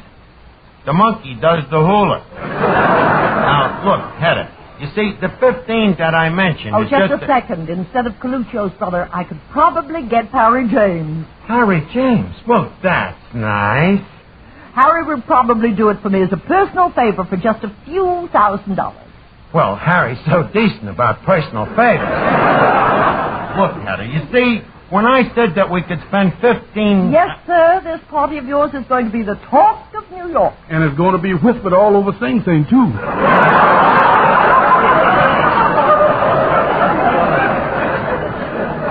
Oh, that reminds me. If Eddie's going to wait on tables, he must have a uniform. He's got to have a uniform, huh? Definitely. Eddie. Yes, sir? Go out and join the National Guard. Another important thing, Archie. What are you having for the women? Men. I mean favors. With these dames, it'll be a favor. I mean, is those little knickknacks. Knickknacks? How much are these knacks going to nick me? What are you worried about, Archie? Up until now, we've only spent about $14,000. 14,000? Duffy, you'll malfeast me. Oh, wait, I have a wonderful idea. Now what? Instead of having the menu printed... Yes? We'll get the Don Cossack Choir to chant it. Now, look, Hedda, please. I'll call them up now and see if they're available. Oh, this dame has gone berserk. Oh, this is Archie. Oh, hello, Officer Clancy. What's this I hear about you running up bills for a debutante party? I didn't run up the bills. It's a dame here that... I don't care who ran them up. You're responsible. I'm responsible if somebody buys stuff in my name? That's the law. That is, unless you can prove the other person is crazy. Crazy? That's an idea. Oh, Hedda. Yeah? Hedda, you know that charades game we was talking about where you imitate famous people? Yes? Bet you couldn't do Napoleon. Napoleon? Oh, that's my favorite character. Lend me your hat. Okay. Now, see? I turn it sideways like this. Now look at me. See? I'm Napoleon. Yes, you are, ain't you? Oh, Clancy! I was just thinking... Who the devil is this? Lady, tell the officer who you are. I am Napoleon. Napoleon, is it? I think you'd better come along to headquarters. Now, just a second. This is all a joke. I'm not really Napoleon. No? Then who are you, really? I'm Hedda Hopper. That's nice. And I'm Jimmy Fiddler. Now, come along quietly, Napoleon. Look, I'm telling you, I'm not crazy. Then what are you doing with that hat on your head? That's Archie's hat. Here, this is my hat. That's your hat? Yes. Sister, you're nuts, all right. Come along.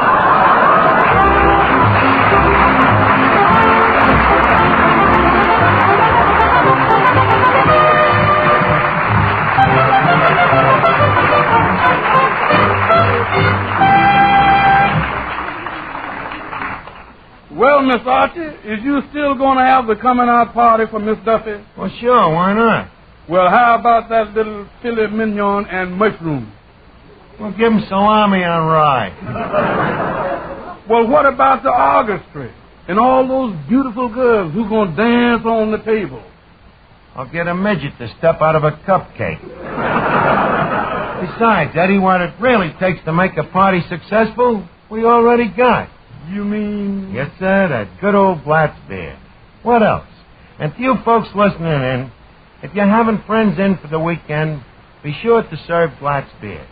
You'll find that Blatz will make the difference between just another party and a real social event.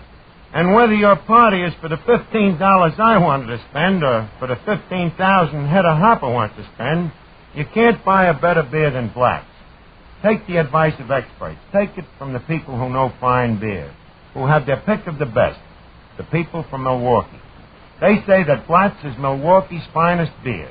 Blatz, B-L-A-T-Z, Blatz, picked by Milwaukeeans as the finest of all the fine beers brewed in Milwaukee. So why don't you try Blatz over the weekend?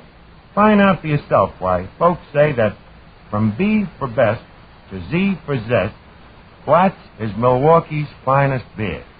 Good night, everybody.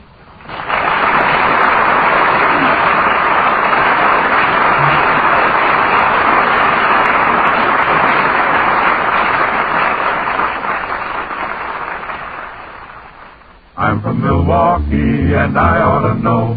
It's the same old story wherever you go. This is the tune you will always hear. Blatz is Milwaukee's finest beer. Be sure to listen next week at the same time to Duffy's Tavern, transcribed over most of these same stations. When the occasion calls for wine, the wine to choose is Cresta Blanca, a distinguished choice for your own enjoyment. A generous gift to compliment a friend. The wine to choose is Cresta Blanca. C-R-E-S-T-A? B-L-A-N-C-A. Cresta Blanca. Cresta Blanca. Cresta Blanca Wine Company, Livermore, California. Since 1889, the distinguished choice in wine. For an authentic police story, hear Dragnet, next on NBC.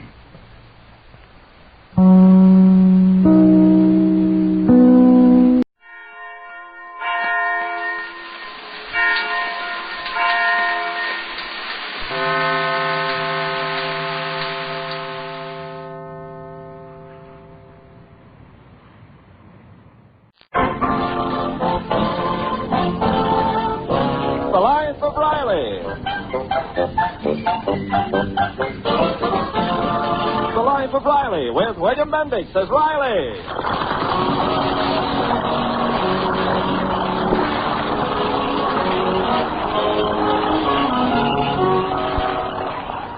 Jester A. Riley is a man who gets kicked around considerably by an unkind world. But he can afford to shrug off these rebuffs with a smile. For he knows that no matter how he may appear to others, at home there is one to whom Riley is the greatest hero in the world. His 13-year-old son, Junior. Now, this may surprise you, but after all, how much does a 13-year-old boy know? The other day, however, Junior began to show signs of wising up. Junior? What are you doing, Junior? Hi, Mom. I'm hanging up this picture of Hank Luzetti. Well, why is he in his underwear? Well, that's his uniform. Well, you mean you don't know who Hank Luzetti is? Why, he's just the greatest basketball player in the world, that's all. He's terrific. Oh, is he a shortstop like Johnny Lou Jack? Mom, he plays basketball, and Johnny Lou Jack plays football, and shortstops play baseball. Oh. Well, run along, dear. I got to clean up your room. Okay, I got to finish the composition. Hey, where are you? I'm in Junior's room, dear. Hiya, Dumpling. Hello, Riley. Did you have a nice day? Nice day. The foreman caught me smoking and threatened to fire me. I got kicked off the bus because I lost my transfer. I had to walk all the way home. A cop almost gave me a ticket for crossing against the lights. When I came up on our front porch, that loose board jumped up and cracked me on the knee. Some nice day. Well, if you had to walk home, how'd you get here so fast? Well, I got a lucky break. A bulldog chased me. Poor dear, you must be worn out. Oh, I don't mind. As long as when I get home, there's a little woman waiting for me and a couple of sweet kids. There's nothing like kids. Oh, boy, I feel sorry for bachelors. They're so lonely. Believe me, bachelors would be a lot happier if they had a couple of kids. Hiya, Pop. Oh, hey, son. What's that you got there? Oh, I wrote a composition. It's called The Man I Admire Most. Well, I can guess who that is. Read some of it, son. Well, the last part goes like this. Mm-hmm. He is intelligent, quick-thinking, ever alert, never daunted when the odds are against him. True. True. His sense of fair play, his clean-cut physique, and his code of clean living is an inspiration to me. Oh, come now, Junior, let's not exaggerate. Well, there's a lot in what you say. Go on. And that is why the man I admire most is Hank Luzetti. Very good, son. Very, very good. You like it? Yeah, but only one little criticism, Junior. When you read it in class, watch your diction. When you said Chester Riley just now, it sounded just like Hank Luzetti. Hank Luzetti? Who's he? Well, he's the man I admire most. What? Since when is he your father? Hey, what do you know about this? Well, I'm surprised at your ignorance, Riley. Everybody knows Hank Luzetti is the greatest basketball player in the world. So that's the man you admire most. And all the time I thought... Now, Riley, don't be... He's perfectly all right. He's entitled to his opinion. But he shouldn't be a hypocrite about it and pretend that I'm the one that... Oh, but, Pop... He even asked me for my picture to hang in his room. I spent my last $6 getting it framed so it would look nice on the wall. Oh, Pop, your picture... Don't deny it. There it is hanging on the wall there, staring you in the face. Wait a minute. Who undressed me in that picture? That's not your picture. Oh, Junior, you shouldn't have taken your father's picture down. After all... Don't bother, Peg. You got to expect this when you have kids. Come on, let's leave him with his basketball player. Oh, Pop, I didn't mean to. Fine son. Riley, don't take it like that. It's just a phase. He's captain of the school team, and naturally everything's basketball right now. Besides, you can't go on expecting him to believe you're the most wonderful creature in the world forever. Why shouldn't he believe it? I do. And what's good enough for me is good enough for him.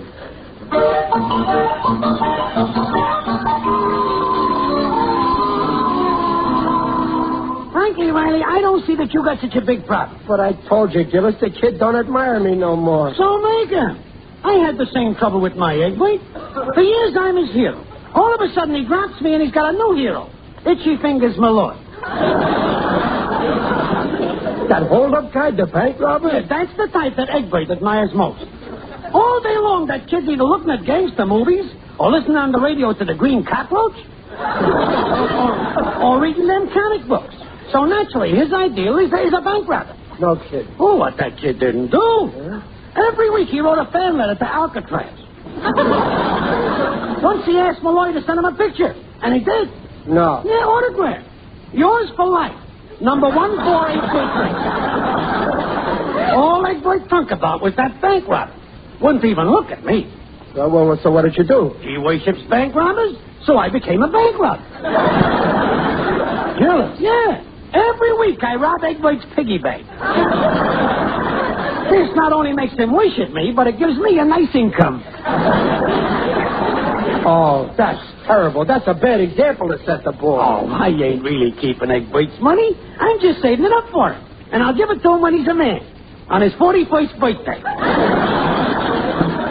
Well, I wish Junior would worship me, but he worships basketball players. So it's a cinch, Riley. Become a basketball player. But, Gillis, I don't know nothing about the game. Well, Junior don't have to know that. Tell him you was a big basketball star in your youth. You mean I should lie to my... Oh, no, not me. I don't like to lie to my kid. He always catches me. Well, he won't this time. Play it smart. Remember that time in Coney Island when I won that solid gold brass trophy for shooting at them baskets with a basketball? And, oh, yeah. Yeah, I remember. Showed a guy holding a basketball and it had written underneath, Champion 1928. Yeah, I'll give it to you. And the buck I owe you from last week, we'll call it even. Yeah, I could tell him I won that trophy for basketball when I played for good old MIT. Oh, don't overdo it. He'll never believe you played for the Massachusetts Institute of Technicology. No, this MIT is the Manhattan Independent Truck Drivers. Oh, great. Yeah, tell him you was a big star. That's what kids love when their old man was a hero. Yeah, I'll do it. To make him happy, I'll fib to him. This one. Yeah, play it up big. Tell him when you hand that ball, nobody could stop. Yeah. You was quick as a pussycat. Yeah. Nobody could dribble that ball like light. Yeah. Yeah, I'll tell him they called me Dribble Puss Riley.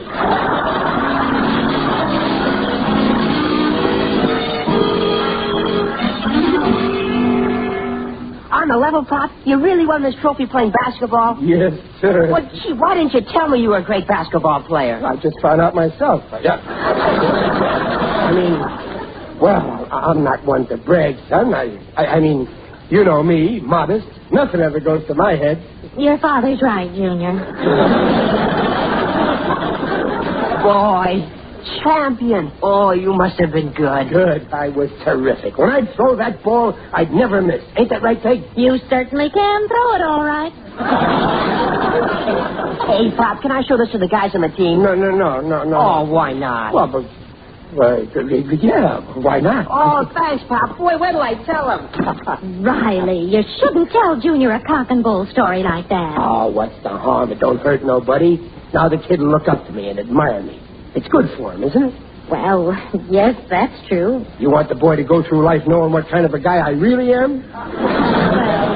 No, we don't have to go that far. But no good ever came alliance. This is just a white lie. Oh, but you're always doing it. You have no scruples. You even lied on our wedding day. Why, I did not. Yes, you did. You told me you found a job. Well, I did find one. Yes, but you didn't tell me the job was for me. Well, I didn't want to spoil your honeymoon. Well, never mind that. We're talking about Junior. Yeah, and that's the point I'm making, Peg. If I hadn't have fibbed to you about that job, you'd have backed out of the wedding. And where would poor Junior be today?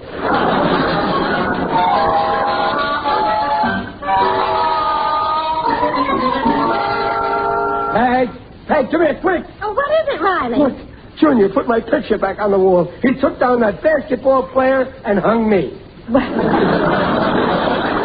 I hope you're satisfied now. You bet I am. I knew that boy would come to his senses. You see, there's no harm in a little fib if it's for a good purpose. Pop! Oh, hello, Chester Riley, Jr., and not every kid on this block can say that. Oh, you bet they can. And say, Bob, if I got news for you. Huh? You are the new coach of the school basketball team. I am? Peg, did you hear that? I'm the new coach. Congratulate me. I'm the new coach. Coach? Well, yeah. Our math teacher used to be a coach, but he got sick, so I told the principal what a great player you were. Junior, you didn't. Well, yeah, and the principal said, will you take over the job? And I said, sure. Well, you will, won't you, Pop? No, I couldn't. It's out of the question. Well, why not? You tell him, Riley. You tell him, Peg. Junior, your father... No, don't tell him. You see, Junior, a coach has to run around, and I'm not as young as I used to be. You hear that? Flat feet. I mean, lumbago. Well, Pop, you wouldn't have to run around. You just plan the play. Well, Junior, I was never a coach. Yeah, but you were a star. You know the game. Yeah, but okay, I'm the coach. Oh, that's swell, Pop. I'll tell the principal you said okay. Riley, you can't go through with this. I've got to. But what do you know about coaching? I'll fake it. But you've never been a basketball player. No, but I've always been a faker.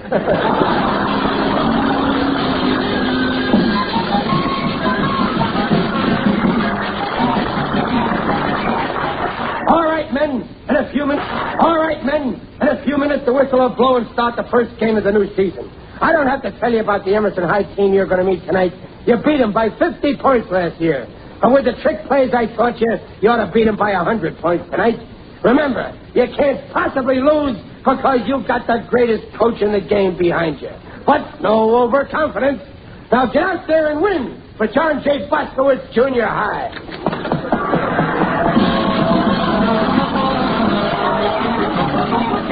And here are the basketball scores of last night's game in the Junior High League. John J. Boskowitz Junior High, 12. Emerson High, 62. All right, men, so we dropped one, sure.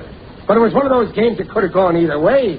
They might have scored 12, and we might have made 62. Just one of those breaks. But tonight, against Jefferson High, it's going to go our way.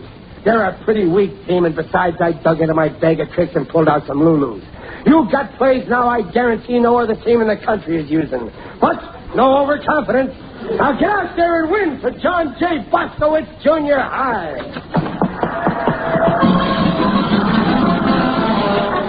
And in the Junior High League, John J. Boskowitz, 22, Jefferson High, 7. Correction, please. Jefferson High, 77. All right, men, so we dropped 2. But there's a reason why we lost the last one. They didn't play fair. Every time we had the ball, they took it away from us. But let's forget about that. Tonight is the game we got to concentrate on. So get out there and win for John J. Boskowitz Junior High. John J. Boskowitz Junior High, 14. Manual Arts, 84. John J. Boskowitz Junior High, 10. Westwood, 92. John J. Boskowitz Junior High, 3. Milford, 66. All right, men, so we dropped 12. But you can't win them all, and tonight our luck is going to change. I didn't really want to meet this Marymount team. The competition ain't stiff enough. It's only an exhibition game, but they challenged us. So tonight, go out there and whip that Marymount team and teach those girls a lesson. On your toes, men. Get out and win.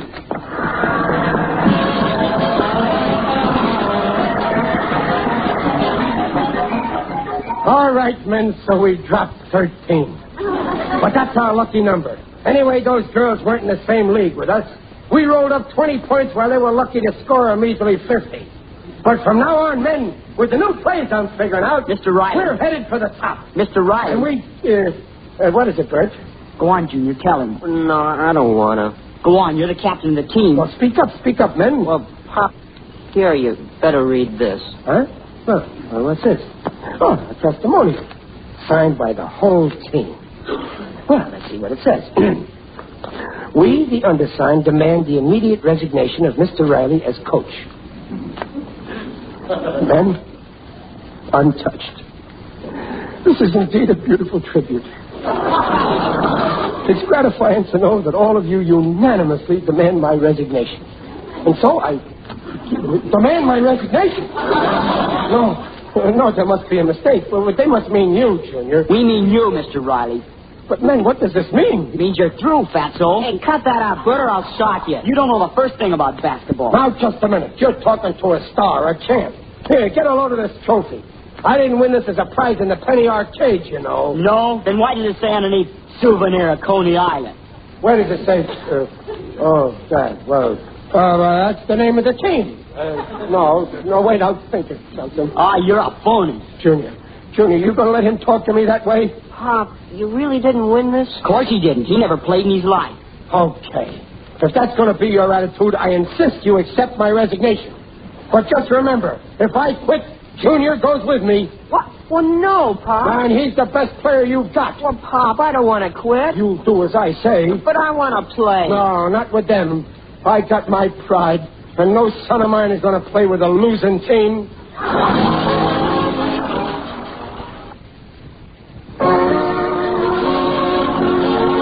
Now back to the life of Riley with William Bendix as Riley, still smarting from the injustice of being fired as coach of Junior's basketball team.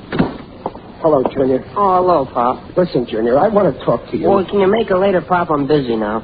Well, it's supper time. Where are you going? Oh, basketball practice with the team. What?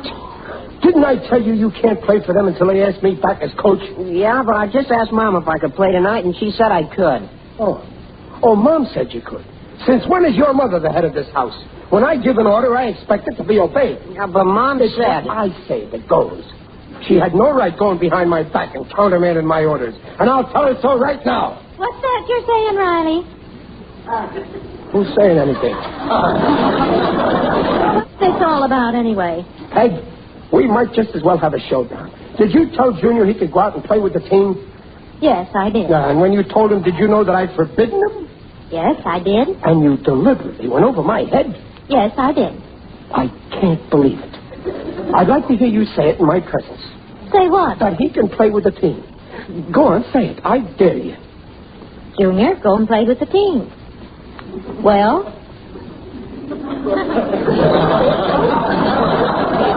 Say it again. Go on, Junior. Play with your team. Well? Once more. Go on, Junior. Once more. Never mind. I guess you can say it.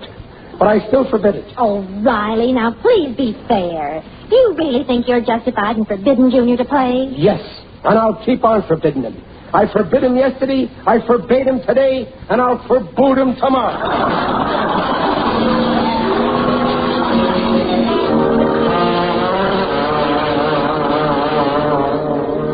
Oh, what a mess. Nothing but worries. Other fathers are having fun, but I'm standing here in my house worrying. I might as well lie down and worry. Oh, that feels good. I could lie like this forever. It can be arranged.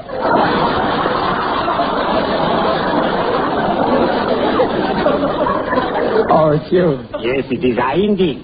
Digby Odell, the friendly undertaker. Oh, I didn't hear you come in, Digger. I got worries on account of my boy. Ah, yes. Children can be a problem. Yesterday, a gang of hoodlums pilfered a sign from an Australian travel agency and hung it on the door of my business establishment. Oh, I was furious. Why? What did the sign say? If you're planning to go down under, see us first. I got trouble, Digger. Did you ever play basketball? Oh, no, baseball was my game. But I wasn't much good at it. I never got out of the dugout. And it looks like I never will. I should never have lied to Junior about being a star. You lied to your boy? Yeah. Oh, you must never do that. I remember once I fibbed to my youngest son. He had a fixation on prize fighters. So I told him I was a prize fighter. Yeah? And he found out that you fibbed? Ah, yes. One day he visited my place of business and caught me boxing a fellow.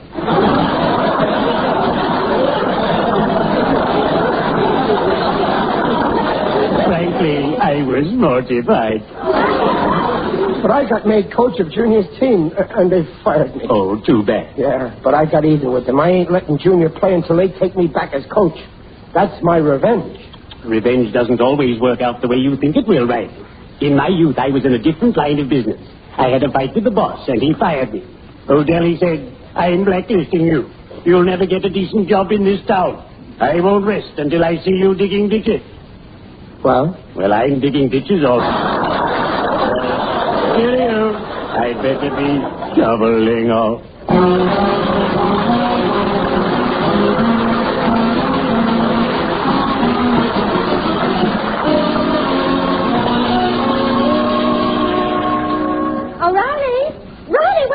In here, Peg. Riley, I have some news for you. Junior went down to the school to practice with the team. What?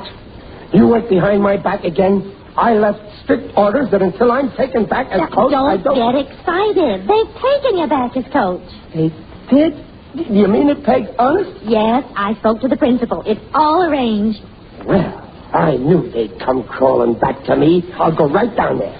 I'll go with you. No, you don't have to, Peg. Yes, I think I better. Okay, it'll be a good lesson for you to see how I handle boys.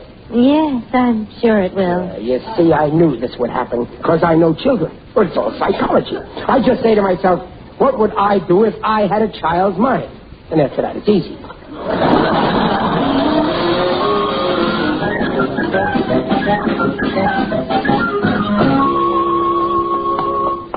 Hurry up, Peg. I don't want to keep my team waiting. Don't worry, they won't run away. They're waiting for you in the gym. Oh, right in here. Where? Oh, there they are. All right, men. I ain't asking for any apologies. I just want to know one thing. Are you with me, men? Yes, Coach Riley. That's the kind of talk Wait a minute. There's something wrong with these men. They're women. Where's my team? Well, this is it, Coach. The 6th grade girls. I've been tricked. Peg, who's responsible for this? When I find out who did this, Who did it? I did. I arranged the whole thing. You wouldn't let Junior play until you were made coach again? Well, I got your job as coach that suits your talent. Now, what are you going to do about it? All right, men. All right, women. We got a great year ahead of us. With the trick plays I got lined up for you, we got nothing to worry about from any team. We'll beat the bloomers off of them. Just Just remember you got the greatest coach in the business, but no overconfidence. Now get out there and win for John J. Proskowitz Grammar School 6th grade women's division.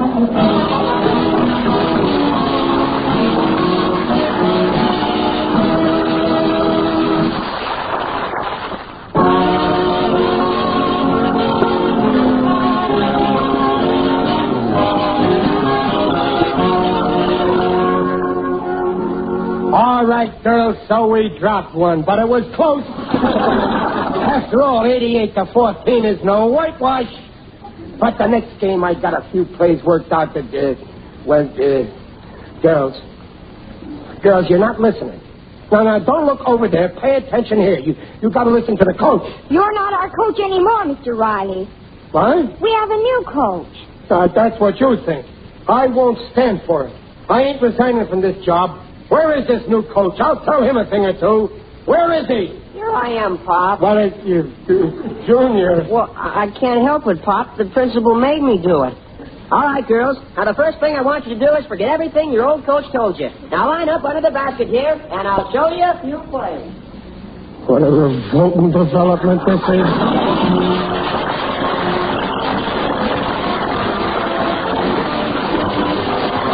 Join us again next week to hear The Life of Riley with William Bendix as Riley. Mrs. Riley is Paula Winslow. Digger O'Dell is John Brown. The Life of Riley is produced and directed by Irving Brecker.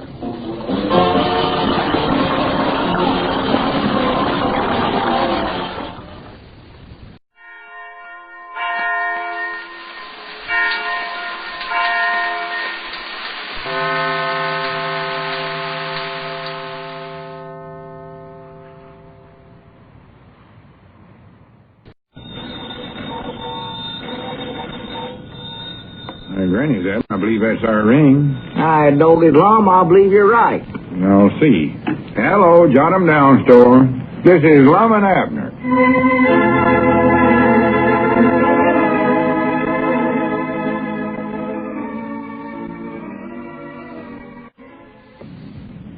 And now, let's see what's going on down in Pine Ridge. Well, the influence of Diogenes Smith lingers on in Pine Ridge. The other day, while cleaning out the feed room, the old fellows ran across the printing press that the now reformed Diogenes used in his counterfeiting business, and immediately Lum decided that they should take up printing as a sideline. As we look in on the little community today, we find Lum in the Jot 'em Down store and library, proudly showing Abner the results of his first printing efforts. Some statements for their store. Listen. Here they are, Abner. They're all done. Don't they look like real, genuine professional bills? Now, let's see them. Yeah, golly, they do, Lum. Well, them things look might not like the bills the wholesale houses all are sending us. Well, I sort of patterned these after them from the wholesale house. They look official, don't they? Oh, my, yes. Well, are we going to send these out to all our customers now? Well, to all them that ain't paid their bills. Like Squire and Mose Moots and some of them that's owed us money for years and years. Yeah. Well, reckon this will get them to pay what they owe us? I don't know. Ought to do some good, though. These bills is awfully impressive. Oh, yeah. I thought I'd stamp that rubber stamp on there that says, please, with the tears rolling down his face. Yeah, that'd be a good idea. I know that always gets me when they send me one of them. Yeah, makes a fella sort of sad to look at him. Well, sure, them things is impressive, I'll say that for 'em. Oh, yeah. And it's something the government wants us to do, too. The government? Yeah, they want everybody to pay up all their old bills. Leastways, all the ones they can pay, of course. Sure. Get themselves out of debt. And that ain't a bad idea, either. Oh, no. Say, I was just looking at these bills, Lum. I believe you never printed them right. Look here, these is for a store in some other town. Well, there ain't no such a thing. There, done it. Look here, it says, Jot 'em Down store and Lowbury, Pone Road, Arkansas. Oh, yeah, that. Well, what's a Lowbury and where's Pone Road? That's library. In Pine Ridge. Just couldn't find no letter I's in that bunch of type Diogenes had, so I had to use O's instead. Started to use W's, and that made it worse than ever. Yeah, no, I believe the O's better than a W in there. I don't think nobody will take much notice to that, though, Abner. Well, I don't know. It don't look just right to me. Folks are liable to drive clean to Pone Roads to pay their bills if they get these. Well, how can they? There ain't no such place. They ain't. Why, of course not, silly. Well, doggy, that's going to make it worse than ever then, Lum. They'll start out hunting for that town. They'll drive and spend all their money for traveling instead of paying it to us for their bill. Oh, for goodness sake. Why, they might be gone for weeks or even years. Doggy, we might not never see none of them again, you know it? Well, Abner, there ain't no such a thing as that's going to happen, so just stop worrying. Well, I don't know. It's awful liable to happen. You take a stubborn feller, well, like old Grandpappy Spears. Once he starts out hunting for a town, he won't never give up till he finds it, Mom. When did you ever hear of Grandpap looking for a town and not giving up? Well, I never did hear of him doing just that, but as stubborn as he is, you know him. Again, he gets a idea in his head. There ain't no one thing in this world that'll get it out. That outcaps anything I ever heard. You talking about somebody else getting some idea in his head and nobody being able to get it out again. There's any one feller that's... Well, wait a minute. I ain't going to get onto that subject again. Well, just the same, Lum. Abner, this discussion is ended. Finished. Yeah. We're through with it. Get out the account book and we'll start making out these bills. Account book? Yeah, you know, one where we write down what folks owes us. Oh, the Squire's Kemp book, yeah. Yeah, that. Bring it over here and set it on the library table. This will be a good place to work right here. Yeah, that's a good idea. See, whereabouts is that thing now? Oh, here it is, right here, yeah. Hey, we ought to started this bill idea a long time ago, you know it, Abner? Yeah. It's the only way to do business. Be systematics about everything. Yeah, well, where do you want this now? Right here, is this all right for you? Yeah, that's good. Yeah, right there. Hey, you sit there and read off the names and how much they owe, and I'll make out the bills. Yeah, sure. I see now. It's going to start bringing us in a lot of money, you know that? Oh, bound to. You ready? Yeah, go ahead. Yeah, let's see. First is Ulysses S. Quincy. Oh, $4.92. All right, Ulysses. Wait a minute, Abner. Better skip that one. Skip it? Yeah, I might not sure Ulysses ain't got the money to pay this right now. We'll send him a bill some other time.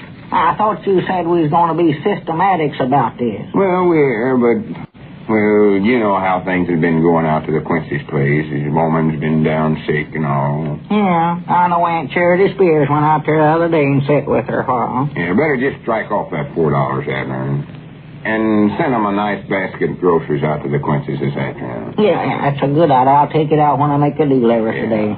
Yeah, just scratch that right off of there right now. Yeah. What's the next name on the book there? Well, let's see. Masters. Oh, Grandpa Masters. Yeah, $3.14. Ain't you going to make out the bill? I don't know. I sort of hate to push Grandpa Masters for the money, Abner. Might make him feel self-unconscious about coming in here. Besides, he's awful faithful about paying what he can on his bills, even if it is just a little bit. Oh, yeah, he pays what he can, yeah. Well, you think I ought to sort of just cross this and all? Yeah, better cross that one off, too. Yeah, what's the next one there? Let's see, next is, wait a minute, I reckon we'll have to move from here along. Have to move? Yeah, here comes Grandpa. He gets awful mad again. He comes in here and finds somebody sitting in his favorite place at the library's table. Well, let him get mad. This ain't his table. Belongs to us. Yeah, but he claims this is a free public library, and he's got a right to sit here. He always points to that free public library sign we put up over there every time I argue with him. We might have to take that sign down. Yeah. Cause more arguments than ever with him. Morning, Grandpa. Yeah, morning, Grandpa. Howdy. Yeah, you'll have to count me out this year, Lum. You just have to do it. Count you out? Yep. Won't seem like old times, but I can't see no other way out of it. No, you just have to count me out, Lum. What are you talking about? Count you out of what, Grandpa? Why, my regular job, counting ballots at the voting polls. Oh. County elections are coming up this fall, you know. Yeah. But is that all that's troubling you? Well, why can't you be there for the elections, Grandpa? You going to be out of town and taking a trip or something? See there, Lum? What did I tell you? That's it right there. He's going out to hunt for that town Pone Road. He's got his mind all made up. He'll be gone for months. How's that, Abner? What'd you say? He never said nothing, Grandpa. Just tell me why you can't count ballots next fall. Because I don't want to go again to Giverman. Don't want to take no chance on getting thrown in the penitentiary. Penitentiary? Stogies, what have you been up to now, Grandpap? Well, nothing yet. Huh? Ain't you fellers seen the weekly paper? No, I don't believe I have. Not this week anyway. Well, go down to Moe's Moose Barber Shop and read them then. Just march yourself down there. There's an article in there tells all about it. All about what? Why, about not making too much money this year. Oh? The government don't want nobody to make over $25,000. $25,000? Yes, sir. That's what it says. Wrote down there in black and ink. Well, for the land's sakes, Grandpap, that ain't nothing for you to worry about. That ballot counting job never pays you more than $3.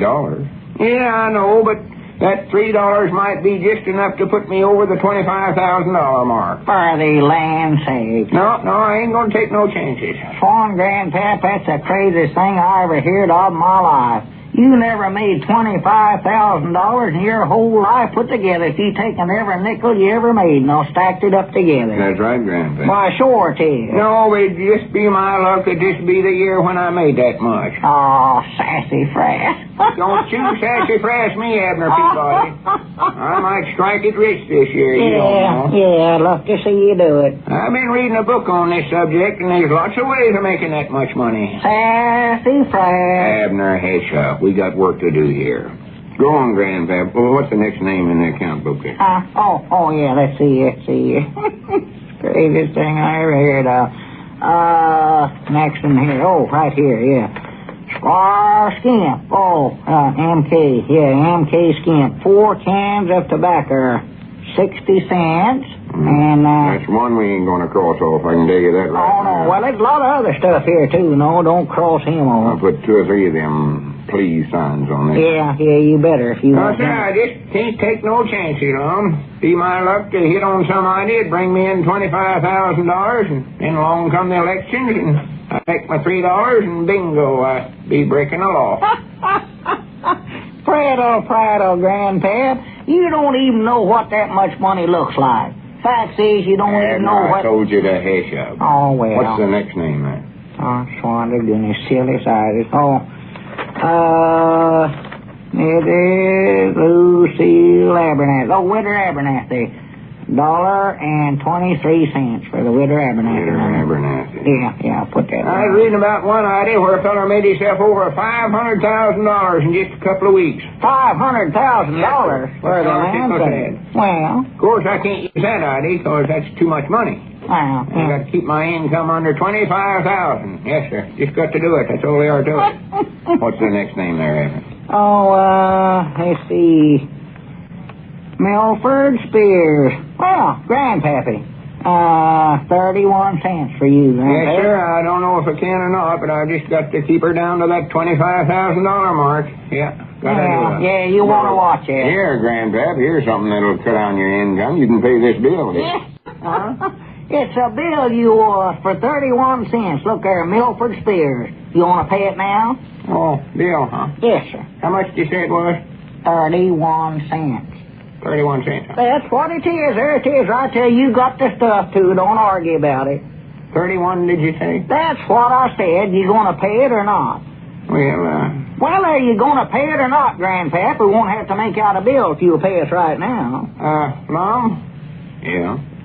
Better count me in on my regular election job this fall, and I'll take care of that bill this fall.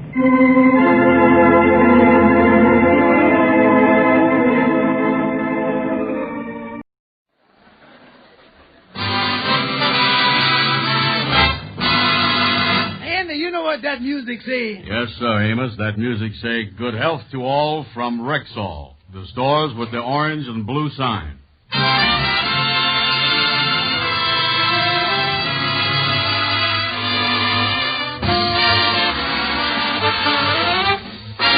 Yes, 10,000 independent Rexall druggists at the stores with the orange and blue sign bring you the Amos and Andy Show, written by Joe Connolly and Bob Mosier, featuring Ernestine Wade, Johnny Lee, Amanda Randolph, Tommy Moore, Zelda Cleaver, Fred Clark, Will Wright, Jeff Alexander's music, yours truly, Harlow Wilcox, and starring radio's all-time favorites, Freeman Gosden and Charles Correll. Amos and Andy!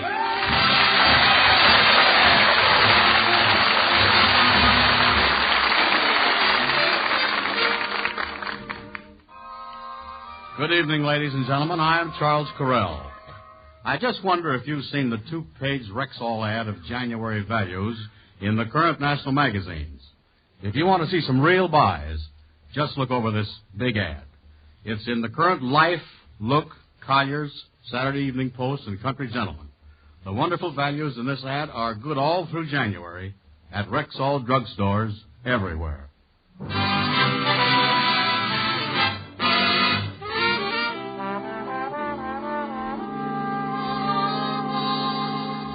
Well, this week, George Kingfish Stevens and his wife Sapphire celebrate their 25th wedding anniversary.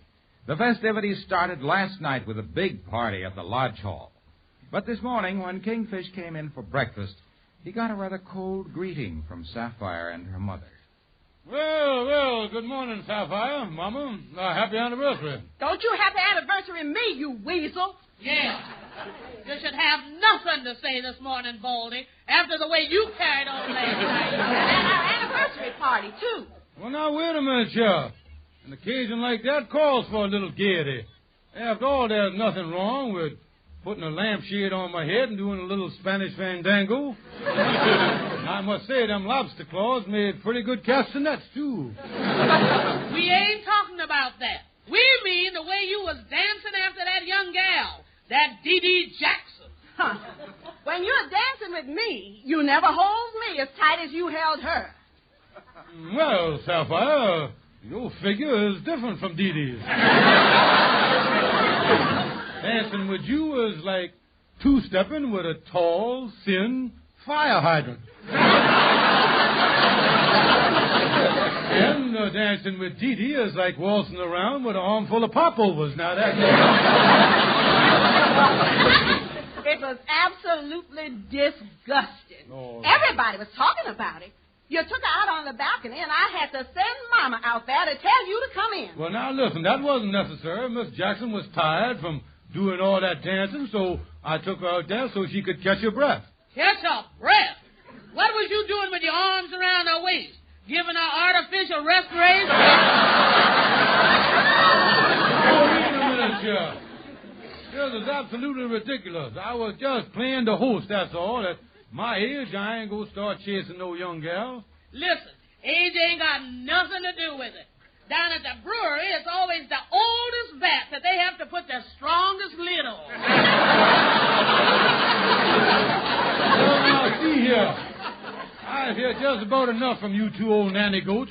I ain't said nothing to that Dee Jackson or any other woman, and that's that. I'm going down to the Lodge Hall. Mama, maybe we was accusing him wrongly. Look here, Sapphire. Where there's smoke, there's fire. And if I was you, I'd keep an eye on that old clinker. Well, maybe you're right, Mama. I guess we better get the shopping done. I plans on having a little anniversary dinner tonight, just the three of us. Well, I'll get my coat out of the closet here. Okay. That's right in. Wait a minute. Sapphire, what is this at the bottom of the closet? Oh, why, it's a little jewelry box here. Well, that's funny. I never seen that before. Me neither. Open it up, Mama. Yeah, but... oh, look, daughter.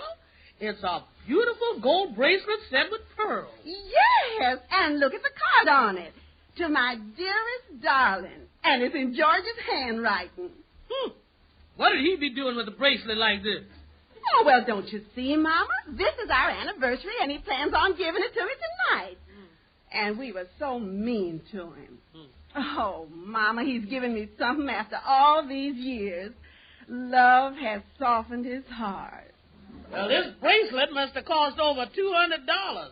If you ask me, something's done softened his head.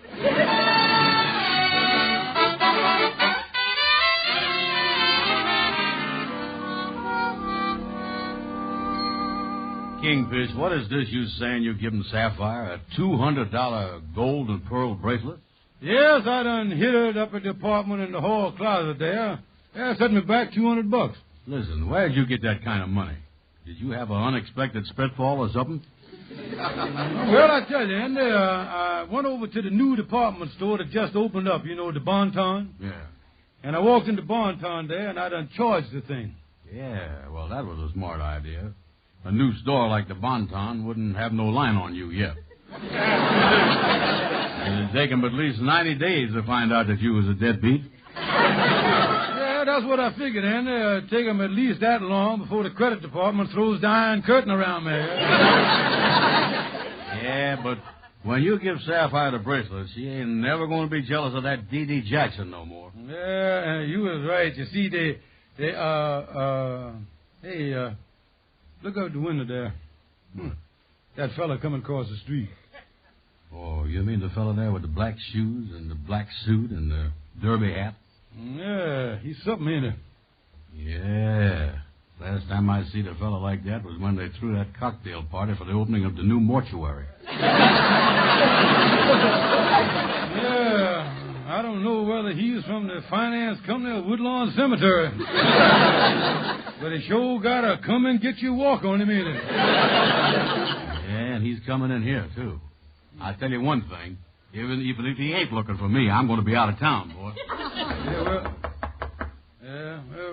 Come in. Can I help you, sir? I'm looking for George Stevens. Stevens? Tell me, is you a detective, sir? No, I'm not.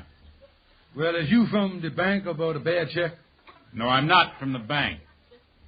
You ain't from the finance company to repossess no automobiles, are you?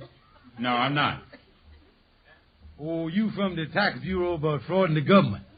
No, I'm not from the tax bureau. I is George Stevens.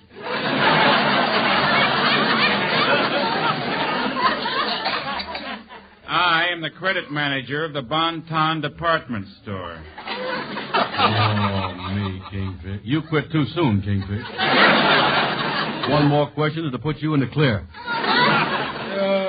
Something you want to see me about, Mr. Credit Manager? Yes. You bought a $200 bracelet at our store last week. We find out you have no charge account at our store. We want either the bracelet back or our money. Well, it was just an oversight, mister. I'll come down and open up a charge account in the morning. I'm afraid not. I looked up your credit rating, and a charge account is out of the question. Yes, huh? Tell me something, just for the matter of curiosity. What is my credit rating now? You are a triple Z.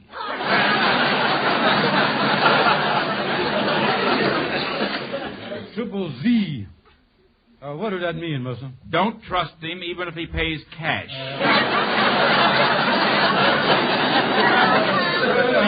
guess there ain't no use arguing. Yeah, you better give the man the bracelet, Kingfish. Yeah, mister, I got it up in my apartment. I'll bring it right back to the store. Yeah, you'd better. In the future, I'd advise you not to do anything like this again. Well, yes, I ain't gonna mess around no more. Yeah, and I won't do nothing neither, mister. Don't worry. Well, Andy, I'm just gonna have to get Sapphire some cheap little present, I guess. Yeah, well, you're lucky that she don't know that you bought her the bracelet. Hey, wait a minute, Sharon. I'm just thinking, couldn't you loan me the money to buy back that bracelet? Not me, Kingfish. I ain't loaning money to no triple Z. I see what you're saying.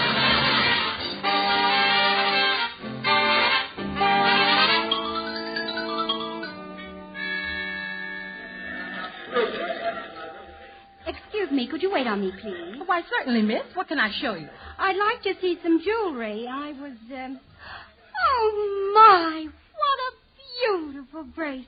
Yes, it is pretty, isn't it? It's solid gold set with pearls. We just put it back in the case. You see, our credit department got it back this morning. What is, the price of it? $200, tax included. Oh, that's wonderful. I'll take it. Will that be cash? Oh, no. You can charge it to my account. The name is D.D. Jackson.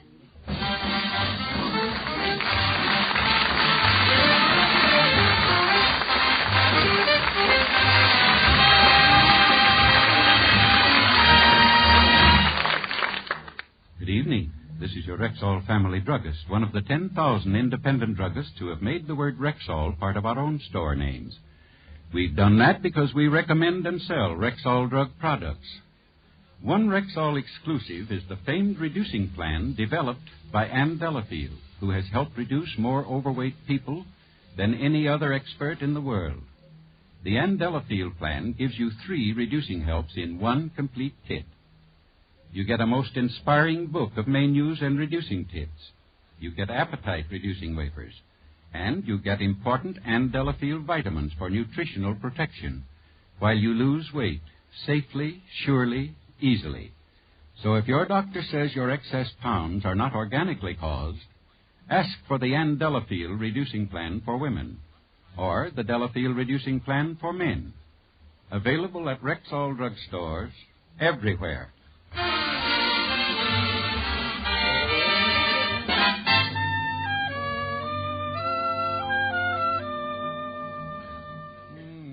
With the bracelet gone, all I was able to get Sapphire was just $1.25 handkerchief. Well, she don't know about the bracelet. I'll get on in the department, Jim.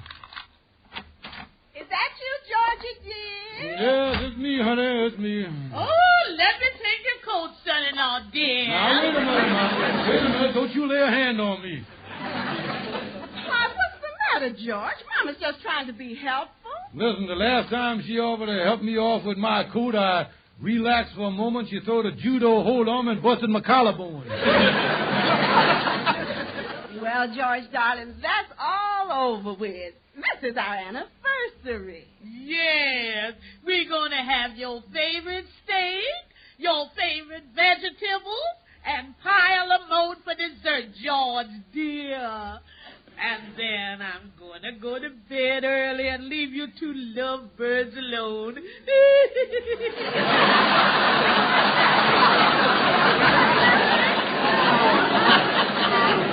Oh, me, what's going on here? When I left home this morning, I was a two-timing bum. Now it's George, dear, and darling.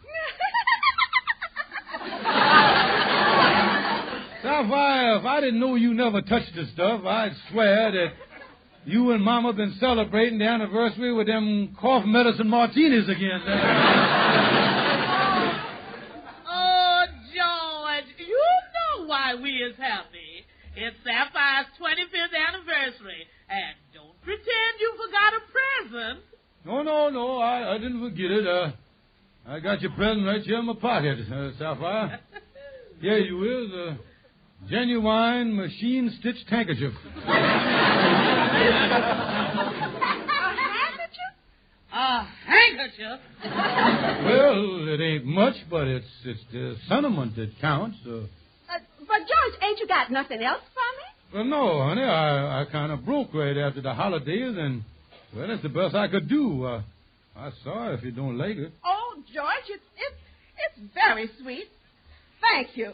Now, if you'll excuse me, I'm going in the bedroom. I've had a very happy anniversary. Mama, what is the matter with her? Listen, Baldy. I don't know what you up to, but if we hadn't spent $4 for that anniversary cake, I'd ram it down your throat, panels and all. Now I'm going in and see Sapphire. What is the matter with them two? First they yells at me, then they soapes me. Now they're crying. I'd swear they had split personalities if I didn't know there wasn't enough personality between the two of them to split.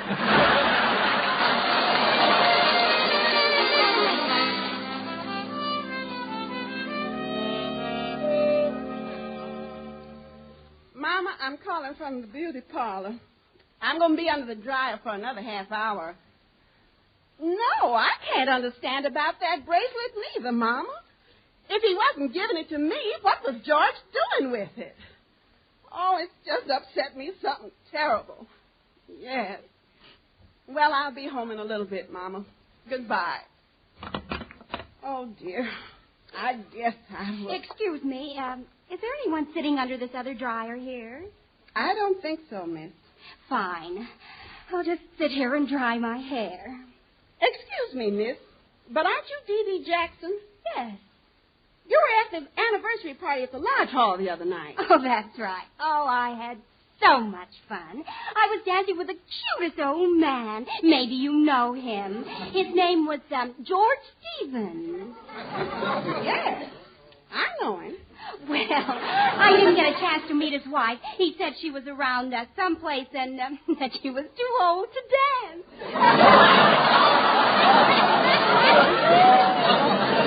Oh, he did. Miss, I think I ought to tell you... Oh, my goodness. Is something the matter? I just noticed that bracelet you're wearing. That's gold with pearls, isn't it? Oh, yes. Isn't it unusual? I just got it yesterday. Yesterday? Yes. Let me tell you about the unusual way that I got it. You see, I don't think I can hear the details. Goodbye. Well, she certainly must have been mad at something. I never saw a woman walk out of a beauty shop before with a dryer on her head.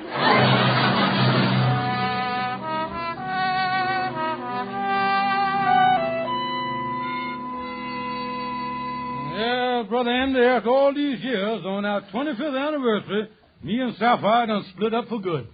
You say she throws you out of the house last night, huh? Yes, Andy, I got home and she went on like a crazy woman. She accused me of giving this D.D. Jackson a gold bracelet with pearls. I defended myself and, well, started yelling at Sapphire. She called for help, and her mama come charging out the kitchen like a Notre Dame hen going down under a pump. Holy mackerel, that must have been something. And they done tossed you out, huh? Yeah, right down the front steps. And I don't think it was no spur-of-the-moment thing, neither. Because when I got to my feet, a loaded suitcase hit me in the back of the neck.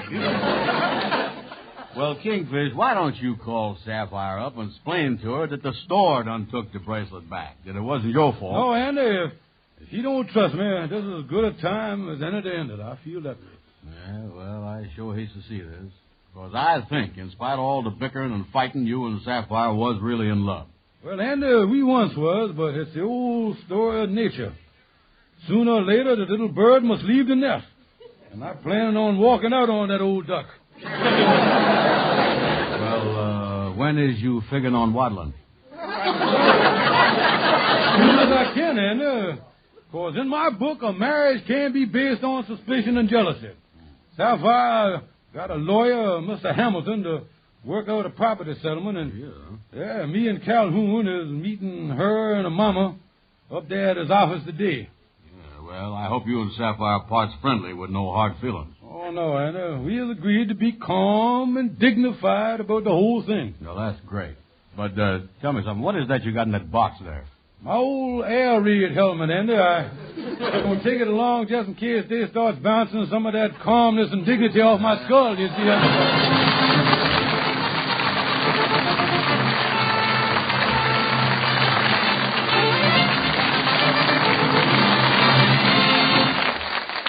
My family uses a wonderfully effective mouthwash with the most refreshing minty flavor.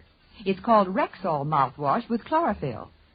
Well, as your Rexall family druggist, I can tell you why this guaranteed Rexall mouthwash cleans the mouth so thoroughly, freshens breath so quickly, and assures protection from mouth odors for hours.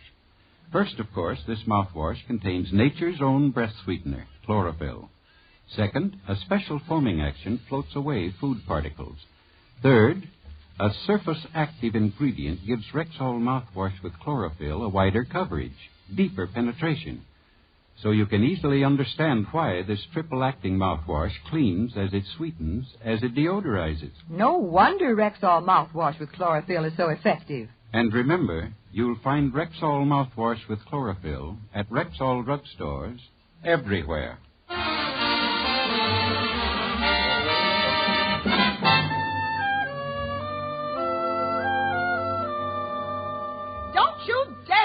To my mother that way. Well, you tell the old coat to stop jabbing me with an umbrella. Let me at him, Sapphire. I'll beat his brains out. Ow, look out the way. Ow. Here. This is a law office. Can we all stop this screaming and shouting so we can get this meeting back on a calm and dignified basis? Well, it's okay with me. It's all right with me. Now, if Mr. Stevens' lawyer will... Why, Mr. Calhoun, what are you doing under the desk here? Man, I jumped under there when the old gal picked up the inkwell. There is a mean old lady. Counselor, remember your dignity. Yeah. Let's get going here, bub. I think we all agree that both parties have their rights in this case. I'll say I does, and I wants my rights from this two-timing bum. Then I demands justice from this loudmouth woman here. What do you think, Mr. Calhoun? Well, now, let's put this thing on a legal basis here. I moves that we hear from the two-timing bum first. See here. Quiet, quiet! We gonna hear from the loudmouth woman later. Well, as far as the property is concerned, I want to be fair about dividing our possession. When it comes to the silverware, I think we should divide it evenly. Well, that's fair enough. Yeah, I'll take the pieces marked Waldorf Astoria, and she can have the one marked Biltmore Hotel, Well, my daughter ought to have the linens. It's all hers. Mama's right. That stuff was in my hope chest when we was married. Huh.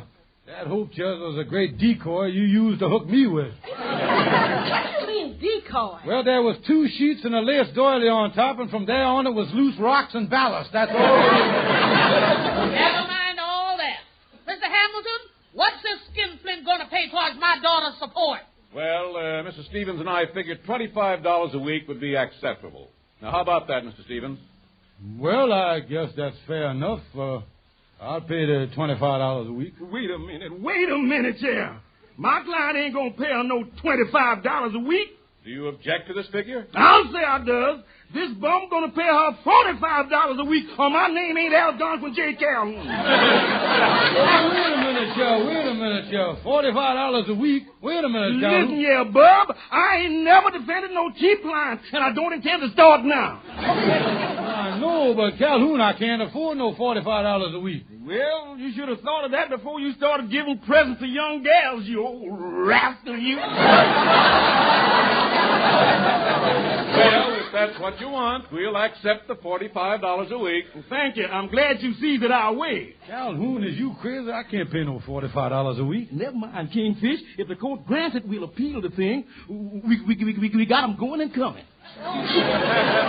Well, I think we've worked out all the details. Now, if you'll just both sign the agreement, we can petition the court for the separation. It can't be too soon for me.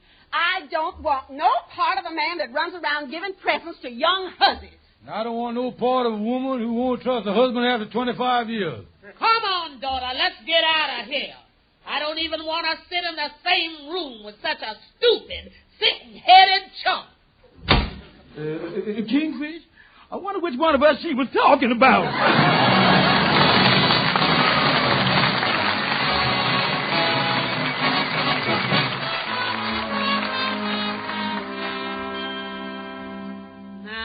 Now, Sapphire, don't feel so bad about it. It was all a mistake. Yes, but, Mama, I felt so terrible when that D.D. Jackson explained to me how she bought that bracelet after the credit manager took it back. George was innocent all the time. Well, Sapphire, I don't see what you can do about it now. George is so mad he'll never speak to you again. Oh, Mama, I'm going in the bedroom. I don't want to talk to nobody.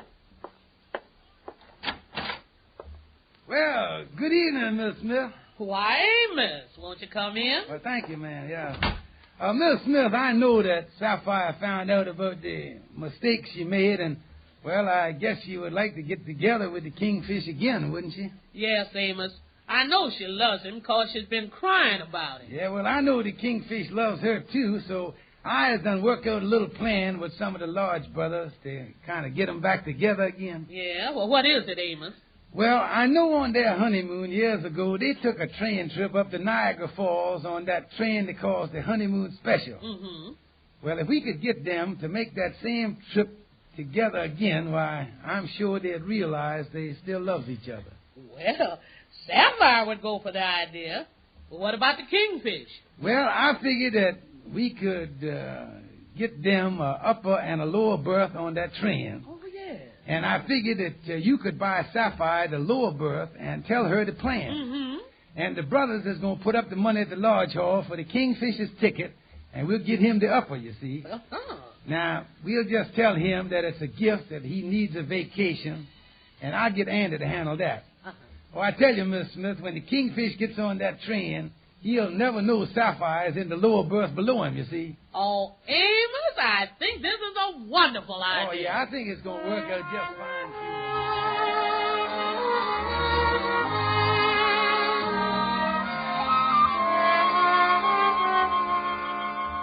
Yeah, Kingfish, on behalf of the Lodge, I wants to give you this train ticket to Buffalo And on top of that, a week at the hotel with all your expenses paid.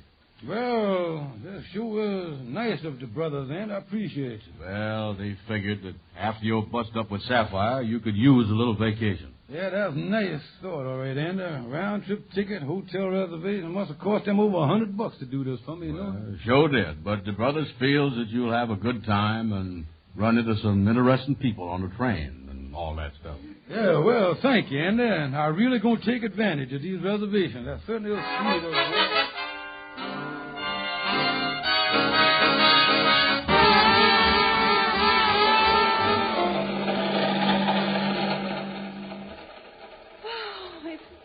Like it was on my honeymoon. The honeymoon special roaring through the night. And just think, George is right above me in the upper berth. I think I'll just climb up the ladder and surprise him. Let's see, let me get up here now. Now I'll just part the curtains and stick my head in. Look who's here, honey. Why, Calhoun, what are you doing here? Don't ask me. The Kingfish convinced me that I needed a vacation and sold me his reservation for $50.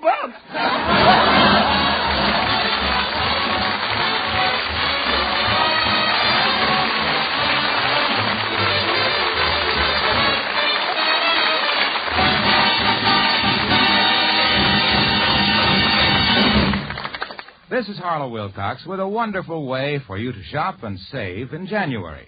Simply get the 2-page Rexall ad of January values in any of these current magazines: Life, Look, Collier's, Saturday Evening Post, or Country Gentleman.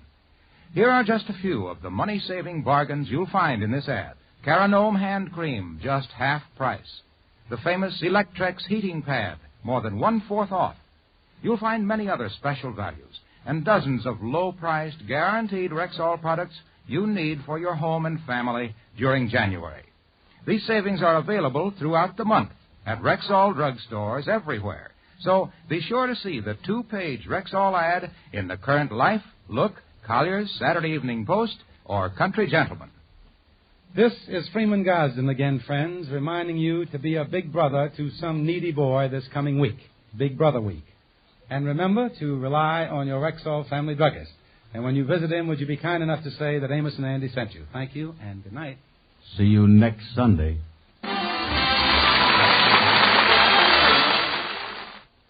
Young women tag after men who use Stag. Stag brushless shave cream. No fuss, no rub-in.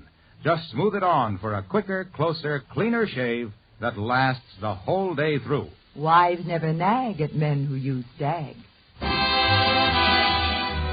Be sure to be with us at the same time next Sunday when your Rexall druggist will again present The Amos and Andy Show, directed by Cliff Howell. Stay tuned for the Bing Crosby program, which follows immediately over most of these same stations.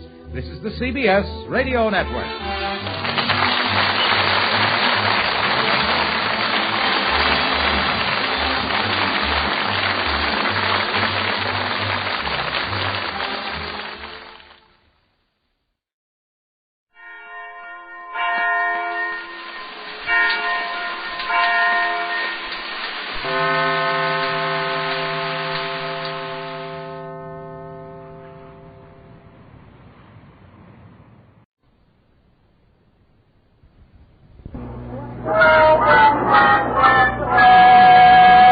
George Burns and Gracie Allen.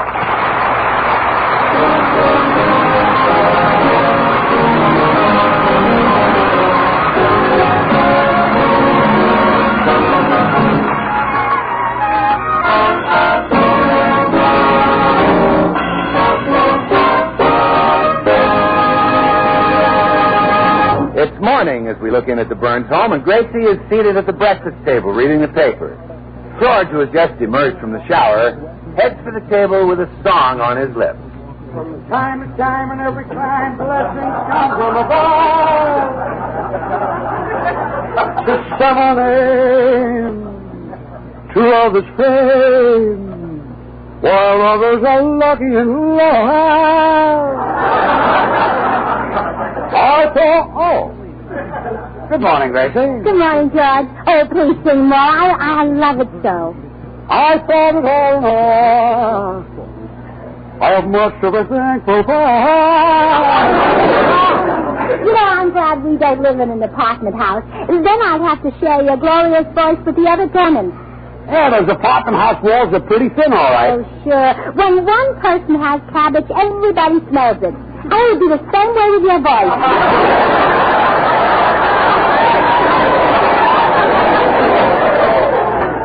Yeah. What's new in the paper this morning? Oh, I'm reading the movie gossip. You know, I have to laugh at these movie columnists. They try to be so coy and they suggest who they're writing about. What do you mean? Well, listen to this. What famous Swedish star whose name begins with D-E-R-G is being seen everywhere with what celebrity of another nationality? Any child knows that. Well, certainly. It's Edgar Bergen and Charlie McCaffrey.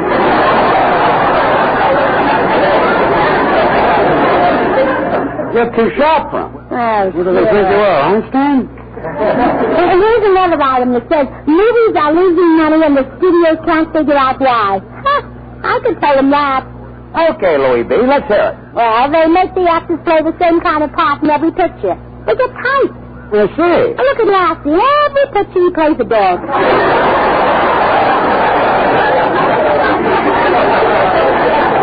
And he never gets the girl. Yeah. Oh, and listen to this, George. It says that Ali Khan just bought Rita Hayworth a mansion in London. Well, that's nice. Well, he's already bought her a chateau in France and a castle in Spain and a palace in India. Oh, poor Rita. Poor Rita? All that housework. She's probably got a good vacuum cleaner. Oh, look, Dad. Here's a picture of Al Jolson having his famous visit with President Truman. I'll bet Al gave the president some good advice. He gave Truman advice. Well, sure. Who knows about lasting another 4 years better than Jolson? Well, there you've got a point. Oh, and here's an interesting item. Ezio Pinza, the star of South Pacific, is coming to Hollywood to make a movie. Yeah, I heard about that. Oh, they're trying to find someone to replace him in the show. Won't be easy. That Pinza is sensational. What a voice. Yes. Well, they'll have to find a terrific singer to... George! Well, there's only one man who can take Pinza's place. Oh, darling, we're going here.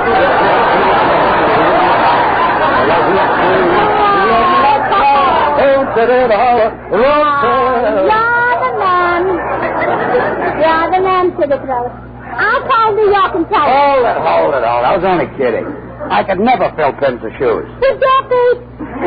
I mean, I can't follow him in South Pacific. He's an opera star. Well, so what? Opera stars don't have to be better than other singers. Just harder to kill. Harder to kill? For sure, they don't really hit their high notes till they've been stabbed a few times. Forget it, honey. Pinza is the biggest thing in show business right now. I've seen women swoon over him. I've seen them swoon over you, too. Like who? Like my mother. When I brought you home and announced I was going to marry you, she fainted dead away. Let's not discuss it any further, Gracie.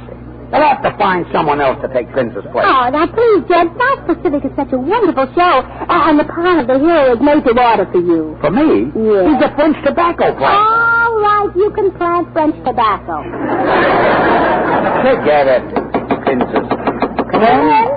Hi, Princess. Oh, Bill. Say, Bill, how do you think George would do if he went to New York and replaced Pinza in South Pacific? Gracie, I predicted George would have one of the longest runs in history. Really, Bill? Yep, all the way back to California. Starting off with a bop today.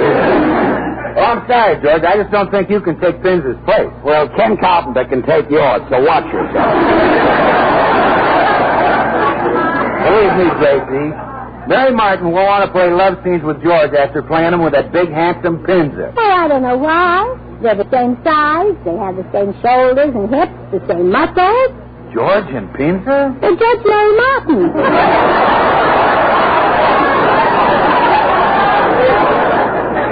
Let's forget this whole idea. No, I can't Judge. Well, you're the greatest singer alive today. Oh, now, Gracie, I'm not the greatest singer. Well, now, what do you think, Bill? Well, I'm still working on Alive Today.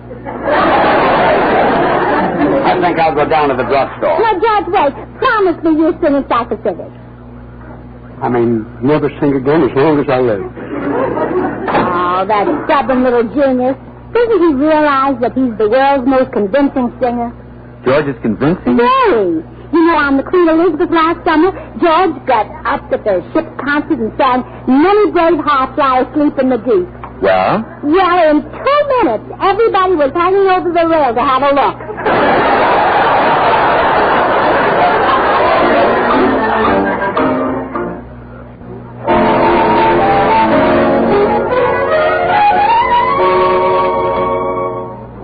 Eat hearty, Mr. Purvis, eat hearty.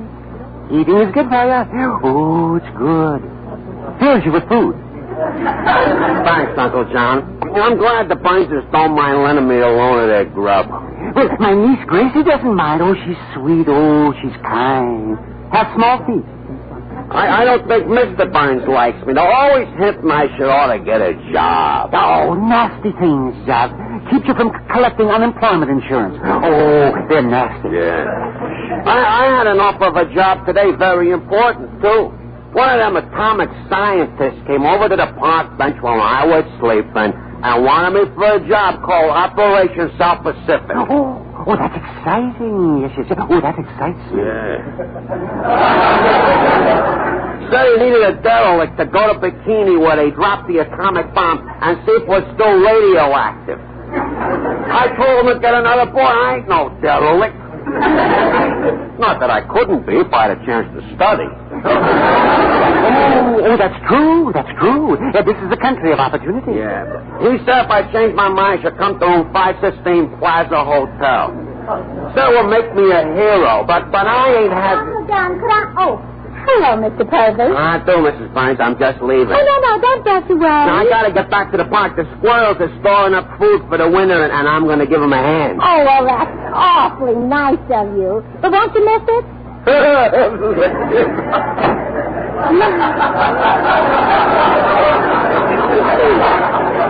Purvis takes it lightly, doesn't he? Oh, a gay man, Mr. Purvis. Light-hearted. Breathe through his nose. You know, I wish I could be gay right now, but I'm upset about George. If he weren't so modest, he could be the hero of South Pacific. Oh, yes. Mr. Purvis was just talking about that. Operation South Pacific, he called it. They're looking for someone to be a hero. That's right, and I think George would be perfect for the job. Oh, George would be fine. Oh, he'd be good. Oh, yeah. Is he a derelict? Well, sometimes he believes in voting for the best man. Then he can have the job. Mr. Purvis says there's a man in town right now looking for the right person. A talent scout. Oh, wonderful. Where is he? Let me see. Oh, yes. It's room 516, Plaza Hotel. Oh, I'll rush right down there and take along a picture of George and one of his home recordings. I'll make George a celebrity if it kills him.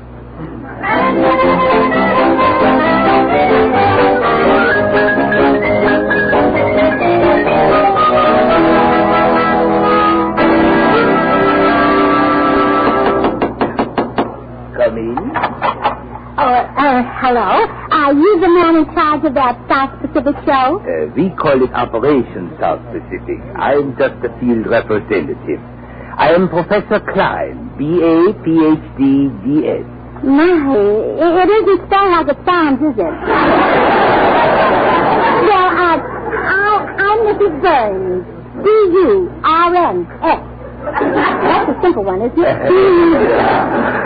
How do you do? So, you're not in charge, huh? Well, no, you see, actually, President Truman is in charge. Really? Well, I'm surprised Margaret isn't in the show.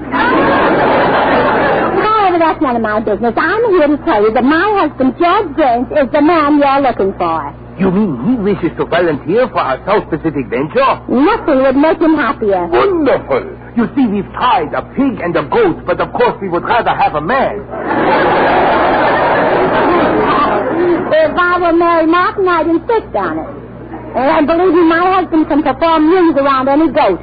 You seem quite anxious to have him go. May I ask why? Well, I have a recording and a picture of him that'll answer that question. Have you, a record player? Yeah, attached to this radio. Well, now listen to this. Down in the garden where the red rose grows, the honey, oh mine, love you so, love me like a flower, and don't you dare to holler when the flower is flowery again, oh.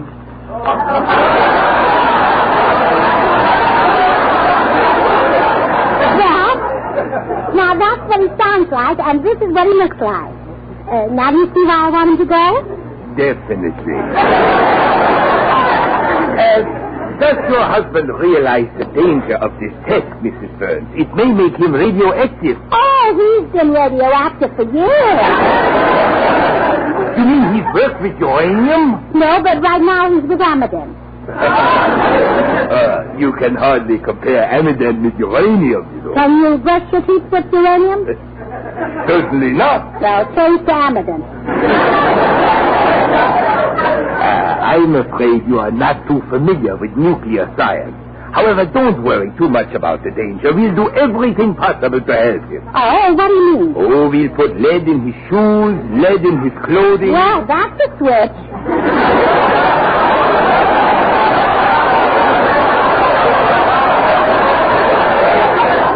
You know, for years people have been telling him to get it out.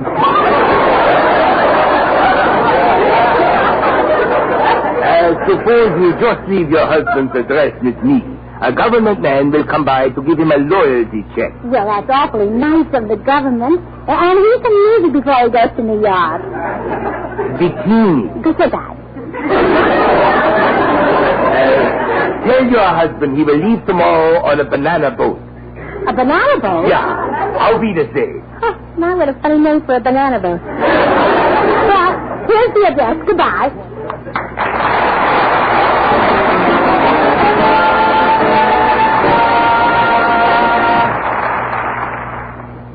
Oh, there's good news tonight. For months, the atomic scientists have been saying, give us a man. Give us a man with the courage to go to that South Pacific island where the bomb was dropped and risk his life for science. Down in Los Angeles today, that plea was answered by a brave little woman. Give us a man, they cried, and she gave them her husband, George Burns. I said, that's close enough. We'll take them. So tonight, this nation pays tribute to George Burns, and from coast to coast, Taylor.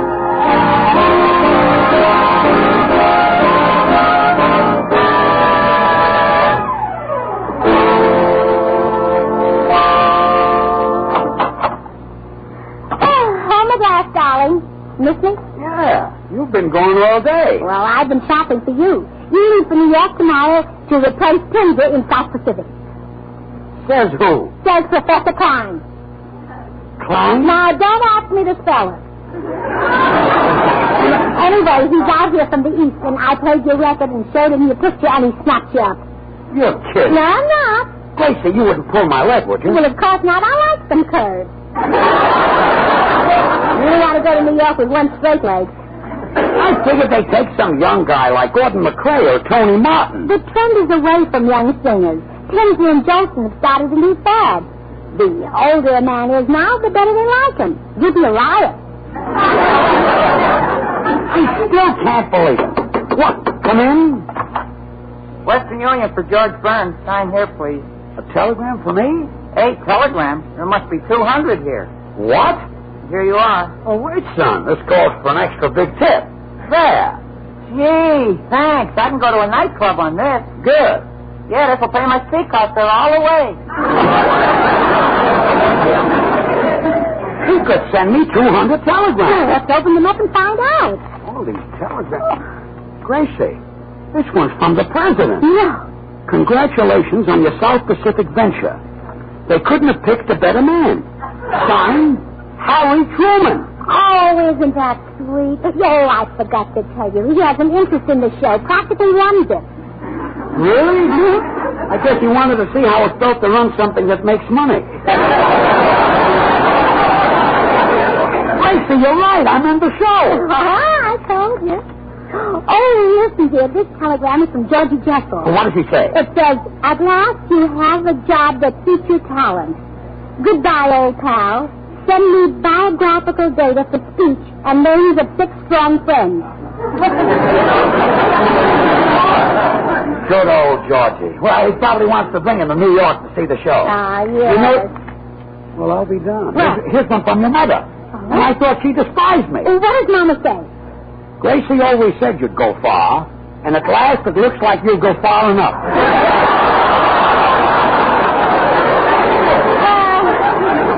You know, dear, Mama's not one to hold a grudge. I guess not. Look at these telegrams. I knew I was good, but not this good. If Pinzer could see these telegrams, he'd shoot himself. See who that is, Gracie. I'm going into the den and read the rest of my fan mail. Mrs. Burns? Yes? Professor Klein gave me your address. I'm Baxter, FBI. See, none of you people spell your names the way they sound. I'm kind of in a hurry, Mrs. Burns. Well, we heard that your husband was leaving for Operation South Pacific. I was sent over here by Edgar Hoover, PDQ. Well, I can't wait to see how Pinzer spells his name. Look, that's really a dilly. I'm afraid you don't understand. I'm from the government. I'm here to give your husband a loyalty check. Oh, good. He can use it to buy luggage. He's leaving for New York tomorrow. Bikini. You must have caught that from Professor Klein. Look, lady, so far our conversation has made no sense at all. Now, let's start again. All right. Your husband is going to the South Pacific to make atomic energy tests. When you work with atomic energy, you become top secret. When you become top secret, the government steps in. When the government steps in, they must know if you've ever been engaged in any subversive activity. So I am here to give your husband a loyalty check. Oh, good. He can use it to buy luggage. He's leaving for New York. Would you mind turning your head, please? Mrs. Burns, let's just sit down and let me explain things to you. When you volunteered your husband's services for Operation South Pacific, you offered his life. What have I done? George may get killed. And if he does, he'll never trust me again. Oh, Gracie! Oh, quick, Mr. Baxter, leave. Oh, but Mrs. Burns. You can come back later. Stop pushing! Who's at the door? Oh, well, nobody. George, we're going to leave the country right away. Let's go back to England. What for? Well, I just remembered I left the light turned on in our hotel room. What's happening to you? I'm going to New York to replace Pinzer. No, I don't think you should, darling. No. You don't look well at all. Stick out your tongue. Oh, my goodness. It looks terrible. Maybe it's my liver. No, it's your tongue, all right. Maybe there's something wrong with my liver. Oh, maybe so. Stick it out. I can't. Paralysis of the liver. Oh, George, there's only one place that can cure that. Liverpool, England.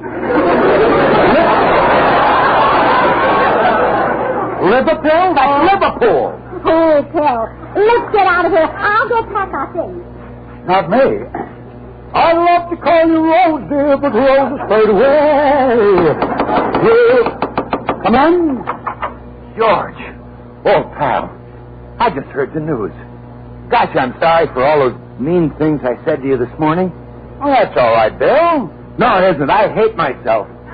For years I've insulted you, made fun of you.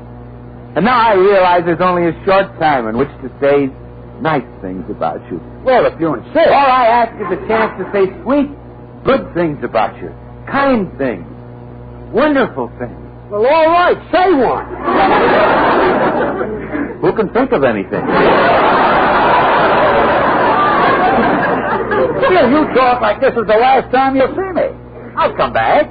Not according to the headline in tonight's paper.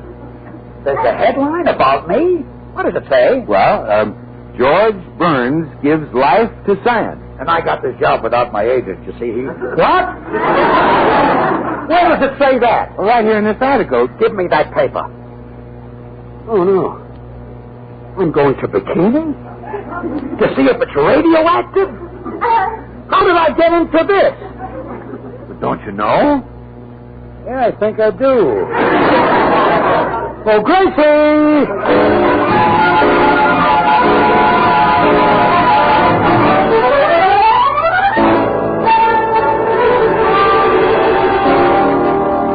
Getting me sent the bikini? Oh, now, George, calm down. All right, I made a little mistake. But have I ever gotten you into trouble before? How about the time you sent me over Niagara Falls in a barrel? How about the time you got me into a wrestling match with a bone crusher? How about the time... George, stop beating around the bush. Just answer yes or no. Yes. But this is the worst of all. Now I'm in trouble with the government. Oh, no, George, the government likes you. They even sent a man over to give you a check for being loyal. No, Gracie. They wanted to see if George was subversive. You see, they won't use a man if he leans to the left.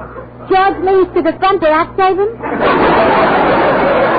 Bill means if I were a spy or a criminal, they wouldn't trust me to go. Oh, come on, Bill. Let's get out of here before the government man comes. Well, what will I tell him? Tell him George Burns is A-W-O-L. Gee, I thought sure I knew how to spell your name.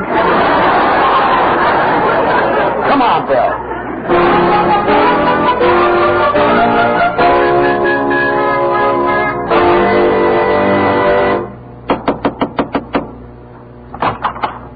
I'm Baxter, FBI. Are you Mr. Burns? No, I'm Purvis. I just eat here.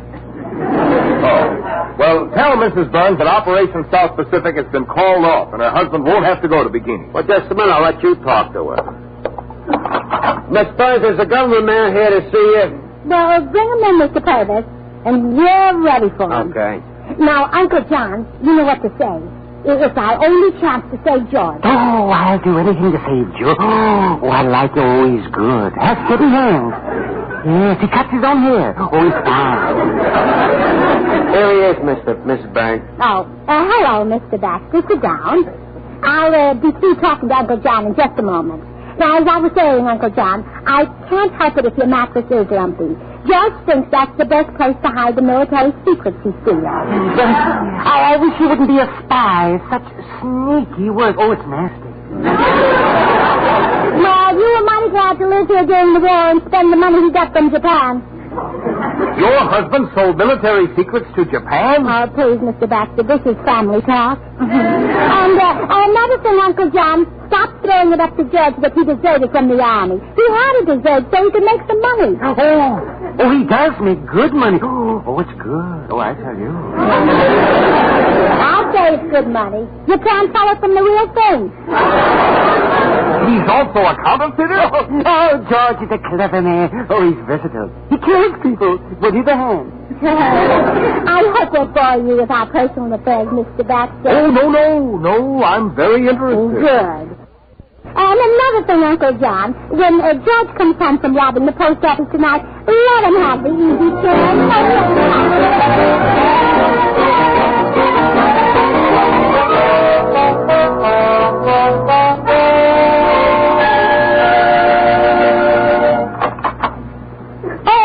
George, Mr. Baxter and I have been waiting for you. Oh, and I have wonderful news for you. You don't have to go to bikini. Oh, that's great. In fact, he says you're going to New York. To sing? He's better than that, to sing.